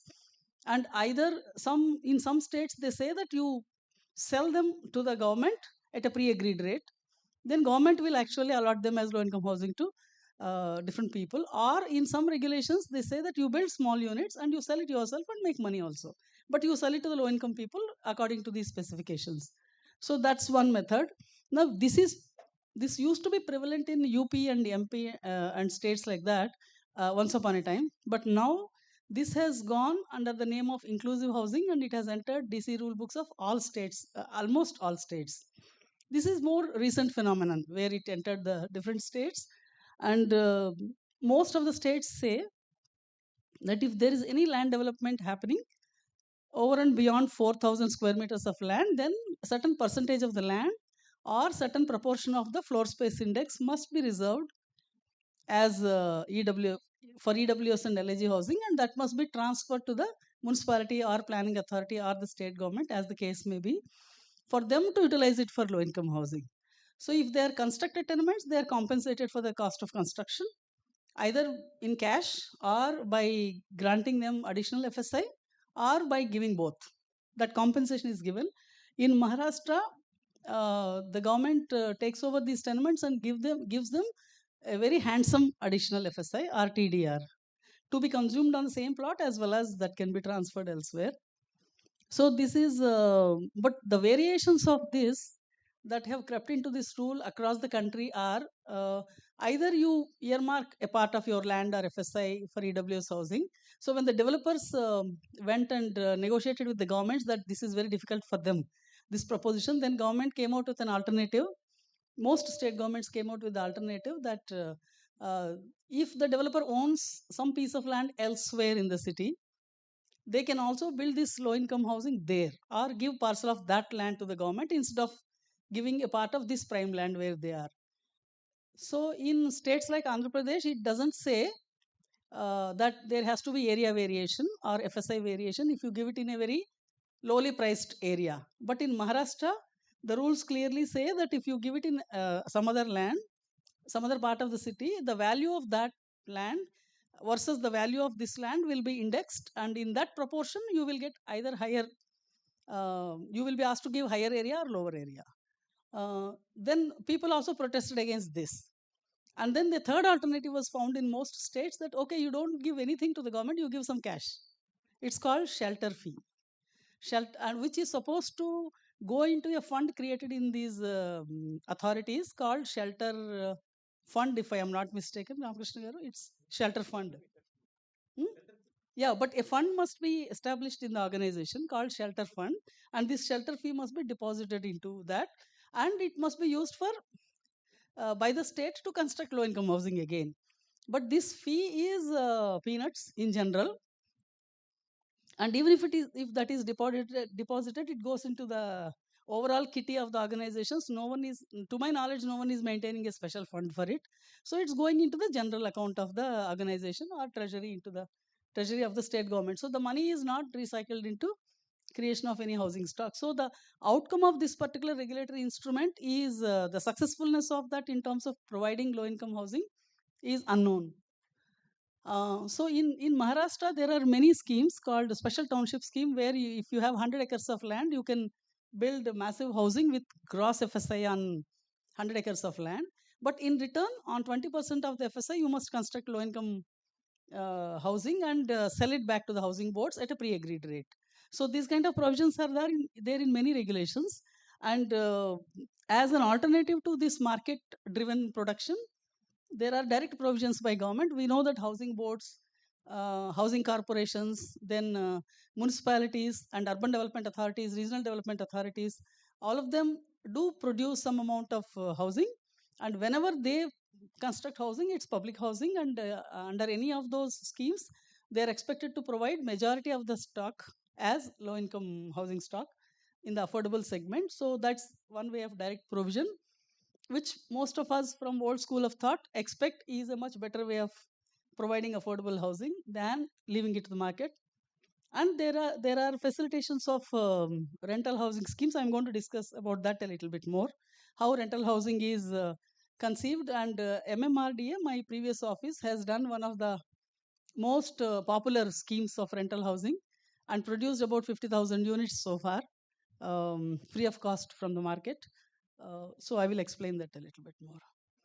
And when we talk of redevelopments, as I understood, this was for housing. The instrument to make markets produce redevelopments and through redevelopments low income housing is again higher FSI incentive. There's no other way. When this instrument is used for redevelopments, normally there is a original tenant or owner there in the original schemes that are being redeveloped, and those people are entitled to an equivalent house, new house, or higher than their original house, depending on how much they were originally owning. If it was very low income housing initially and it was on rental, for example, 100 years ago it was given on rent to a large number of people in a scheme, and now this is coming up for redevelopment, then if the original tenements were much smaller than the current standards, then the redevelopment schemes are expected to give them, rehabilitate them in at least a minimum standard of house, and also give it free of cost and give it on ownership. This is the pattern of Maharashtra, which is now being spread to the rest of the country. So in any of the redevelopments, number one is slums.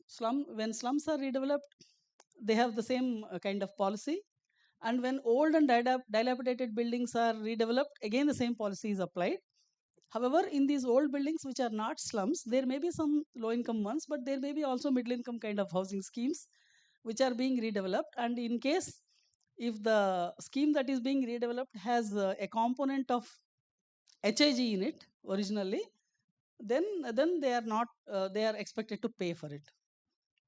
Then redevelopment of rental apartments by government and government agencies is also happening. In Mumbai, there is something called BDD Chawls, Bombay Development Department Chawls.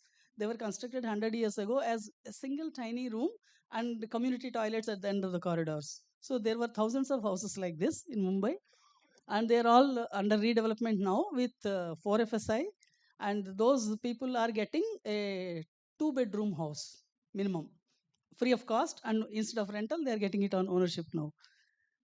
Then redevelopment of cluster areas. Governments at some point of time thought that instead of doing these plot by plot redevelopments, single apartment buildings, maybe if you club a group of them and make larger area, redevelopment might become easier. So this clustering of buildings and then proposing redevelopments on at least a minimum of 1 acre land is being called cluster redevelopments in Maharashtra. I think that is now entering many other states through regulations now. So here also same instruments are used. There were 2 such attempts made in Mumbai. One is Bora communities redevelopment scheme, and I don't recollect the name. There are 2 things initiated, but it's not moving forward very well because there are so many tenants and so many owners in that cluster in number of buildings. So bringing them together and coming to a common platform of understanding and them trusting the developer and the developer trusting so many of these people is taking long time. So redevelopments also have potential to give affordable housing. And the lessons from this Maharashtra experience is that there is complete, total and excessive reliance on markets to deliver anything under the sky. And in all of them, because it's left to the market, consent of majority of the beneficiaries is necessary in redevelopments particularly. So often it works bad on both ways. As I said, the developer might lose the trust of the people even after agreements are signed, or the developers might actually apply coercion and whatever tactics they can to get them to sign for consent. So things are taking long time to happen this way, and resultant population densities are very, very high, because to leave it to the market means you give high incentive of FSI. So and a lot of these redevelopment schemes in Mumbai originally are very highly dense, because they are either very tiny tenements built 100 years ago, like in Charles and clusters, and they are already very highly dense, and slums are also highly dense. Now with the incentive given to the market, the densities have gone several times higher, and the first batch of them that were constructed for slums and these dilapidated buildings are now almost ready for another redevelopment. So things that were constructed 15 years ago are looking like worse than slums now. So if they have to undergo redevelopment now, we don't know what will happen, what kind of FSIs we will be talking about. And also people got used to free housing. So no one is willing to pay anything towards any redevelopment. So it has really killed the spirit of Mumbai, which is paying Mumbai. So Mumbaikars don't want to pay now. And then because the densities go high, all the amenities, both physical and social, fall short. The expected density wasn't this high. So now amenities become very deficient in these areas, and regulations and standards are often compromised. Quality of life suffers, because if we think that on the original plot, which was having a certain FSI, now we want to give 4, 5, 6, 10, whatever FSI to make the redevelopments possible from the market point of view, then the side margins will have to be reduced, building heights will have to be increased, building to building distances have to be reduced, percentage of open space has to be reduced to make all of this feasible, and that is making the quality of life low, and subjecting especially the people in the affordable segment to non-standard kind of environment. Some more time? Do I have another? Okay, thank you. So this is a ready-made presentation with me, so I could introduce this more easily. So rental housing was another way by which affordable housing in the rental segment, especially for the migrant workers, planned like that. So when MMRDA wanted to build this scheme in 2008, the government immediately supported and brought out the government orders bringing amendment to the DC regulations to enable this to happen. The concept is people in the whole Mumbai metropolitan region, either rural or urban, they have different FSIs, starting from 0.2 FSI in rural areas to 1.3 kind of FSI in some cities, including Mumbai city. So the government order said that irrespective of what FSI is prevailing in those areas, if somebody who owns vacant land falling in those residential zones can make an offer to MMRDA to build rental housing on their land, on 1/4 of their land, they will all get 4 FSI, and they can give 1/4 of that land with 1/4 of the FSI, build rental housing, 1-room tenements on that with an independent toilet, and hand over all of them free of cost to MMRDA. On the remaining 3/4 of the land with 3/4 of the FSI, they can build whatever they like and sell it at whatever price they want in the open market. So this became, initially it looked very attractive to the developers. So the scheme got initiated. It was applicable right from Mumbai to rural area if the land use was residential. And it was applicable, it is new development, applicable to vacant lands. So a lot of developers approached, and the tenement was supposed to be 160 square feet, including an inside toilet. So the density, the resultant density, I don't know how many of you students understand density. The resultant density here was 1500 persons per hectare on a residential scheme, which was 1500 tenements per hectare. So it was 7,500 persons per hectare. When I did a little bit of research, when I was asked to handle this scheme somewhere midway, I discovered that there is no equivalent of this scheme in terms of all the bad elements that are there in this anywhere in the world. I can confidently say this was the worst ever scheme designed anywhere in the world. Not that the concept was bad, but the parameters, the DC rules that were put into it to make that feasible were so bad that the resultant quality of life was going to be unthinkable in those schemes. So there was some issue. Then at one point of time, I was asked to take it over, and I worked on it for 5 years. So throughout the 5 years, I had to fight to either get the scheme scrapped or modify it in a more sustainable manner. And in the meanwhile, until that happened, it was necessary for us as government planners to actually sit with each builder that came forward and to reject all their own original plans and excavate some of the buildings that they have constructed, very badly designed buildings, and then review and redo all the layouts and the building designs and the unit designs from our point of view, in favor of making them in favor of the poor people who were already disadvantaged because of the bad regulation.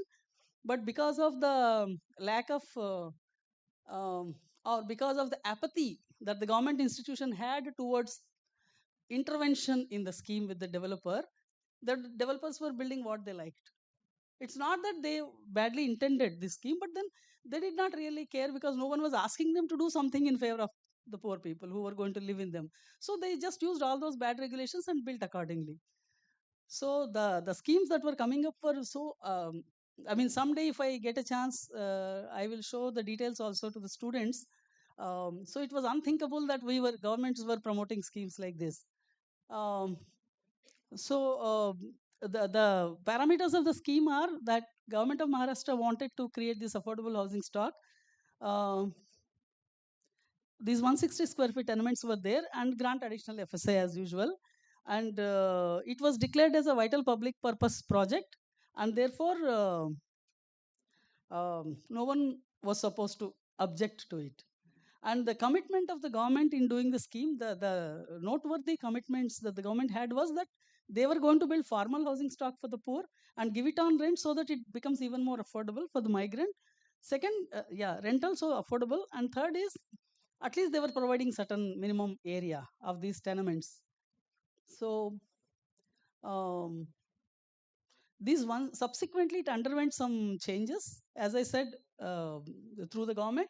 After it was changed, government allowed the tenements to be clubbed, two of them, and make it at least 320 square feet, which was a bit more livable. So some people continued to occupy 160, but now some units are combined, the subsequent ones, and they became 320. And there was an infrastructure charge if the scheme is not in a municipal area, and the infrastructure charge was like peanuts, 1,000 rupees and 500 and 250 rupees per square meter. If it was in Mumbai, 1,000 rupees. other municipal areas 500, in rural areas it was 250. But in other rural areas was the biggest problem, because there was no infrastructure, no access roads to those areas, and no particular agency was responsible for it. So MMRDA was supposed to be responsible, but MMRDA also found it very hard to take infrastructure to those locations, because there was no control on location. The landowner could propose the scheme from anywhere in the region, and there was no specific criteria except the land use zoning. And to reach that location with water and sanitation and roads was going to be enormously difficult and expensive. So MMRDA as an agency also found it very hard to sustain that kind of pressure. This was the kind of dispensation. If the land was government, for example, if the government wants to build the rental housing, government was to build it on 3/4 of the land. If private developer is supposed to do, he is supposed to do it on 1/4 of the land. So there was a lot of experimentation we did on the designing of the unit. How best can we make it livable for a family where there is a couple, there is an elderly, probably parents and some children living. So how best can you make it feasible for all of them to live together? And then how best can you create storage space within that for a family to sustain? How best can you provide an outdoor space on the same floor by creating extra spaces in the corridors? And how best can more space be made available on the ground by increasing the open space, by allowing the apartments to go a little higher? If they were already 22 floors, it didn't matter if they went 25 floors, really. So that kind of compromises were made and things were redesigned to ensure some privacy and security for the people. There are 45 schemes implemented finally, some withdrew subsequently, and they delivered 32,000 tenements. They were supposed to deliver 50,000, but some of them got clubbed. Therefore, the units became 32,000. Some of them are in municipal areas, half of them are in the rural areas. And the best part of the scheme, or the worst part of it, was when it was agreed to be decided to give it on rental, then the government started developing cold feet. Because all of us were scared to manage anything rental of that massive scale. 50,000 units on rental scattered across the whole region, MMRDA being the owner and giving it on rent to someone, to migrants, and then to take it back after a certain point of time, or even to vasool the rent, we knew was going to be very, very tough. It's going to be, we knew that from experience, you will give it on rent, that fellow will sell it off to someone and never vacate. They will not pay rent also. This is the standard experience. So the government also had a rethink about this. So there was a compromise made. The compromise was, yeah. The compromise was, I think this is the last but one slide. Compromise was that let MMRDA sell this or give it free to municipalities and other government agencies in the state, in the region, who might give it on rent to their low-income employees. So the peons and the drivers and such a housekeeping staff of these government offices could be given these houses on rent by these public agencies, and these public agencies will buy it from MMRDA, so they will maintain it as their own staff quarters. So MMRDA was very relieved with this solution, and government also thought that it could use some of them for selling to mill workers. There were textile mills closed in Maharashtra much earlier, and many years ago, government made a promise that they will give them some ownership houses after some time. So some of these houses were also given to them on ownership. So that was the story of it. These are kind of clustered areas where those proposals came, and this is the kind of structure. They were very well built. These are the kind of apartments that were built, one-room tenements. And the tenement size was small, densities were high, infrastructure to reach them in rural areas was difficult. Allotment and management and recovery of rent were considered as very, very difficult. So in 2013, 5 years after it was introduced, the scheme was changed finally by the government. And it's called affordable housing, not the same affordable housing that we are talking of now in Andhra Pradesh. So the FSI was lowered from 4 to 3. Unit size from 160 square feet went to 25 square meters. Only in municipal areas, rural areas was removed, and MMRDA was removed from the total picture. That was one of the achievements. And the infrastructure charges were improved, and amenity spaces were increased. DC rules were altered once again. So the scheme became slightly better. So again, these were the lessons. So location one has to be careful about locations where infrastructure can be reached in a reasonable time frame, etc. Were the lessons from it. Yeah. There were other rental policies that Government of India was thinking about. Rental as rental need not mean houses constructed like this. Traditionally, all of us who were raised in small towns, I mean, most of us were raised in small towns, know that we used to take one room or two rooms in a portion of a independent house, and we used to live happily, I mean, in an affordable unit like that. So in big cities, that is no longer, that doesn't seem to be possible anymore. But in small towns, at least that trend should be reintroduced and encouraged by probably taxing less if someone is renting out a tenement, part of the tenement or full unit. So the kind of the way we all hide our rental income, the way we don't enter into agreements, even in big cities, if we have a tenement, all of that should be altered in a manner that it doesn't become a big burden for the person who is giving an apartment on rent or rent out a small portion of their house. Was discussed seriously in Government of India under there was a rental housing task force, Jerry Rao committee. I was also a member of that committee. So we thought of all those aspects to be introduced into rental housing to promote it once again. Yeah, I don't think I have time for Bandra Kurla complex. I'll be happy not to discuss it.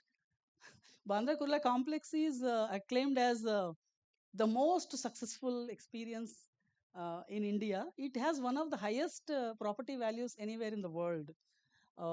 So I put in some information. Probably you can look at it.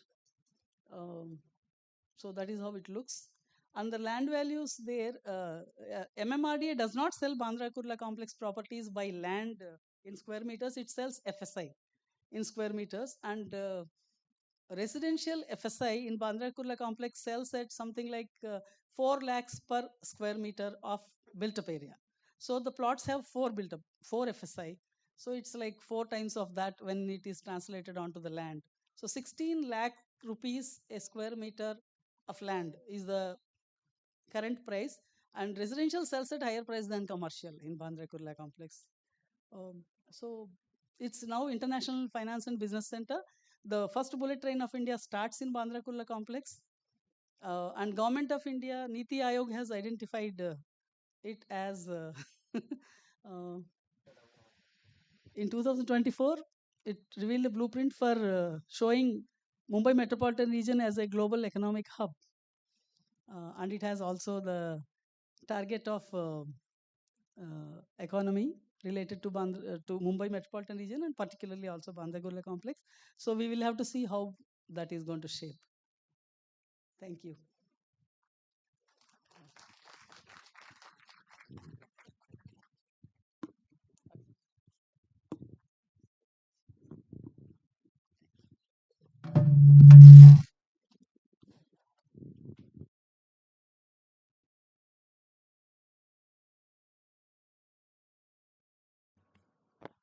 Thank you, Uma ma'am. Thank you for a detailed explanation of how the years went by in the regime of MMR. Though we'll again meet at the rapporteuring session, now it's time for us to go to the second distinguished speaker. We have Mr. BSA Murthy as the second speaker. He has more than 32 years of experience and service in the Housing and Urban Development Corporation, which is, sir, congratulations in advance. You are 1 month short of 55 years of establishment of HUDCO, 25th April 1970. Through HUDCO, sir has contributed very crucially to the urban development of this region. Sir is the regional head for the HUDCO office in Vijayawada. And by qualification, he has an MTech in Environmental Engineering, MA in Environmental Engineering and BTech in Civil Engineering. He has worked at various levels and is now at the helm of affairs in the regional office of HUDCO, Vijayawada. We welcome you, sir. Let us welcome sir with a big round of applause.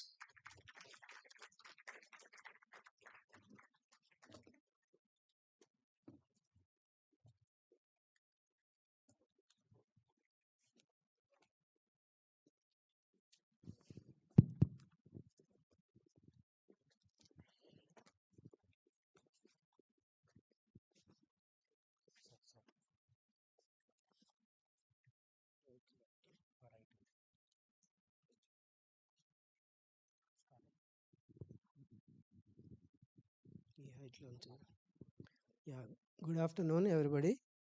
I am not a planner or a architect, so most of the students, you may not be able to understand what in what perspective I am talking.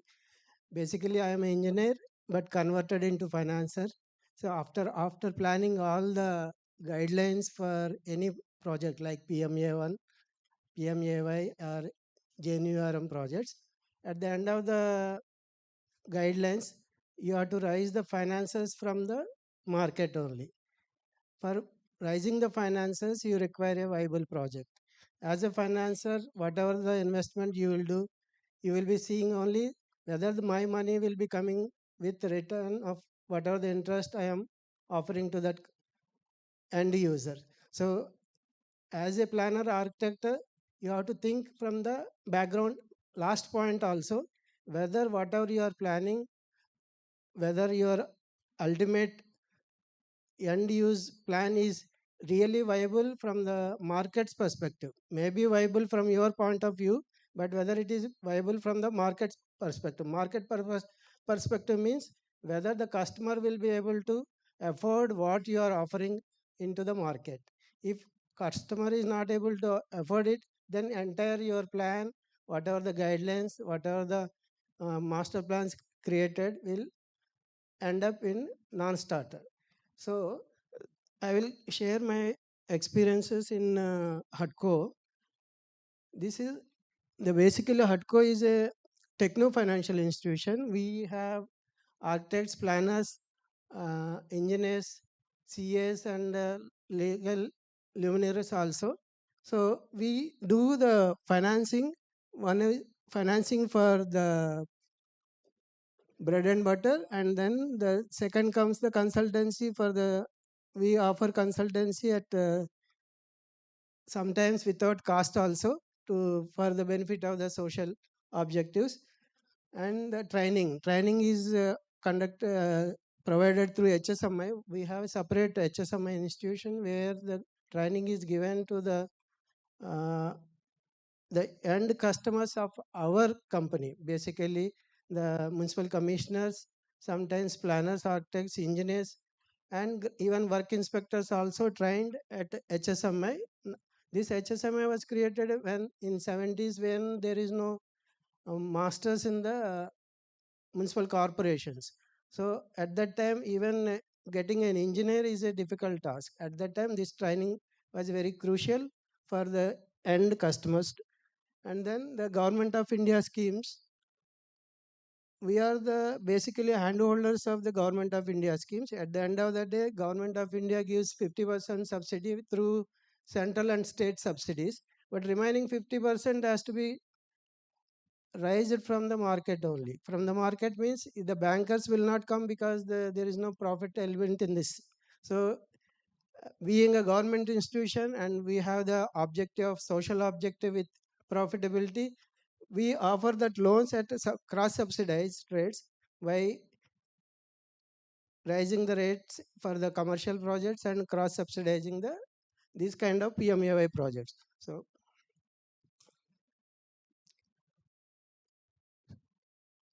these are the unique areas where HUDCO is standing high. Very little NPS, AAA rated company, all these things. But of course, this may not be useful for you at this point of view. Once you go into the market, this will be useful for this. And Pan India, what is the HUDCO has done so far? You can see that we have done in housing more than 2 lakh crores of worth of projects. Loan amount is almost 50%. Why 50%? Because 25% comes from the central and 25% comes from the state subsidies. So remaining loan is 1 lakh crore roughly.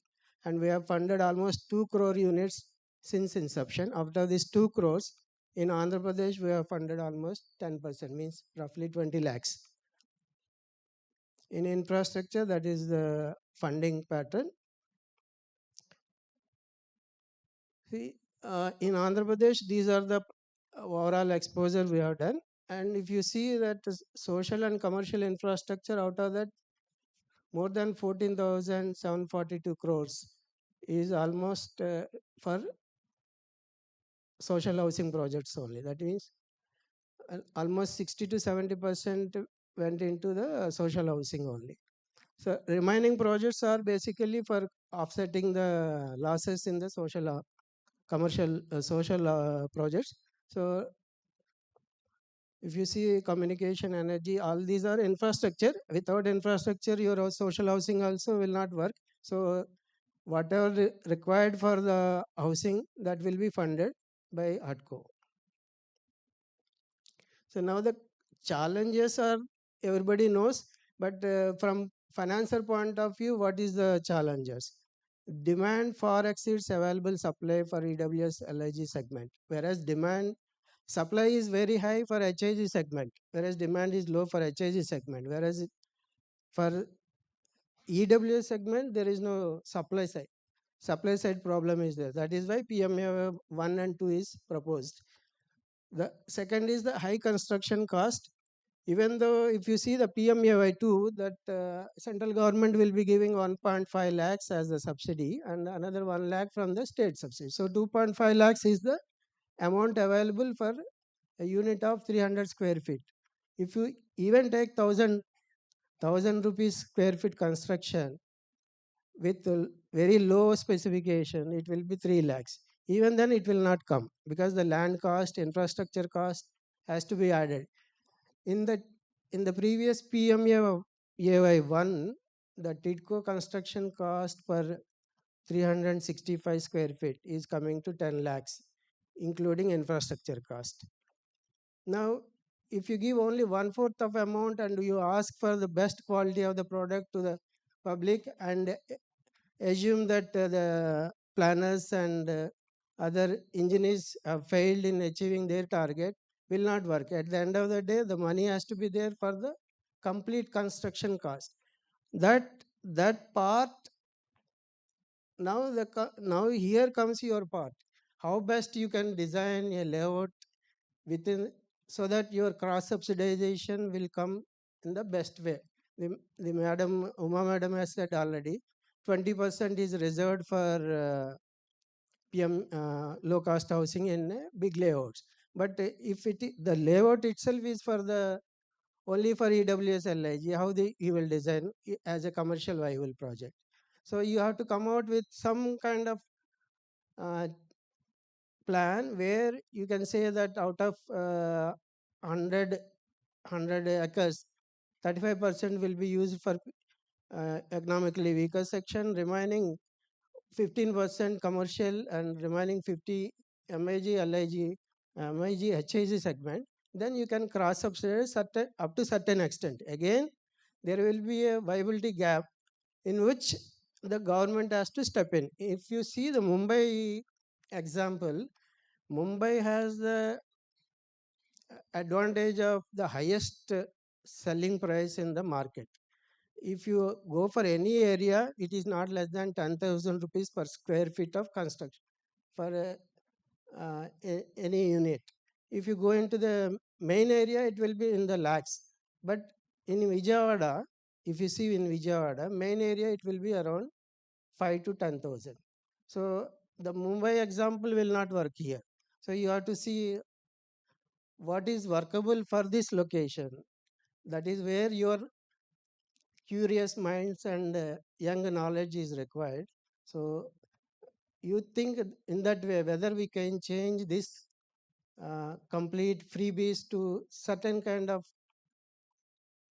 cross subsidization, whether it is feasible or not. If you come out with such kind of thought process, then in future at least you will be able to give some kind of houses without government support. That is the end target, where if you can design a layout with cross subsidies which will match the construction cost and freebies also, then the government support is not required. Now we are harping for the government support because we are unable to achieve that kind of mix of layout designs. So the high construction and then land acquisition and availability. In small cities, land acquisition and availability is not a big issue like in Mumbai and metro areas. But in urban areas, it is still a problem. If you see the Jagannath layouts and AP Titco layouts, there are huge layouts with vanilla schemes. No other component. Only housing units are spread across the acres of lands. If somebody thought some kind of thought input was given to them, at least some area they should be made into HIG areas. Then some kind of returns will be there. Then the burden on the entire burden of subsidy will be reduced on the government side. Now the private sector participation, of course, it will be there only when there is a commercial viability, like in metro areas. If the cost of construction of the individual free housing, say if you take 3,000 and the market rate is about 10,000 only, it will work, because 3 plus 3, another profit of 2,000, and then so many commissions are there in the market, so it will cost around 1,000 rupees. Then only it will work out. It means if you have something around 7 to 8,000 HIG rate, then you can make it a private sector participation more viable. So if there is a less rate, then they have to be given some kind of incentives, like in Mumbai. When I worked in Mumbai, I know the TDR concept was introduced at that time, and slum rehabilitation authority was started. And certain areas it worked well. In certain areas, because it is because of political reasons, it was not taken up fully. But it is a good initiative. So you can think of TDR. Nobody has thought at that time, what is TDR? How can you use that? It is only floating around the air. But now TDR is a acceptable concept, and it can be traded also. So you have to think beyond box, then only you will get some kind of solutions. So these are all government schemes, everybody knows it. So I will skip. What we have done in specifically in Andhra, we have almost done 25 lakh of units from the since inception. During last 10 years, almost 7 lakh units were sanctioned, mainly under PMAY and NTR housing. And out of 10 lakhs, I can say more than 5 lakhs units were completed and handed over. I will show some photographs also. This is a Nellore layout, Titco layout. If you see, entire layout is only one type of housing units were constructed. If you give some kind of young architects, they will come out with much better layout and much better workable, viable project than this kind of layouts. Even though it looks good, but from a financier point of view, it is usually contractor-driven project, because it is only for the construction of single type of units. So these are the individual units under BLC. All are, because here the person is individually interested. So most of the units under BLC were completed. These are old schemes done by at different levels. Vambe House scheme, JNURM.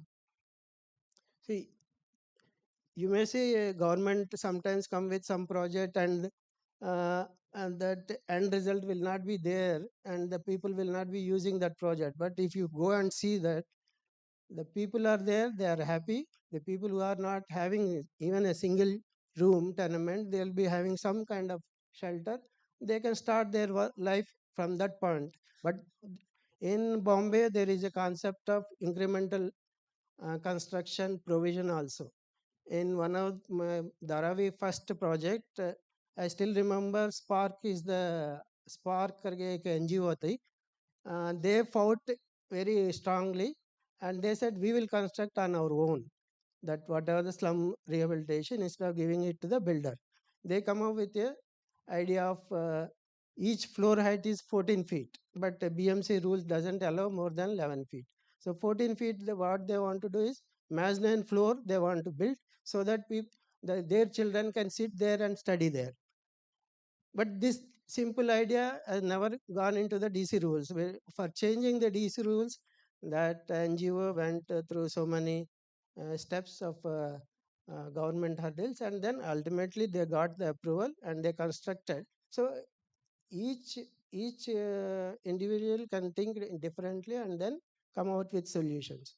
So it is not that only DC rules are there, then we have to stick to it. You can always challenge the DC rules if you can convince that your proposal is much better than DC rules.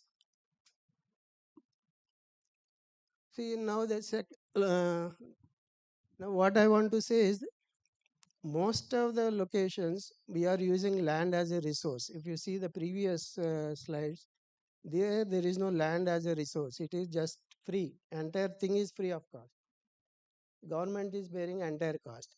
Now if you see the land as a resource, now entire Amaravati capital city is on basis of land as a resource only. Even input cost, whatever the infrastructure cost, ultimately will be monetized through developed plots only. So it is a well conceived plan, but because of political reasons it went into the trough, and now it is supposed to come out of trough. We are also one of the finances. We have sanctioned almost 11,000 crores to this project. We have appraised and it is found to be economically viable provided it is completed within next 3-4 years. So similarly, Bhogapuram International Airport, we have funded for 2,700 acres of land acquisition, and on the PPP model only, that the developer will come and give that money after 5-6 years. Now the construction is started, and now almost after 10 years they will get their share of money. But it is as a land as a resource it was designed. Otherwise, airport authority has to spend all the money, develop something, and you feel that the airport is not up to the mark after completing all the project also. So this is basically the thought process. If you can think beyond existing guidelines, then only you will come out with some kind of new solution. Now, slum rehabilitation scheme at Mumbai worked well in certain areas. It is not worked well in certain areas, but the cue can be taken in other cities concept also. In smaller cities also you can take. If it is viable, whether it is viable or not, you have to think twice, analyze the cost considerations, and then come. The basic idea of sending that kind of information into your minds is to think beyond the DC guidelines. The TDR concept is also like that only. Now, I have already explained in the Nellore layout. If you think this mixed development, mixed development concept, how it will work, whether PPP model will give lesser burden on the government or not, that kind of analysis one has to go. So this is what I want to tell, but there are certain other slides. I will just go through it. This is leveraging budget. This is the concept they have done, but the information is available in the planning department, finance department website.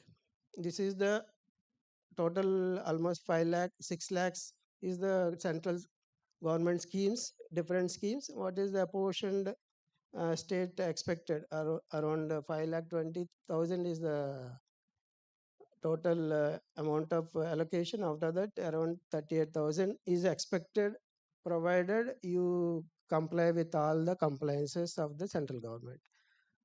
That is how the leverage will come. And after that, remaining 50%, we are the financiers, our bankers will be the financiers. These are the CRDA project only in the phase 1, means earlier 2014-19 we have done this project. And this is the fishing harbor at Juvaldinne, under construction now. This is airport is also funded by us. It is no frills airport. Cochin International Airport was also funded by HUDCO as a no frills airport. At that time, everybody thought it will not be viable project. Now it is giving more dividends to HUDCO than any other project. So these are other assets in water supply, done in different cities. Power sector. This is RTGS. Now, most of the time, our CM, Honorable CM sir, tells about the RTGS centers, etc. There are CCTVs across the state, and you can see the image of that particular person. Anybody, even though it will be not visible here, the person inside the car also visible in the main screen with a lot of clarity. That is how the RTGS is designed, and we have funded almost 1,000 crores for the entire state. And this is corporate social responsibility, just to have idea that it is not that only for profitability we work. Recently we have given 2.5 crores to the AIMS Mangalagiri for lungs, heart and lung mission. So this is just I want to share. Thank you.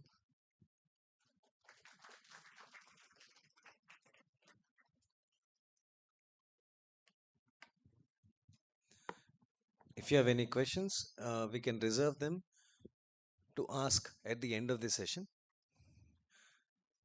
Thank you, Murthy sir. Now we have the third session, and the speaker is Dr. Ravikant Joshi. And I am elated to introduce this distinguished expert who has his command in the fields of urban governance, financial management, strategic urban development, and allied fields of governance. With extensive experience managing the finances of municipal bodies, he has played a crucial role in shaping urban finance systems and institutional reforms. Mr. Joshi has served as an advisor for CRISIL Risk and Infrastructure Solutions Limited, Mumbai, and had also worked as a consultant for global agencies such as World Bank, USAID, Asian Development Bank, DFID, and the Asia Foundation.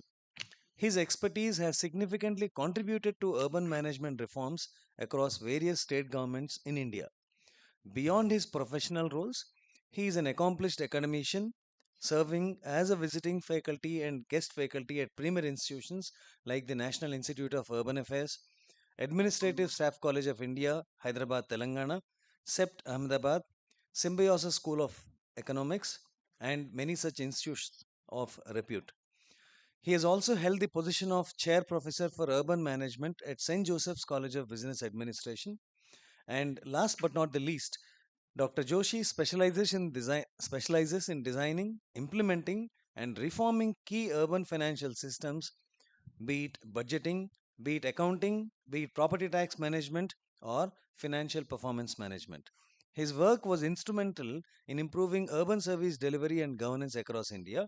And with this, we welcome Dr. Ravikant Joshi, sir. Thank you. Am I audible? Yes, sir. We Okay. have Dr. Ravikant Joshi online. Yes, sir. It's your session now, and the stage Yeah. is all yours. Thank you. Thank you. Thank you. So, good afternoon to all of you.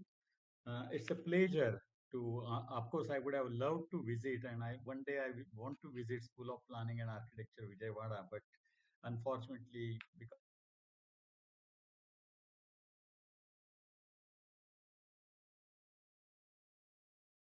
of Swarna Andhra 2047 to achieve, and what should be done in terms of the municipal finance reforms or urban reforms. Because in this year GOI budget, they have announced Urban Challenge Fund. Of course, details, rules yet to come and guideline yet to come, but still, I will also contemplate on that. So let's see what is the situation of municipal finance of Andhra. I have used some of the data which very recently RBI report on municipal finance says. So if you look at the different figures, of course this PPT will be with you. The message mainly coming is that if we compare Andhra's municipal finances compared to the even Excuse me, national sir. average, Sorry. which is very low. Ravikant, sir. Yes. Sorry to interrupt you. May we request you to switch on to slideshow mode? Okay, it's a slideshow. I have gone for slideshow.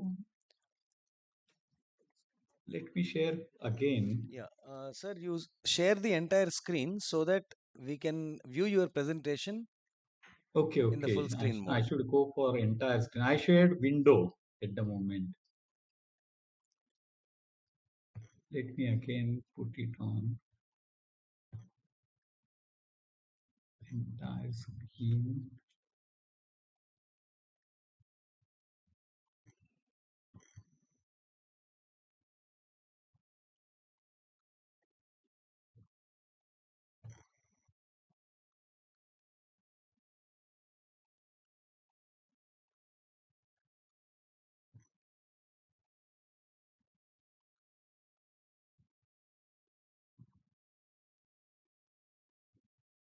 Is it visible now? No, sir. The presentation is not yet shared. Okay, share.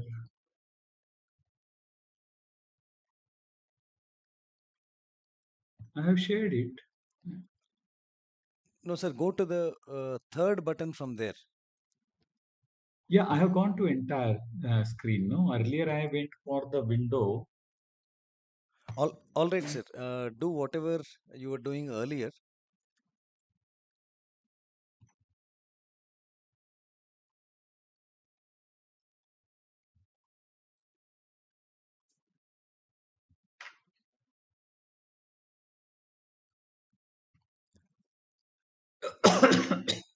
Sir, like earlier, share the window itself.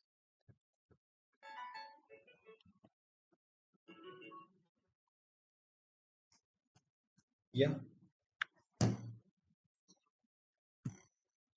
No, now what has happened?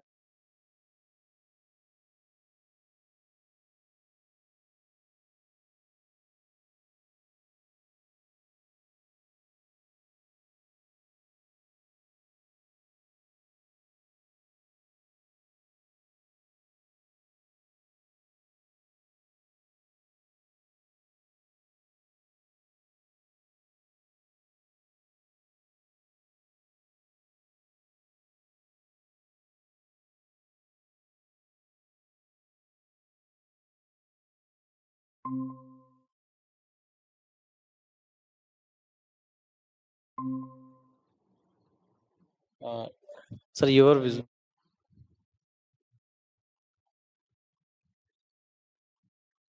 Am I now joined? I have again rejoined.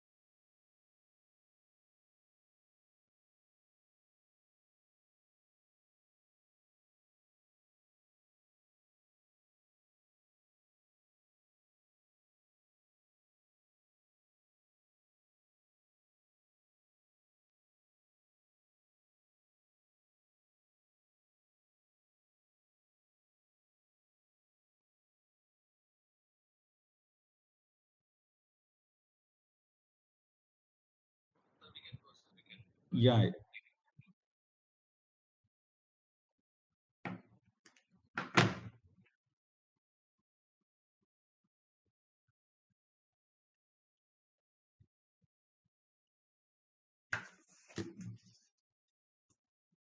Hello. Am I audible? Yes, sir. You're audible and we can see the slide. Please continue, sir. Yeah. So these are the different ratios, which essentially the message is that if you look, say, ratio of municipal revenues to revenue receipts, it is 1.6 to 2% against the national average of 4%, or ratio of municipal corporation tax revenue to the state government, it's just 0.9 or 1%, again 1 point.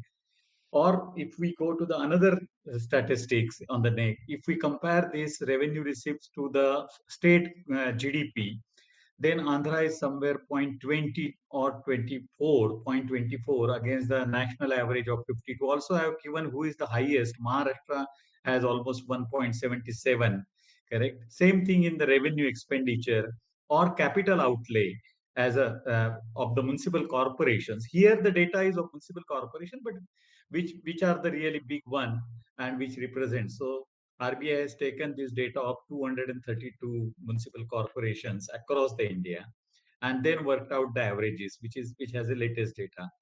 So, or if you look into present municipal finance status in that share of property tax in revenue receipts. So Andhra somewhere hovering around 40 to 50%. Earlier it was just 40%, but in recent days, Andhra has, I know, introduced capital value system around 2022. So there is some improvement, correct? Of course, the ratio of the property tax really don't indicate real financial position because Karnataka has a highest share of property tax in their revenue receipt, but it is a negative aspect because they don't have other resources, and therefore the share of the property tax into the revenue receipts is much higher. Correct. So it should not be very low or it should not be very high. Or another, this shows own source revenue. This is the most important ratio, ratio comparing it to the revenue expenditure. And there, if you can see, then at all India level, all cities together are able to fund their revenue expenditure 60% from their own source revenue. While if we come to the Andhra, then Andhra municipal corporations are just able to spend, just able to contribute 20% of its revenue expenditure. Correct?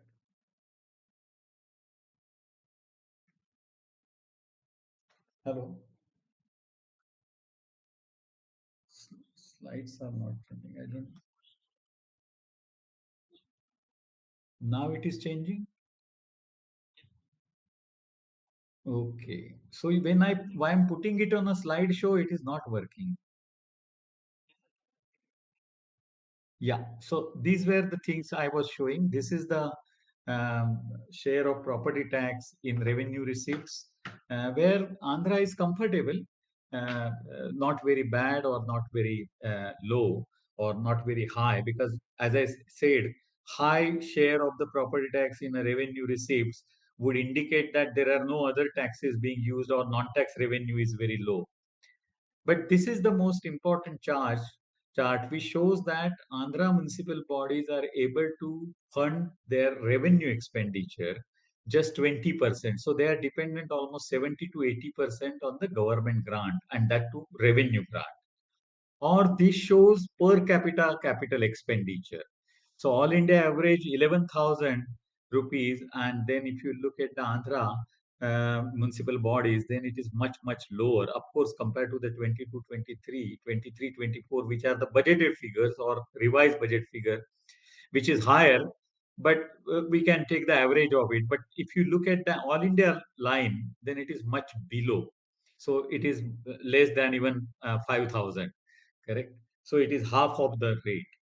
Or this slide will show you how overall national picture of the municipal corporation is. You can see that if tax revenue and non-tax revenue constitute almost 43%, if we take all the municipal corporations. Or earlier 15th Central Finance Commission has also showed same data that municipal bodies are able to fund 43% of their revenue expenditure, and some 7% or 9% come from the borrowing and other things, and 50% they are dependent on the grants, revenue grants, or the central and state grants. Same.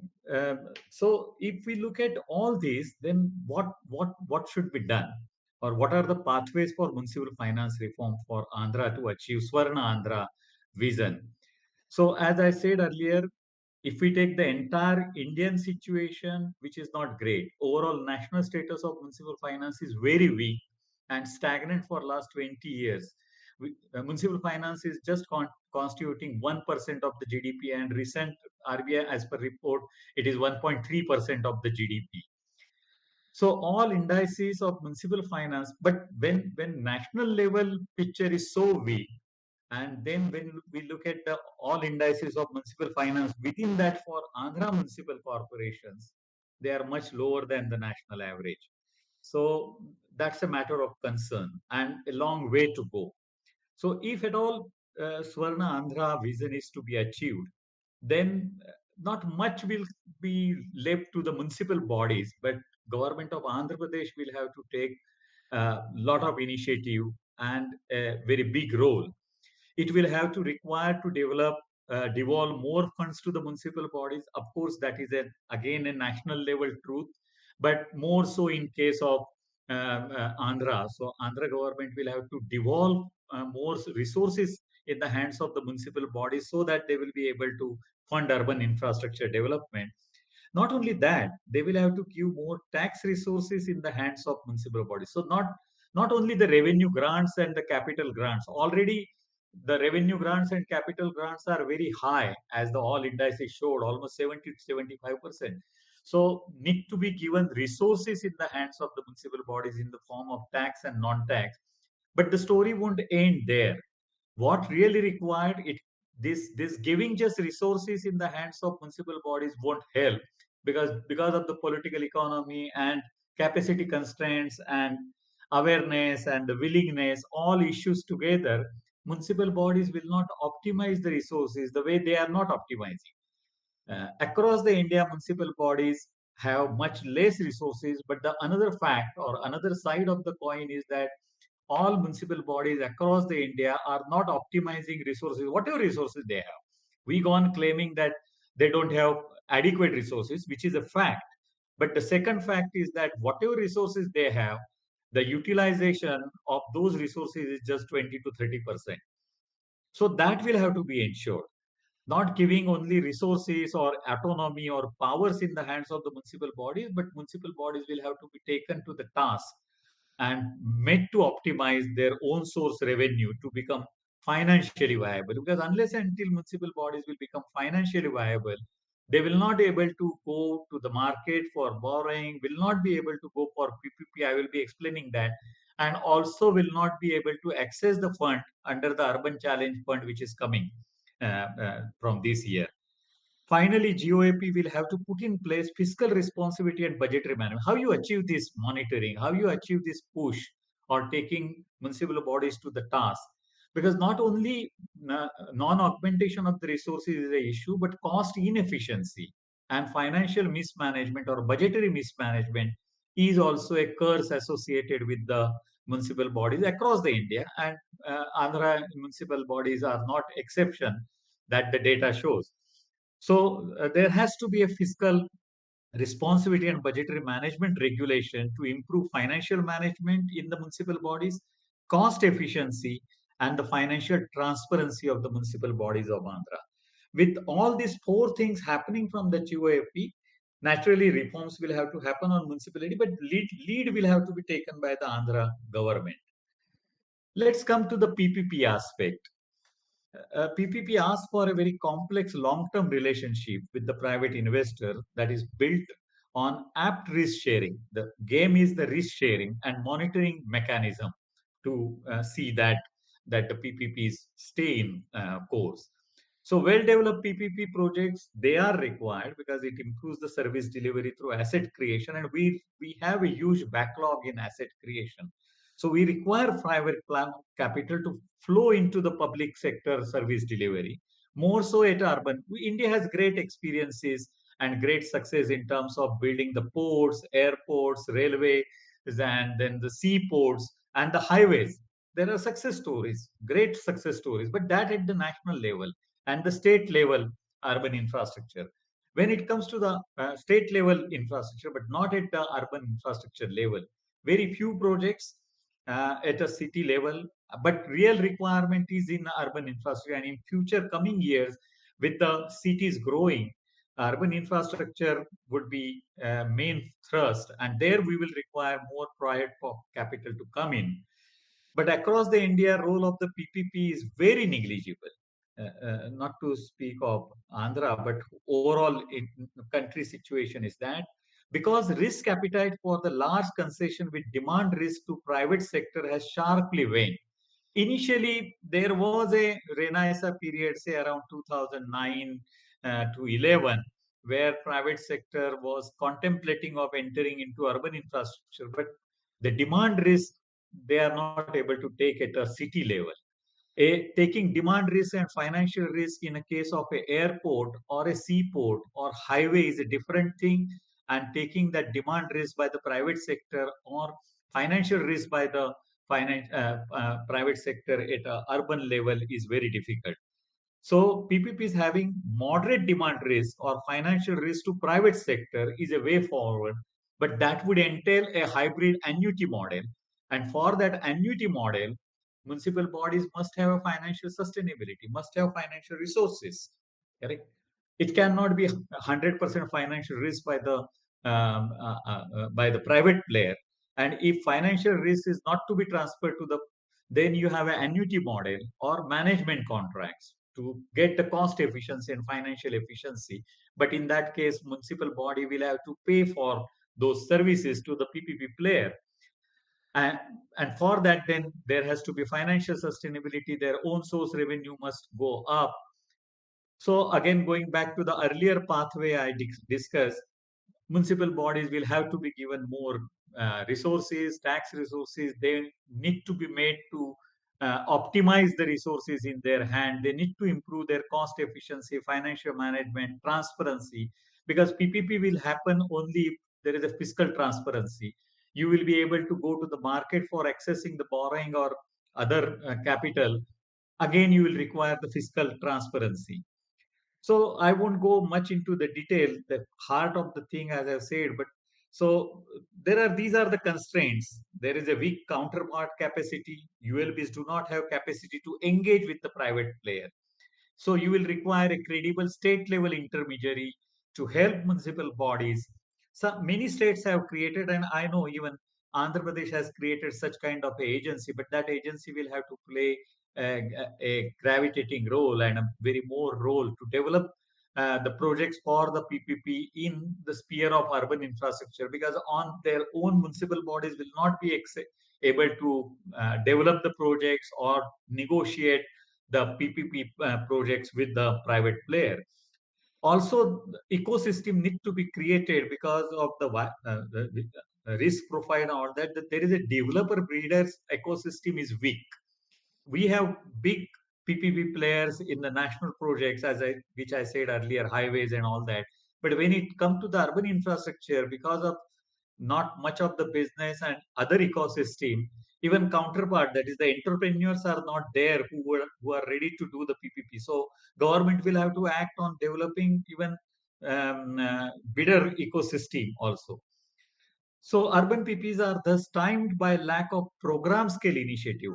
Some PPP things happen, but those are one-off, correct? Or a demonstrator thing. But again, we go on reinventing the wheel with the new one-off project. There has to be a programmatic approach to PPP. Those have to happen. So various constraints on the ULB side, I won't go many of you know them, poor project structuring. Some of them I have hinted, land availability, champion-led projects are happening. Rather, we need a programmatic approach, correct? Weak framework for the capacity for project monitoring. Then private developer ecosystem is not there, as I said. Bidder reluctance to take the investment, which I earlier discussed. Lengthy dispute resolution process. So government of Andhra Pradesh will have to create a legal framework where such disputes can be addressed immediately, and then that will create a conducive environment for the PPP player to come in. Let's come. So, what could be the urban reforms in the sphere of the PPP? So, as I said, a need for a programmatic approach to start with PPP to have moderate demand risk or financial risk, going for a hybrid annuity structure or annuity structure to private sector is a way forward. Municipal bodies need to develop financial capacity to pay full or part of the annuity to the PPP player. Then GOAP to set up a project development and monitoring facility for urban infrastructure PPP projects, which they have, but a more focused efforts will be required. And then they will they will have to standardize and simplify dispute resolution process. Finally, upcoming urban challenge fund. See, detailed guidelines are not available, but municipal reforms and urban reforms, which I discussed earlier, would be much necessary to access proposed urban challenge fund, because this scheme which is coming essentially says that the government of India will give only 25% of the grant for the project, but then 50% of the project cost you will be supported by the state government need to mobilize through the borrowing or the PPP. Now both things are difficult. When you do not have revenue surplus, when you do not have credit worthiness, when you do not have higher credit rating, you can't borrow. Correct? So you need to have a financial sustainability, sustainable municipal bodies, and that could happen only if they optimize their own source revenue, and they get more resources to optimize their own source revenue, and also more devolution in both terms. And then they need to bring in cost efficiency, so they reduce their wasteful revenue expenditure, be more efficient in their capital expenditure. So both side, on expenditure side and revenue side, when they will work these options, they will have revenue surplus. Now that revenue surplus only will give them chance to borrow or to go even for the PPP project, as I explained, because they will have to pay the annuity. So one way it is a non-starter. I hope it doesn't turn out that way, because 50% to be raised, this kind of a, whether smart city mission or earlier ZNURM or Amrut, is not of this ball game. Here you are, and then rest of the 25% will have to come from the own source. So the composition would be 25% only grant. Now state can come in the way they came and helped in terms of putting more money, putting share of the local body on behalf of the local body by the state government. That happened in a state smart city mission, because cities were not having even 25% to put in, which smart city mission entailed, or put it as a condition. Same thing in Amrut. Many state governments are putting ULB share to not to lose the central funds. But here GOIs will be giving only 25%, 50% to be raised through market, access to the market, either through PPP or borrowing, and 25% to come from the ULB or indirectly from the state. So a very complicated and very high order structure, which will require a long way to go by the municipal bodies in present situation. So both will require whatever some suggestions I have made in the context of the present financial situations of municipal finance in Andhra. So I will stop here, and I will be happy to answer any of the questions. Thank you. Thank you for giving me this opportunity.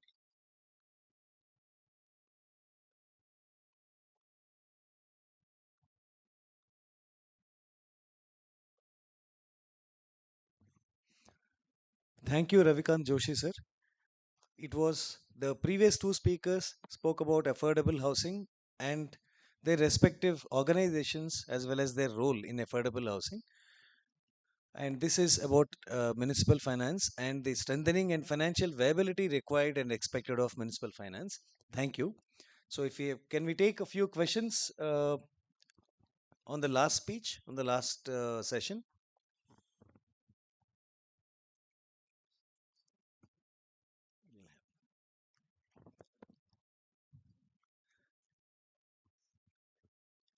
Any questions for Dr. Ravikant Joshi on municipal bodies,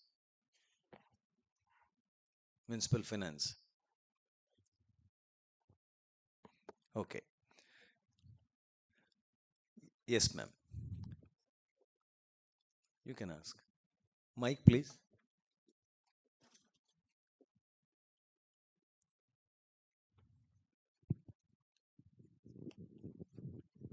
Dr. Joshi, you said that the municipal finance in Andhra Pradesh is weak for certain reasons. One of the reasons could also be that the development permission activity is not in the municipal domain so far. It's very recently, I think a month ago, the government has decided to hand over this work to them. So all the incomes, the revenues that come through um, development permission activity, like development charges, scrutiny fee, and regularization charges, etc., they were deprived of those monies so far. Probably they will add a small portion to their future income. Yes, I agree with you. But they will add only if these development permissions are like Bombay capital value based. Otherwise, if it is conventional area based or square foot based, low rates, then it won't. And then in land value capture, you can see premium FSI. Ahmedabad is earning 1600 crore rupees from premium FSI and tall building policy. Surat also similarly, or many places in Mumbai, Pune, and all this, because of the cluster and urban renewal policy of old buildings, they give extra premium FSI and earn it. So I don't know what powers has been given and how those rates structure. But if they are done this way, then sizable revenue will come to municipal bodies. They will be able to then get through the land-based fiscal tools. They need to be given in the hands of municipal bodies. Thank you, sir. We have one more question.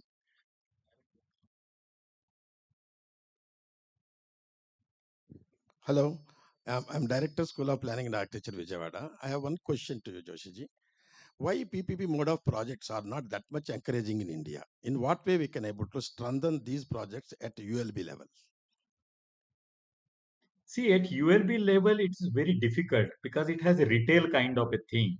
And the volume is small, but the complexities are more. And therefore, earlier I referred that at a city level or urban infrastructure level, the PPP model will have to be annuity kind of a thing, wherein you take a PPP player for management efficiency, technology, and reducing the cost of operation. For example, I am raising the water or bringing the water and treating it for the city. It's say 10 rupees per kiloliter. Now I take a PPP player with his technology and efficient management. If my cost of producing the water becomes 7 rupees, then that is the way to go. Because that person will not be ready to take the financial risk at a city level, and definitely not in a distribution. So very rarely those things happen. But of course, developing sewage treatment plant, developing water treatment plant, sourcing the water from the source and bringing it to the city, PPPs can happen, provided financial or demand risk is not on the private player, because size of the projects are small.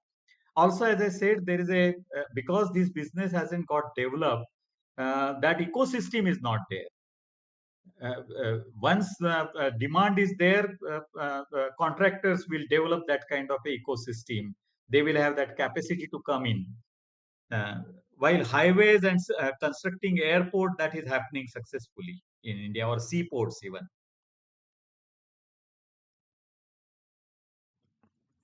Thank you, sir. We had the first speaker, Ms. Uma Adusumelli. Any questions for Madam?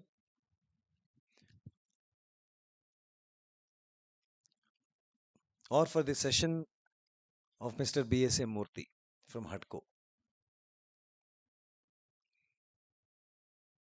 Any participants, including speakers, previous speakers, upcoming speakers?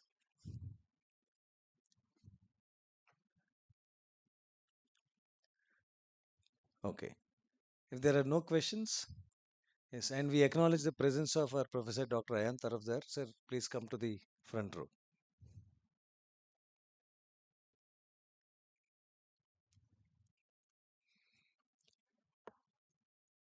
So let me summarize the session that was. Ms. Uma Adusumelli, she spoke about affordable housing and its changing nomenclature over a period of time. Today, what we call affordable housing has been known in its essence and spirit by different names in the past. She also spoke about the redevelopment of different housing typologies like private apartments, rental apartments, cluster areas, wherein all of these had higher FSI as the built-in plugin. And the lessons learned also showed, as discussed, as presented by Madam, were the decline in quality, with only opposite juxtaposed by the rise in density as well as hassles due to location. And there was also a transformation in dwelling unit area from 160 square feet to 320 square feet, possibly because of clubbing of two apartments based on, or two tenements based on the lessons learned from the MMR scheme. And Madam also discussed the issues in rental housing and how they can convert themselves into unwritten ownership. And then we had Mr. BSA Murthy from HUDCO. He essentially spoke about the fact that a dwelling unit has to be viable from buyer's perspective. Then that is very important. He also brought onto the table the operations of HUDCO, its offerings to Andhra Pradesh till date, its unique feature. Of course, feathering the crown was the least NPA rate that HUDCO has.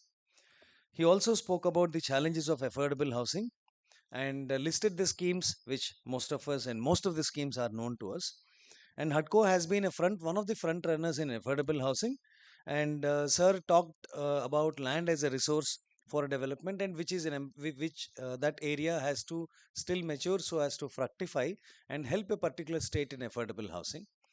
And at the end, we had Dr. Ravikant Joshi, whose fundamental context was municipal finance and the reforms thereof. The interesting part is that the national average municipal finance is 1% or 1.3% of GDP, substantiated by recent report of RBI, within which AP is still less than the national average, that is even less than 1%. And he cites that municipal bodies have to become credit worthy, and unless that is done, then the PPP projects won't be so encouraging, and it should not be bidder intensive. It should be the strength of the municipal bodies itself has to be augmented so as to become eligible for PPP readiness. And Sir also talked about Urban Challenge Fund and the proportionate contribution of the center and state. So this has been a diverse session with housing on one front and affordable housing on one front and the municipal finance on the other. With this, we come to the end of the second technical session. And before we go to the third session, I request the anchor person to take over the stage. Monica. It's over to Arpan Paul. Thank you, everybody. Thanks for giving me the opportunity. I take leave. Thank you, sir, for meticulously summarizing the session. I also thank all the speakers for spending their valuable time with us and sharing your valuable knowledge. Now, it is our honor and privilege to felicitate our speakers for the session and also the rapporteur for the session. I request the speakers for the session to come onto the dais. Shri B.S.A. Murthy, Regional Chief, HUDCO, Andhra Pradesh. Ms. Uma Adusumalli, Chief of Planning, retired MMRDA. And Dr. Venkata Krishna Kumar Sadhu, the rapporteur for the session, onto the dais. I request our beloved director, Professor Dr. Ramesh Srikonda sir, to hand over the mementos to our speakers.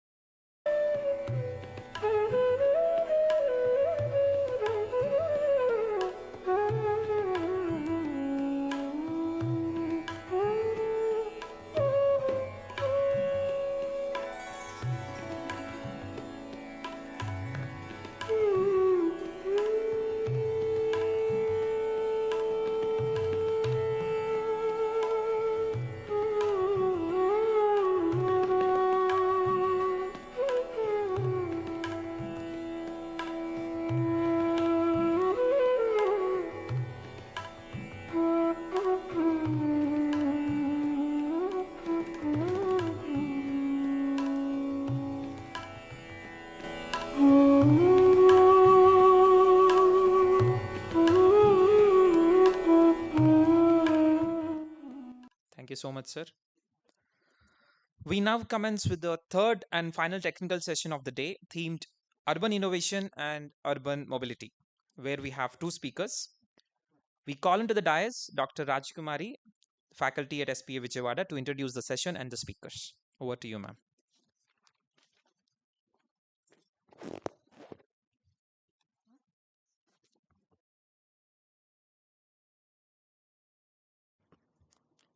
Good afternoon. Good afternoon, everyone. I welcome you all to the third session on urban innovation and mobility. This session aims to explore the strength, existing bottlenecks, and innovative strategies to enhance logistics efficiency in the state. It will be discussed how infrastructure development, policy reforms, and technological advancements can position Andhra Pradesh as a competitive logistic hub. We look forward to insightful discussions and valuable inputs from the speakers to shape how a forward looking roadmap for the state logistics sector can be made. Now, I invite Dr. Naina Gupta for presenting her paper on transforming Andhra Pradesh into global logistic hub, strength and opportunities. Welcome, Dr. Naina Gupta. Dr. Naina Gupta, she is with the Faculty of Planning. She has her doctorate in transportation planning. She has her planning from SPA Vijayawada, and her master's is from in transportation from School of Planning and Architecture, Delhi, and has a gold medalist at both undergraduate and postgraduate level. Her areas of interest include urban transportation modeling, transport environment, and urban logistics. Welcome, Dr. Naina. Over to you.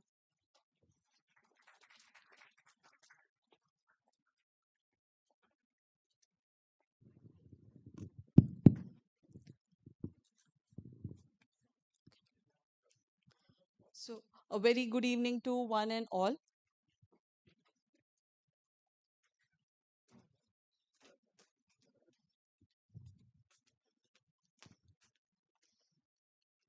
One second.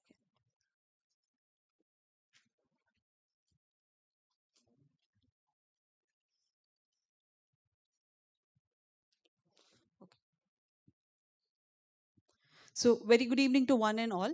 I'll be presenting my views on the topic of transforming Andhra Pradesh into a global logistics hub.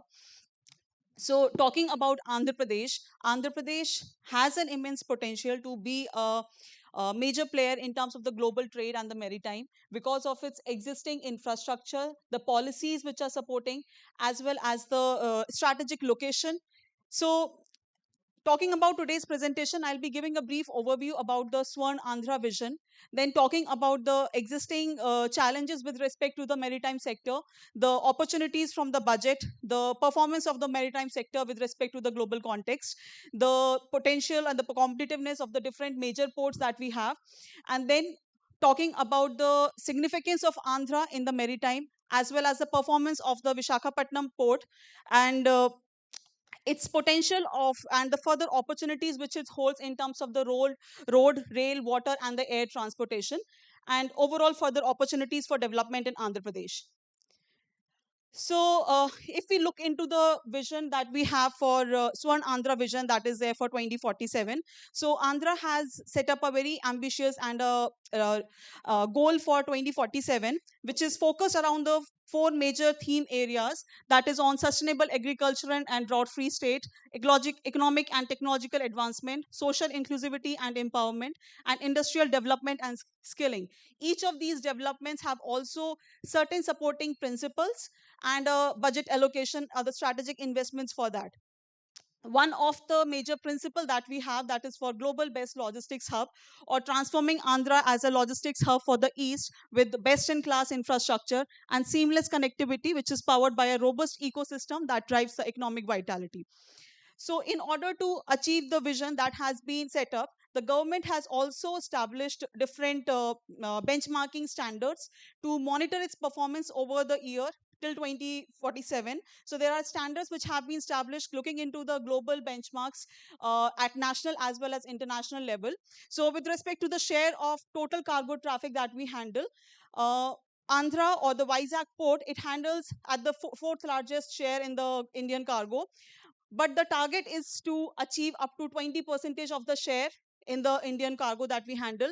With respect to the road density, the existing densities of 96 kilometer per 1,000 square kilometer. The target is to achieve up till at least more than 190, which is in line with the standards or the existing top performers, that is Maharashtra. With respect to the number of top ports in the global level, in India, we do not have any top performers in the global rankings. So the target is to have at least one port in the top performing. As of now, looking into what China has, having more than 10 ports in the top 20. In terms of the vessel turnaround time, we are having around 50 hours, whereas countries like Singapore and China, they are having turnaround time of less than 24 hours. Singapore having a turnaround time of 15 hours, which provides more opportunities for transshipment and major transshipment activities, that's the reason, one of the major reason that the major transshipment activities happens through Singapore or the Colombo ports. Then in terms of the modal freight share, the target is to shift from 20% to 50%. We have immense potential with respect to the water transportation, but it is underutilized. So that is also one of the target, where with respect to the European countries, the target is to achieve up to 50%. So further, the government has also outlined a comprehensive strategy which is centered around the three major theme areas, that is world-class maritime cluster, then logistics efficiency and cost competitiveness, then smart and sustainable logistics, for which they have laid down different principles or different interventions that have to be taken for short term as well as for the long term. So to talk about the different challenges that we have with respect to the logistics or the maritime sector, the first major cost that we have is because of the high port handling cost, because of lack of digitization. One of the major inefficiency that we have is the handling of the cargoes at the port. Then another issue that we have is with respect to the inadequate shipbuilding and the repair infrastructure. So in terms of shipbuilding, again, China, South Korea, Japan, these are the top players in terms of the shipbuilding, and India has less than 1% of the share with respect to the shipbuilding. So after different relaxation in terms of the cabotage laws also, a lot of foreign vessels we have more than 95% foreign vessels operated and less than 5% as the Indian vessels. So we have maximum reliance on the foreign vessels. Then we have weak coastal as well as the inland waterways connectivity.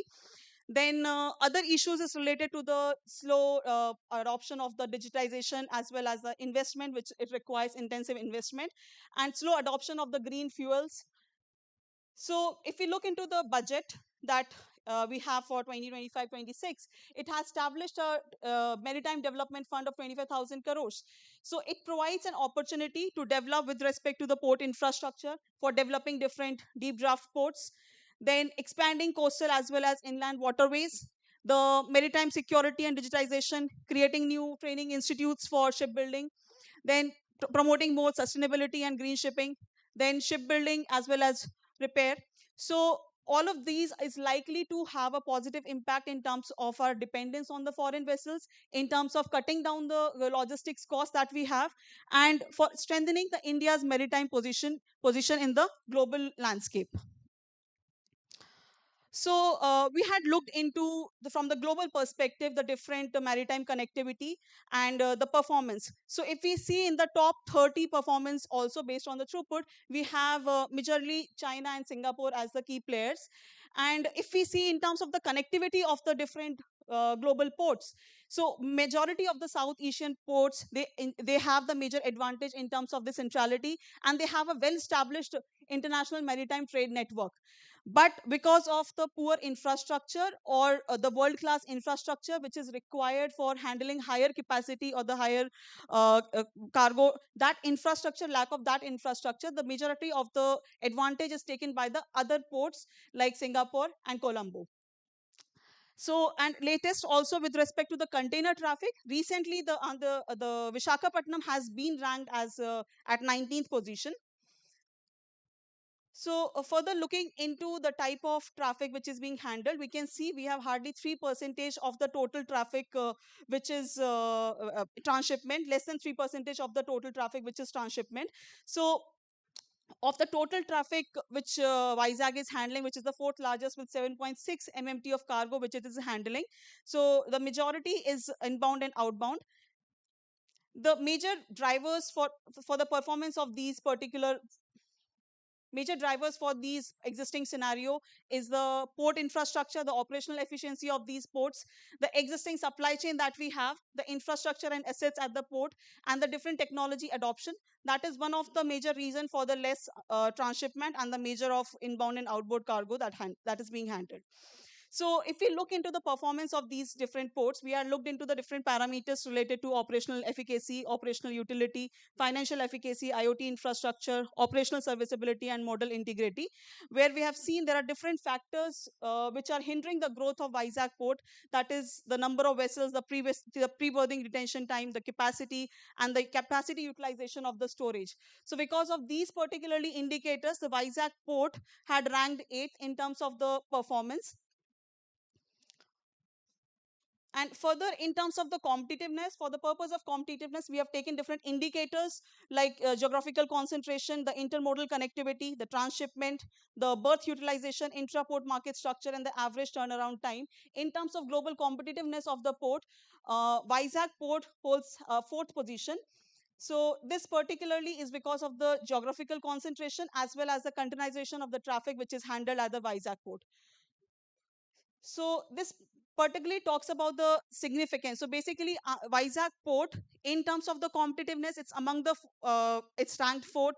In terms of the total cargo volume which is being handled, also it is ranked 4th. So it holds an immense potential for boosting the maritime sector. So talking about Andhra region as a whole, so we have the second largest coastal length. We have a strategic location along the eastern coast of India, which already has a well-established the global maritime trades. We have good connectivity with the road and rail networks, which are the key transportation corridors. 4th largest share of the cargo traffic, 3 industrial corridors, the Visakhapatnam-Chennai industrial corridor, Chennai-Bangalore industrial corridor, and the Hyderabad-Bangalore industrial corridor, which are passing through. Then we also have the National Waterway 4, which provides another layer of connectivity. So if we tap the potential with respect to these road, rail connectivity and the different road connectivity and the different national highways and the state highways which are passing through, we can contribute in strengthening the economic infrastructure or the economic infrastructure of the state as well as for the nation. And also we can have the socio-economic upliftment because of these port activities. So we had looked into the total traffic which is being handled. So approximately of around 7.6 MMT of the traffic which is being handled via of the Vizag port, around 45% of the traffic is being handled by road and 24% by rail. So, and the major destinations that we have with respect to the road traffic are Kolkata, Bhubaneswar, Bangalore, Chennai, and Raipur. So these are the major nodes where we have the maximum demand. Then we have further assessed the existing infrastructure with respect to the national highways and state highways and the capacities which is available. So based upon the this is only related to the port demand which is generated. If we consider the other city-based or the urban traffic demand which is there, there is nearly more than 70% of the traffic which is handled by road. But if we just look into the port-based demand, we have the second map, which is particularly representing the major traffic flows to the different areas. And if we look in terms of the existing capacities, what we particularly found in case of Visakhapatnam, that majority of the links in the vicinity of the Vizag port, and not just Vizag major port, other non-major ports also, many links are almost operating at its capacities. So if we are targeting as part of the Amrit Kal vision of increasing the maritime sector by more than 300% or the cargo by more than 300%, that particularly means there is a need to improve the road infrastructure. So the very much focus has to be given on improving the road connectivity. So the another thing which is there, that in most of these cases, like we are also talking about green logistics and the green corridors. So based upon the existing demand which is there with respect to road, there are 4 different corridors which have immense potential to be transformed as a green corridors. So which is Kolkata, Chennai, Visakhapatnam, Hyderabad, Visakhapatnam, Vijayawada, and Visakhapatnam, Raipur. So maybe in the first phase of development, these 4 corridors can be taken up as green corridors. So then we had further looked into the existing rail capacities.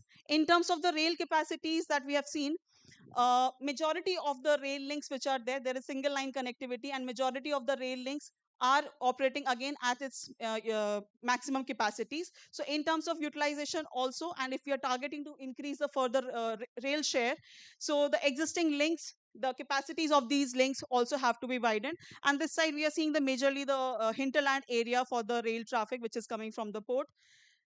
Then further, with respect to the water transportation, as of now, the National Waterway 4, which is passing through the Andhra region, this is completely untapped. It has a maximum potential. So we are trying to look into the different industries or the different clusters which are located along the National Waterway 4. And we can clearly see there are a lot of industries which are located. But because of the non-navigable waterway that we have, the potential has not been tapped. And if we look into the budget has talked about improvement with respect to the with respect to the inland water transportation.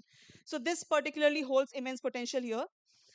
Then further, in terms of air connectivity, for air connectivity, for certain sectors or certain commodities which are being handled by Andhra or the Vizag port. For example, Andhra is one of the major producer with respect to the fisheries or the marine fisheries, and the largest exporter for that as well. So because of lack of international connectivity, most of the commodities which comes to Visakhapatnam, this is taken by a road to Hyderabad and then sent to the international destinations. These are the major limitations, that because of no major or mega airport that we have, most of the traffic which is for international is usually rerouted to Hyderabad and then transported. So there is a need for improvement in terms of the airport connectivity. Already the proposed Bhogapuram airport, once it gets developed, it will also further enhance the logistics sector. So to summarize the different issues that we have existing with respect to Andhra Pradesh, the major issues that we have is related to the inadequate infrastructure. There is MMLP, which is Concourse Multimodal Logistics Parks, which is functioning. But again, there also has a lot of issues with respect to the immediate connectivity of those areas. Then there are limited warehousing and cold storage facilities. This was observed for some of the sectors when we had looked into, for example, because of the existing lack of processing plants and other facilities which is required for marine, which is one of the major exporter for Andhra, which is the main exporter for that. Nearly 5 to 6 additional days gets involved into that. So it somewhat degrades the quality of the produce also. Then there's a need to improve or modernize the ports to handle much higher volumes. In terms of connectivity, the last mile connectivity with respect to ports, they have to be improved. There are underdeveloped road and rail networks. There is limited usage of National Waterway 4. In terms of the logistics cost, because of lack of infrastructure like multimodal logistics hub, there's a higher logistics cost which is there, around 13 to 14% in comparison to like China and US, which have around 8 to 9%. Then fragmented supply chain, which also leads to operational inefficiencies. Then we have funding challenges because of the digital infrastructure lack of adoption, which is leading to a lack of adoption of digital logistics. And the other opportunities which Andhra definitely holds is with respect to the several non-major ports. Operational, there are 3 existing operational ports. And if we also look into the performance of Krishnapatnam port and the Gangavaram port particularly, on an average, the turnaround time which we have for Vizag port, which is around 58, for Krishnapatnam port, which is 54, Gangavaram port, private port, which is around 2 hours. So we have the potential to further develop these non-major ports in the states as well. So to conclude, there are different opportunities that we have in Andhra Pradesh that is related to enhancing the road and rail network. Then identifying the new potential clusters and improving the connectivity of those clusters through road, rail, as well as water transportation. Then improving in terms of the logistics supply chain services and allied infrastructure which is required.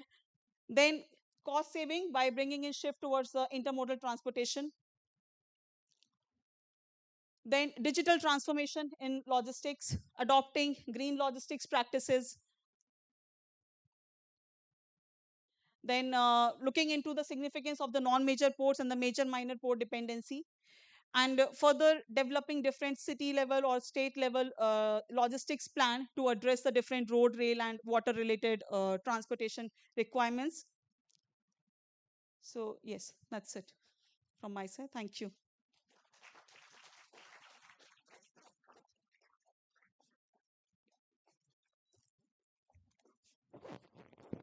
Thank you, Dr. Naina. That was really a wonderful presentation. You have addressed all the challenges in the maritime sector and finally came to the other, logistic aspects with respect to Andhra. You also addressed the overall competitiveness and also brought in the challenges and the opportunities. Thank you. Now I call upon Dr. Pavan Kumar.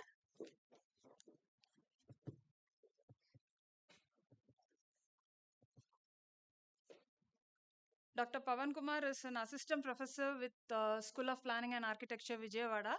He holds a PhD in transportation planning from SPA Delhi. His areas of interest include transport policy, urban planning and transport research, and as an academician and practitioner, he has deep interest in non-motorized transport systems. Yes.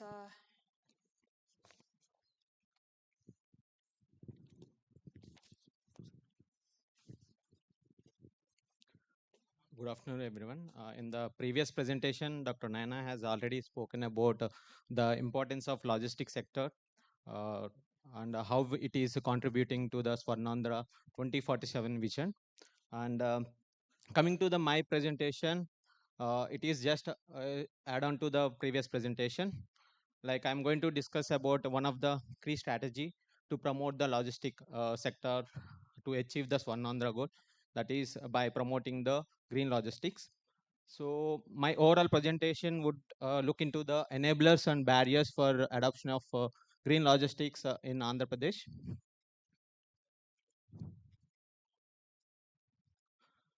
So before diving into the green logistics, I would like you to look into the existing inefficiency in the freight operations. As you can see here, in India, around 70% of the freight is transported through the road, which is considered as a most inefficient way of transporting the freight because of high logistic cost as well as high fuel consumption. Further, if you look into the fuel consumption of heavy vehicles in India, again it tops the chart compared to the other countries. So coming to the operational efficiencies, also in India, 40 to 50% of trucks are underutilized compared to the global standards, and 28 to 43% of trucks run empty, which have the impact on the high fuel consumption. Then most of the trucks are overloaded, and these are the some of the inefficiencies, and these inefficiencies are leads to the consequences such as you can see high logistic cost. If you observe this graph, India is spending around 14% of its GDP on the logistic cost, which is comparatively high than the other countries. In case of the developed countries, it is somewhere around 9 to 10%. So further, this high consumption of the fuel leads to the increasing in the CO2 emissions, as you can see here. It also leads to the safety and the public health related issues. So overall, these are the some of the existing inefficiencies of freight operations and their consequences, which highlights the importance of the green logistics.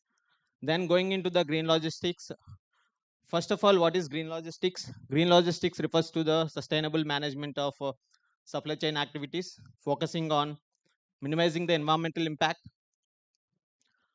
where it focuses on various strategies of optimizing the transportation routes and eco-friendly packaging and green warehousing, and also integrating the circular economy principles in order to reduce the waste that is generated in various processes of supply chain. So coming to the benefits of green logistics have so many benefits, as you can see here. It can cut down the overall logistics cost from 14% to the 10%.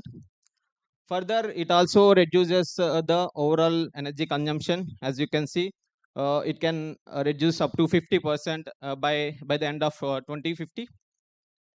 So overall, the green logistics is talking about the cost effectiveness and use of clean technologies, and also to optimize the resources that are present in the various stages of the supply chain.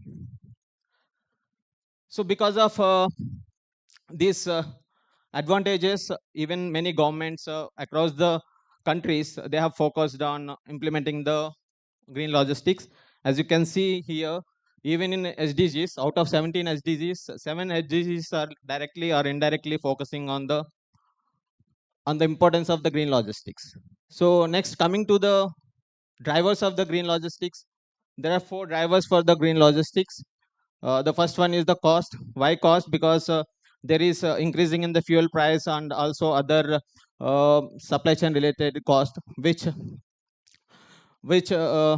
enabling the peoples to shift towards the green logistics. Then we have customer satisfaction.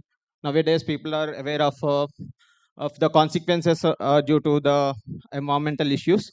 So everyone is preferring to have the green technologies. Then we have a competitive advantage, and then we have the compliance. So these are the 4 key drivers for the green logistics. Okay. So coming to the key levers for the green logistics, in this diagram, I'm trying to show the overall supply chain for goods, starting from the procurement of the raw material to finally reaching the end consumer. You can see it includes 7 stages.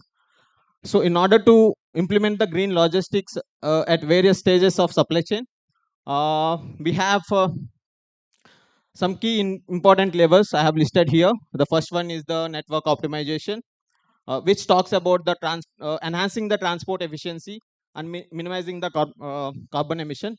So if you see this entire process, at various stages, we use the transportation, like from transferring from the raw material to the processing unit, from processing unit to the port.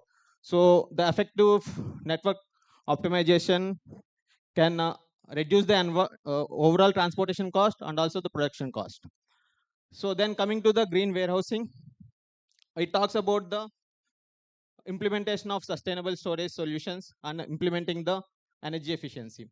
Then coming to the standardization, it talks about bringing the uniformity in the various logistic processes, as you can see in case of packaging, handling, and pelleting and truck. Overall, it will reduce the requirement of manpower, and it also effectively use the space. So then we have the green packaging. It talks about using the eco-friendly materials to reduce the packaging waste, where we use the 3R packaging strategy. 3R means reduce, reuse, and recycling packaging strategy.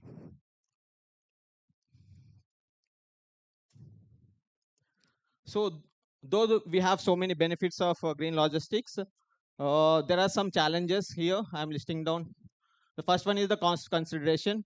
In order to implement the green logistics at various stages of the supply chain, we need high initial cost or the capital cost for procurement of the electric vehicles, and also for purchase of eco-friendly packaging materials, etc. Then we have infrastructural deficiencies, such as lack of EV charging stations in order to charge the freight vehicles, and also there is a lack for the multimodal integration. Then we have the collaboration gaps among the stakeholders, and finally we have the technological and operational challenges related to integration of advanced technologies like IoT for real-time tracking of the vehicles, and also use of AI for optimizing the routes. So these are some of the barriers for green logistics. Though we have the barriers, there are some enablers which are driving the people to use green logistics. That is strict environmental regulations from the government. Then there is a raise in the fuel cost, and corporate social responsible services, and consumer demand. So all these factors are acting as enablers. So these are in general the barriers and enablers for the green logistics. So further, to look into how these barriers and enablers are influencing the adaptation of the green logistics in case of Andhra Pradesh, we have considered the case study of Visakhapatnam. Why Visakhapatnam is because of its strategical location. If you look into the map, the city is well connected, and with so many national highways and state highways are passing through. Apart from that, the city is having the major port, and the city is the industrial hub.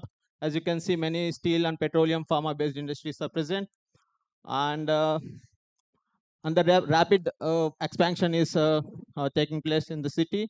So because of that, we have the causes, we have the consequences like congestion, pollution. To mitigate that, again, we can look into the green logistics, and the city is having the strong road, rail, and port-based connectivity, so which make it the city as ideal for studying about the green logistics. So all these aspects makes the Visakhapatnam as a ideal city to study in the AP. So to conduct the study, so we have done extensive literature study to identify the variables which are affecting the green logistics. In the process, we have identified 7 variables. You can see environmental awareness, organizational culture, government regulations and policies, then financial considerations, perceived benefits, intentions to adopt the green logistics, and technological readiness. And all these variables are the latent variables. So in order to measure these variables, we have used the factors. You can see in case of the environmental awareness, we have used 6 factors like knowledge on the environmental issues, perception of environmental impact. Likewise, in case of organization culture, we have used the factors like leadership support in that form, employment engagement in that form. All those aspects we have used.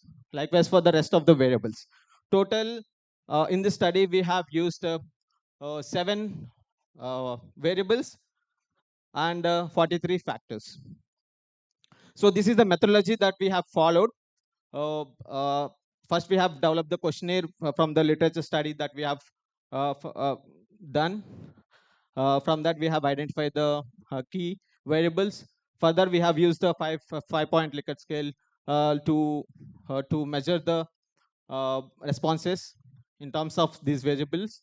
Further, we have conducted the pilot survey to refine the questionnaire. Then we have gone for the data collection, and we have collected around 240 samples.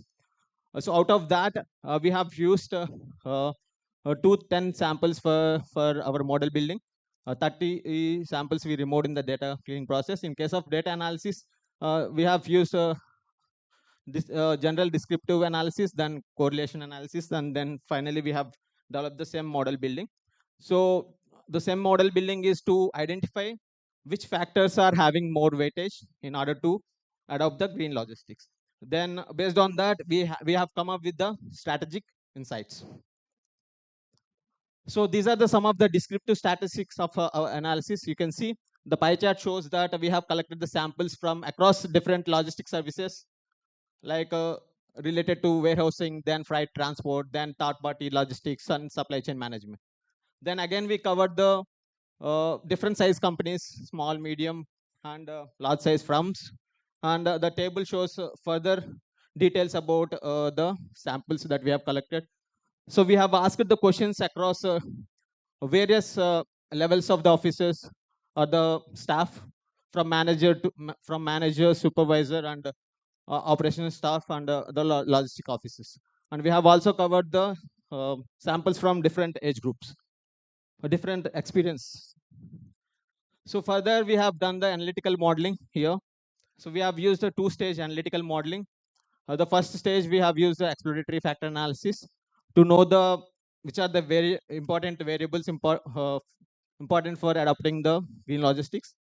Then in the second stage, we have measured the relationship between these variables. So coming to the stage 1, in that we have done the exploratory factor analysis to find out those variables. Then we have done the confirmatory factor analysis to reduce the variables. And finally, we have used the structural equation modeling. 2 models we have used: measurement model, structural model. And this is the output of the measurement model. Basically, it's a dimension reduction technique. So if you find any variables which are not important for adoption of green logistics, we have eliminated from this process. And finally, in the second stage, we have considered 30 factors. You can see here. And this is the output of the structural model. And from this, we have observed that some of the variables are having strong correlation. Like in case of here, the government regulations and policies are having strong positive influence on adopting the green logistics, and financial considerations and technology readiness are having strong negative impact.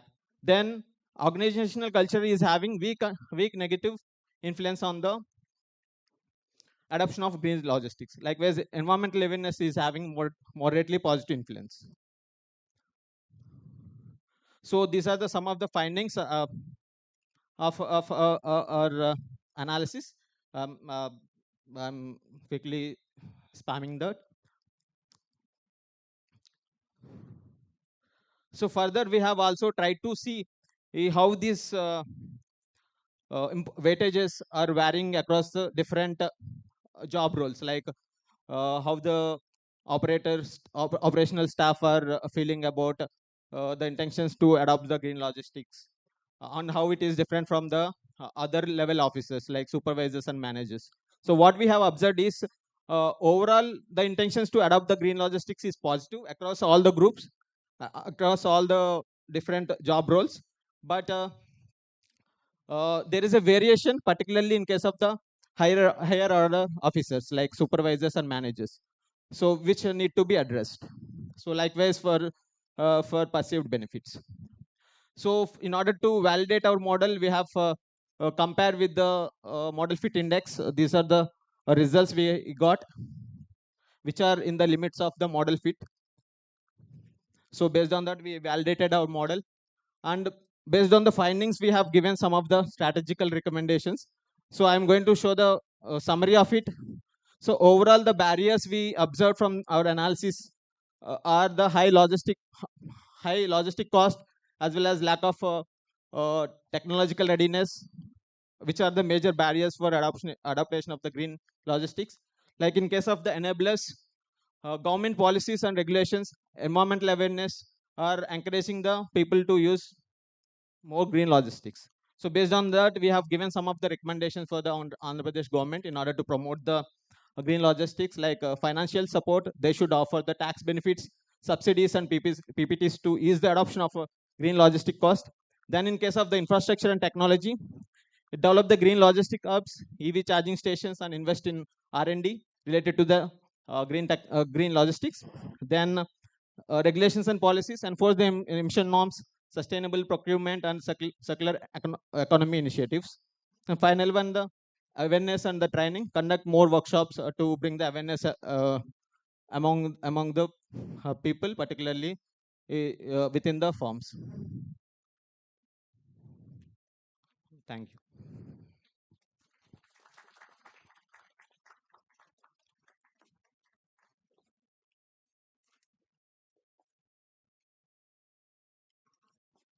Thank you, Dr. Pavan. With the two speakers, the discussion on transforming Andhra Pradesh into a global logistic hub highlighted the key challenges such as high port handling cost, inadequate shipping infrastructure, over reliance on foreign shipping vessels, weak coastal and inland waterway connectivity, and regulatory bottlenecks.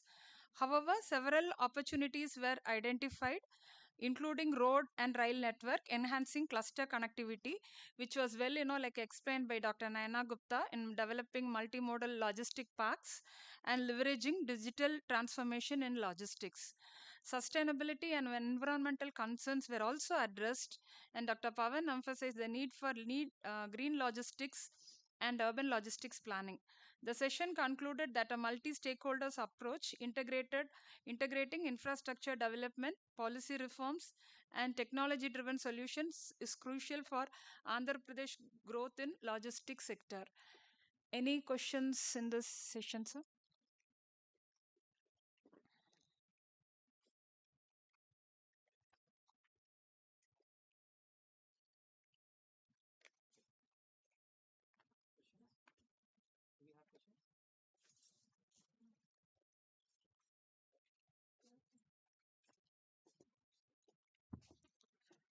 Thank you, ma'am, for summarizing the session. I also thank the speakers for sharing their valuable research with us.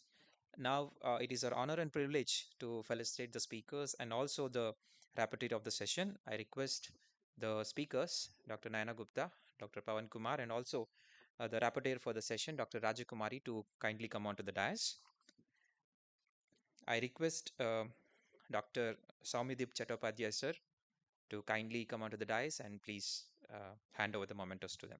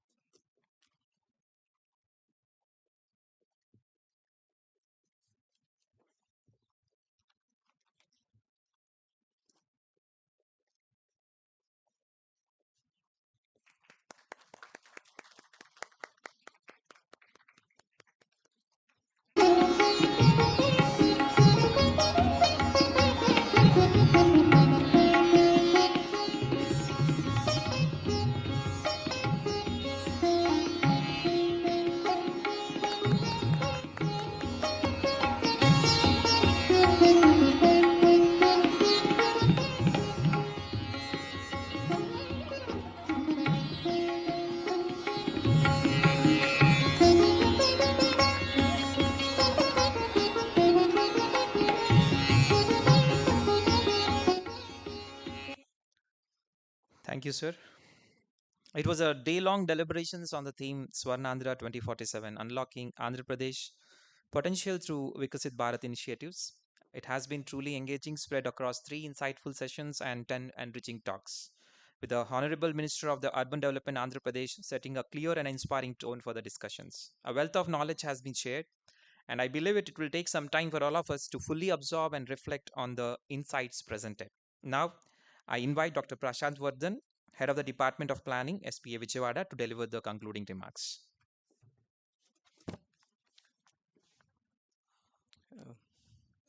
Honorable Director, distinguished guests, speakers, delegates, researchers, students, and faculty members, good evening to all of you. We have reached the concluding session of this conference, and I would like to express my sincere gratitude to each and every one of you for your active participation and for valuable contributions. So coming to the key takeaways and the concluding remarks. So it has been clearly said that urban local bodies play a key role in achieving the aspirations of the targets set by the state of Andhra Pradesh, and urban local bodies have to play a key role. And it was also highlighted in the morning session, that inaugural session, that almost 95% of the urban states area in Andhra Pradesh is under the planning of UDS, jurisdictions of the urban development authorities. However, only 3% of it accounts for almost 70% of the GDP contributed by the state. And the state of urban infrastructure or the civic services in the remaining areas is regarded as very poor, and they are heavily dependent on the government even for maintenance, operation and maintenance of the regular public and civic services.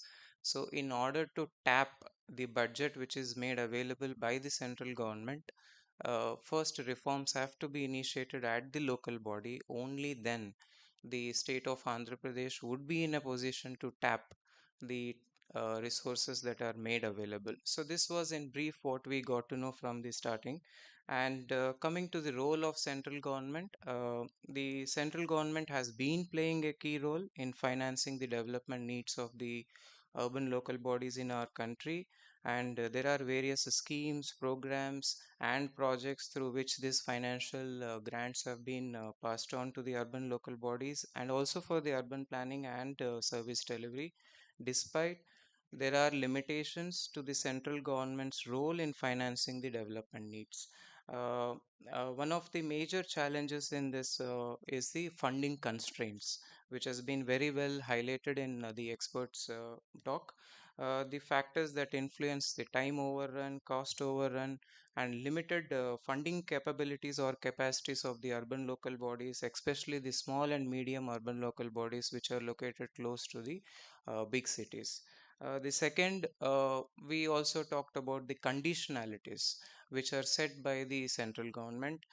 Funding often comes with the conditionalities, such as the requirements for the ULBs to implement certain reforms at their level, so which becomes the prerequisite, and also to achieve certain benchmarks.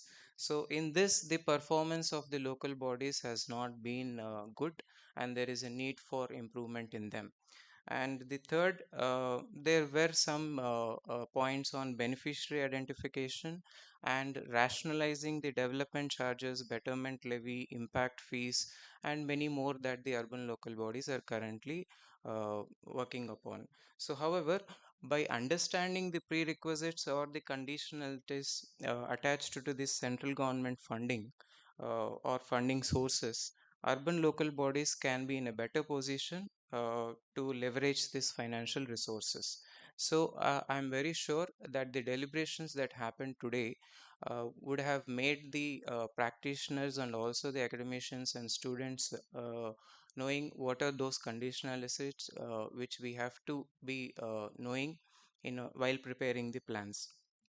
So by understanding these expectations and the requirements, so ULBs can be prepared in three aspects. The first one is to improve their readiness and develop the bankable projects, which is very important. And third point is enhance their credit worthiness.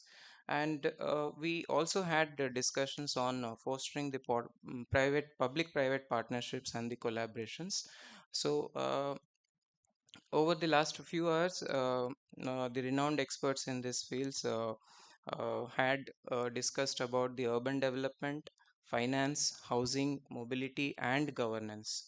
So they have provided a comprehensive overview of the opportunities and the challenges of the rapid urbanization and development needs, and the strategic approaches through which the state of Andhra Pradesh can accelerate its pace in achieving the vision to become the prosperous, sustainable, and inclusive state by 2047. So, our experts have also emphasized that ULBs must be prepared to develop and implement necessary reforms to tap in these resources in a timely and effective manner. So, this requires a commitment of transparency, accountability, and good governance system. So, there were many more which were talking about the property tax and the importance of asset monetization, and as I mentioned before, the rationalization of the development charges and impact fees. So overall, there were good takeaways, and I would like to take this opportunity to thank all the experts once again for sharing their valuable insights and spending their valuable time with us today here. So your contributions have enriched our understanding on the complex challenges that are being faced by the ULBs in the state of Andhra Pradesh and also across India, and have provided a clear sense of direction and purpose as we move forward. So we conclude this. We conclude this session. So I urge all the students and the stakeholders to continue working together to support the realization of the objectives set by the government of India and the state of Andhra Pradesh. So thank you once again for giving me this opportunity. So over to Arpan. Thank you, sir, for delivering the concluding remarks. Now I request Dr. Jayesh Bhagwat, faculty member at SPA Vijayawada, to present the vote of thanks on behalf of the organizing committee. Thank you, Arpan. Good evening, everyone. As we come to the conclusion of this insightful and enriching conference, on behalf of Institute Innovation Center, Amrit Center for Urban Planning Capacity Building and School of Planning and Architecture, it is my honor to deliver the vote of thanks for this enlightening one-day conference on Swarna Andhra 2047, Unlocking Andhra Pradesh's Economic Potential through Union Budget 2025 and Vikasit Bharat initiative. First and foremost, I extend my deepest gratitude to our esteemed chief guest, Sri Ponguru Narayana Garu, Minister of Municipal Administration and Urban Development Department, for his address. I would also take this opportunity to thank our guest of honors, Sri S. Suresh Kumar, Principal Secretary to Government of Andhra Pradesh. Our Chief Patron of today's program, Architect Dr. Amuk Kumar Gupta, BOG Chairperson, SPA Vijayawada. Sri Lanka Dinakaran Garu, Chairman, 20-point Program Implementation, Government of Andhra Pradesh. Shri N. Dhiren, Chief Planner, Town and Country Planning Organization, New Delhi, Government of India. I would also like to thank the distinguished speakers who are with us today and shared their knowledge on this theme and how we can really, Andhra Pradesh can really contribute to make India Vikasit Bharat through its Swarna Andhra Pradesh initiative. I take this opportunity to thank Dr. Prashant Vardhan, HOD Planning, and Dr. Srinivas Daketi, HOD Architecture, Department Staff, Sudhir ji, Vinita ji, Anita ji, and Durga ji for their support towards this conference. A special word of gratitude to our director, Professor Dr. Ramesh Rikonda, for his visionary leadership and his idea behind this conference to happen, which can give a food of thought to all of us. Registrar Sir, Shri Uma Maheshwara Rao Sir. I would also like to thank the organizing committee, the student volunteers, and special thanks to the participants from different municipal corporation development authorities, town and country planning department, students. This, again, special thanks to the technical team, the housekeeping staff, and also the student volunteers who have really worked day in and day out for the success of this event. Thank you all once again for your invaluable contribution and participation. You have made this conference a memorable and impactful experience. Have a great evening. Thank you. Jai Hind, Jai Bharat. Now I request everyone to rise for the national anthem.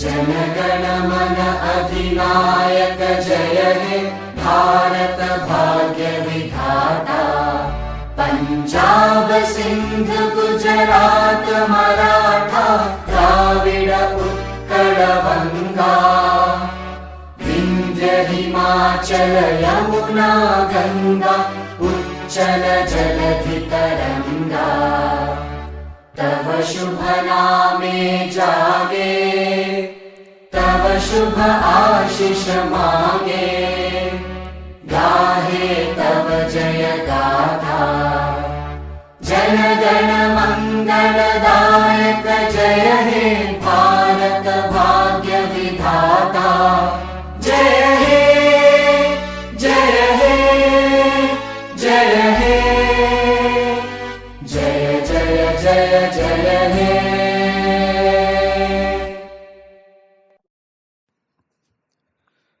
Thank you all for your participation in this meaningful discussions. Tea and snacks are being served for all the participants, the faculty members, and all the students in the exhibition hall. Thank you once again.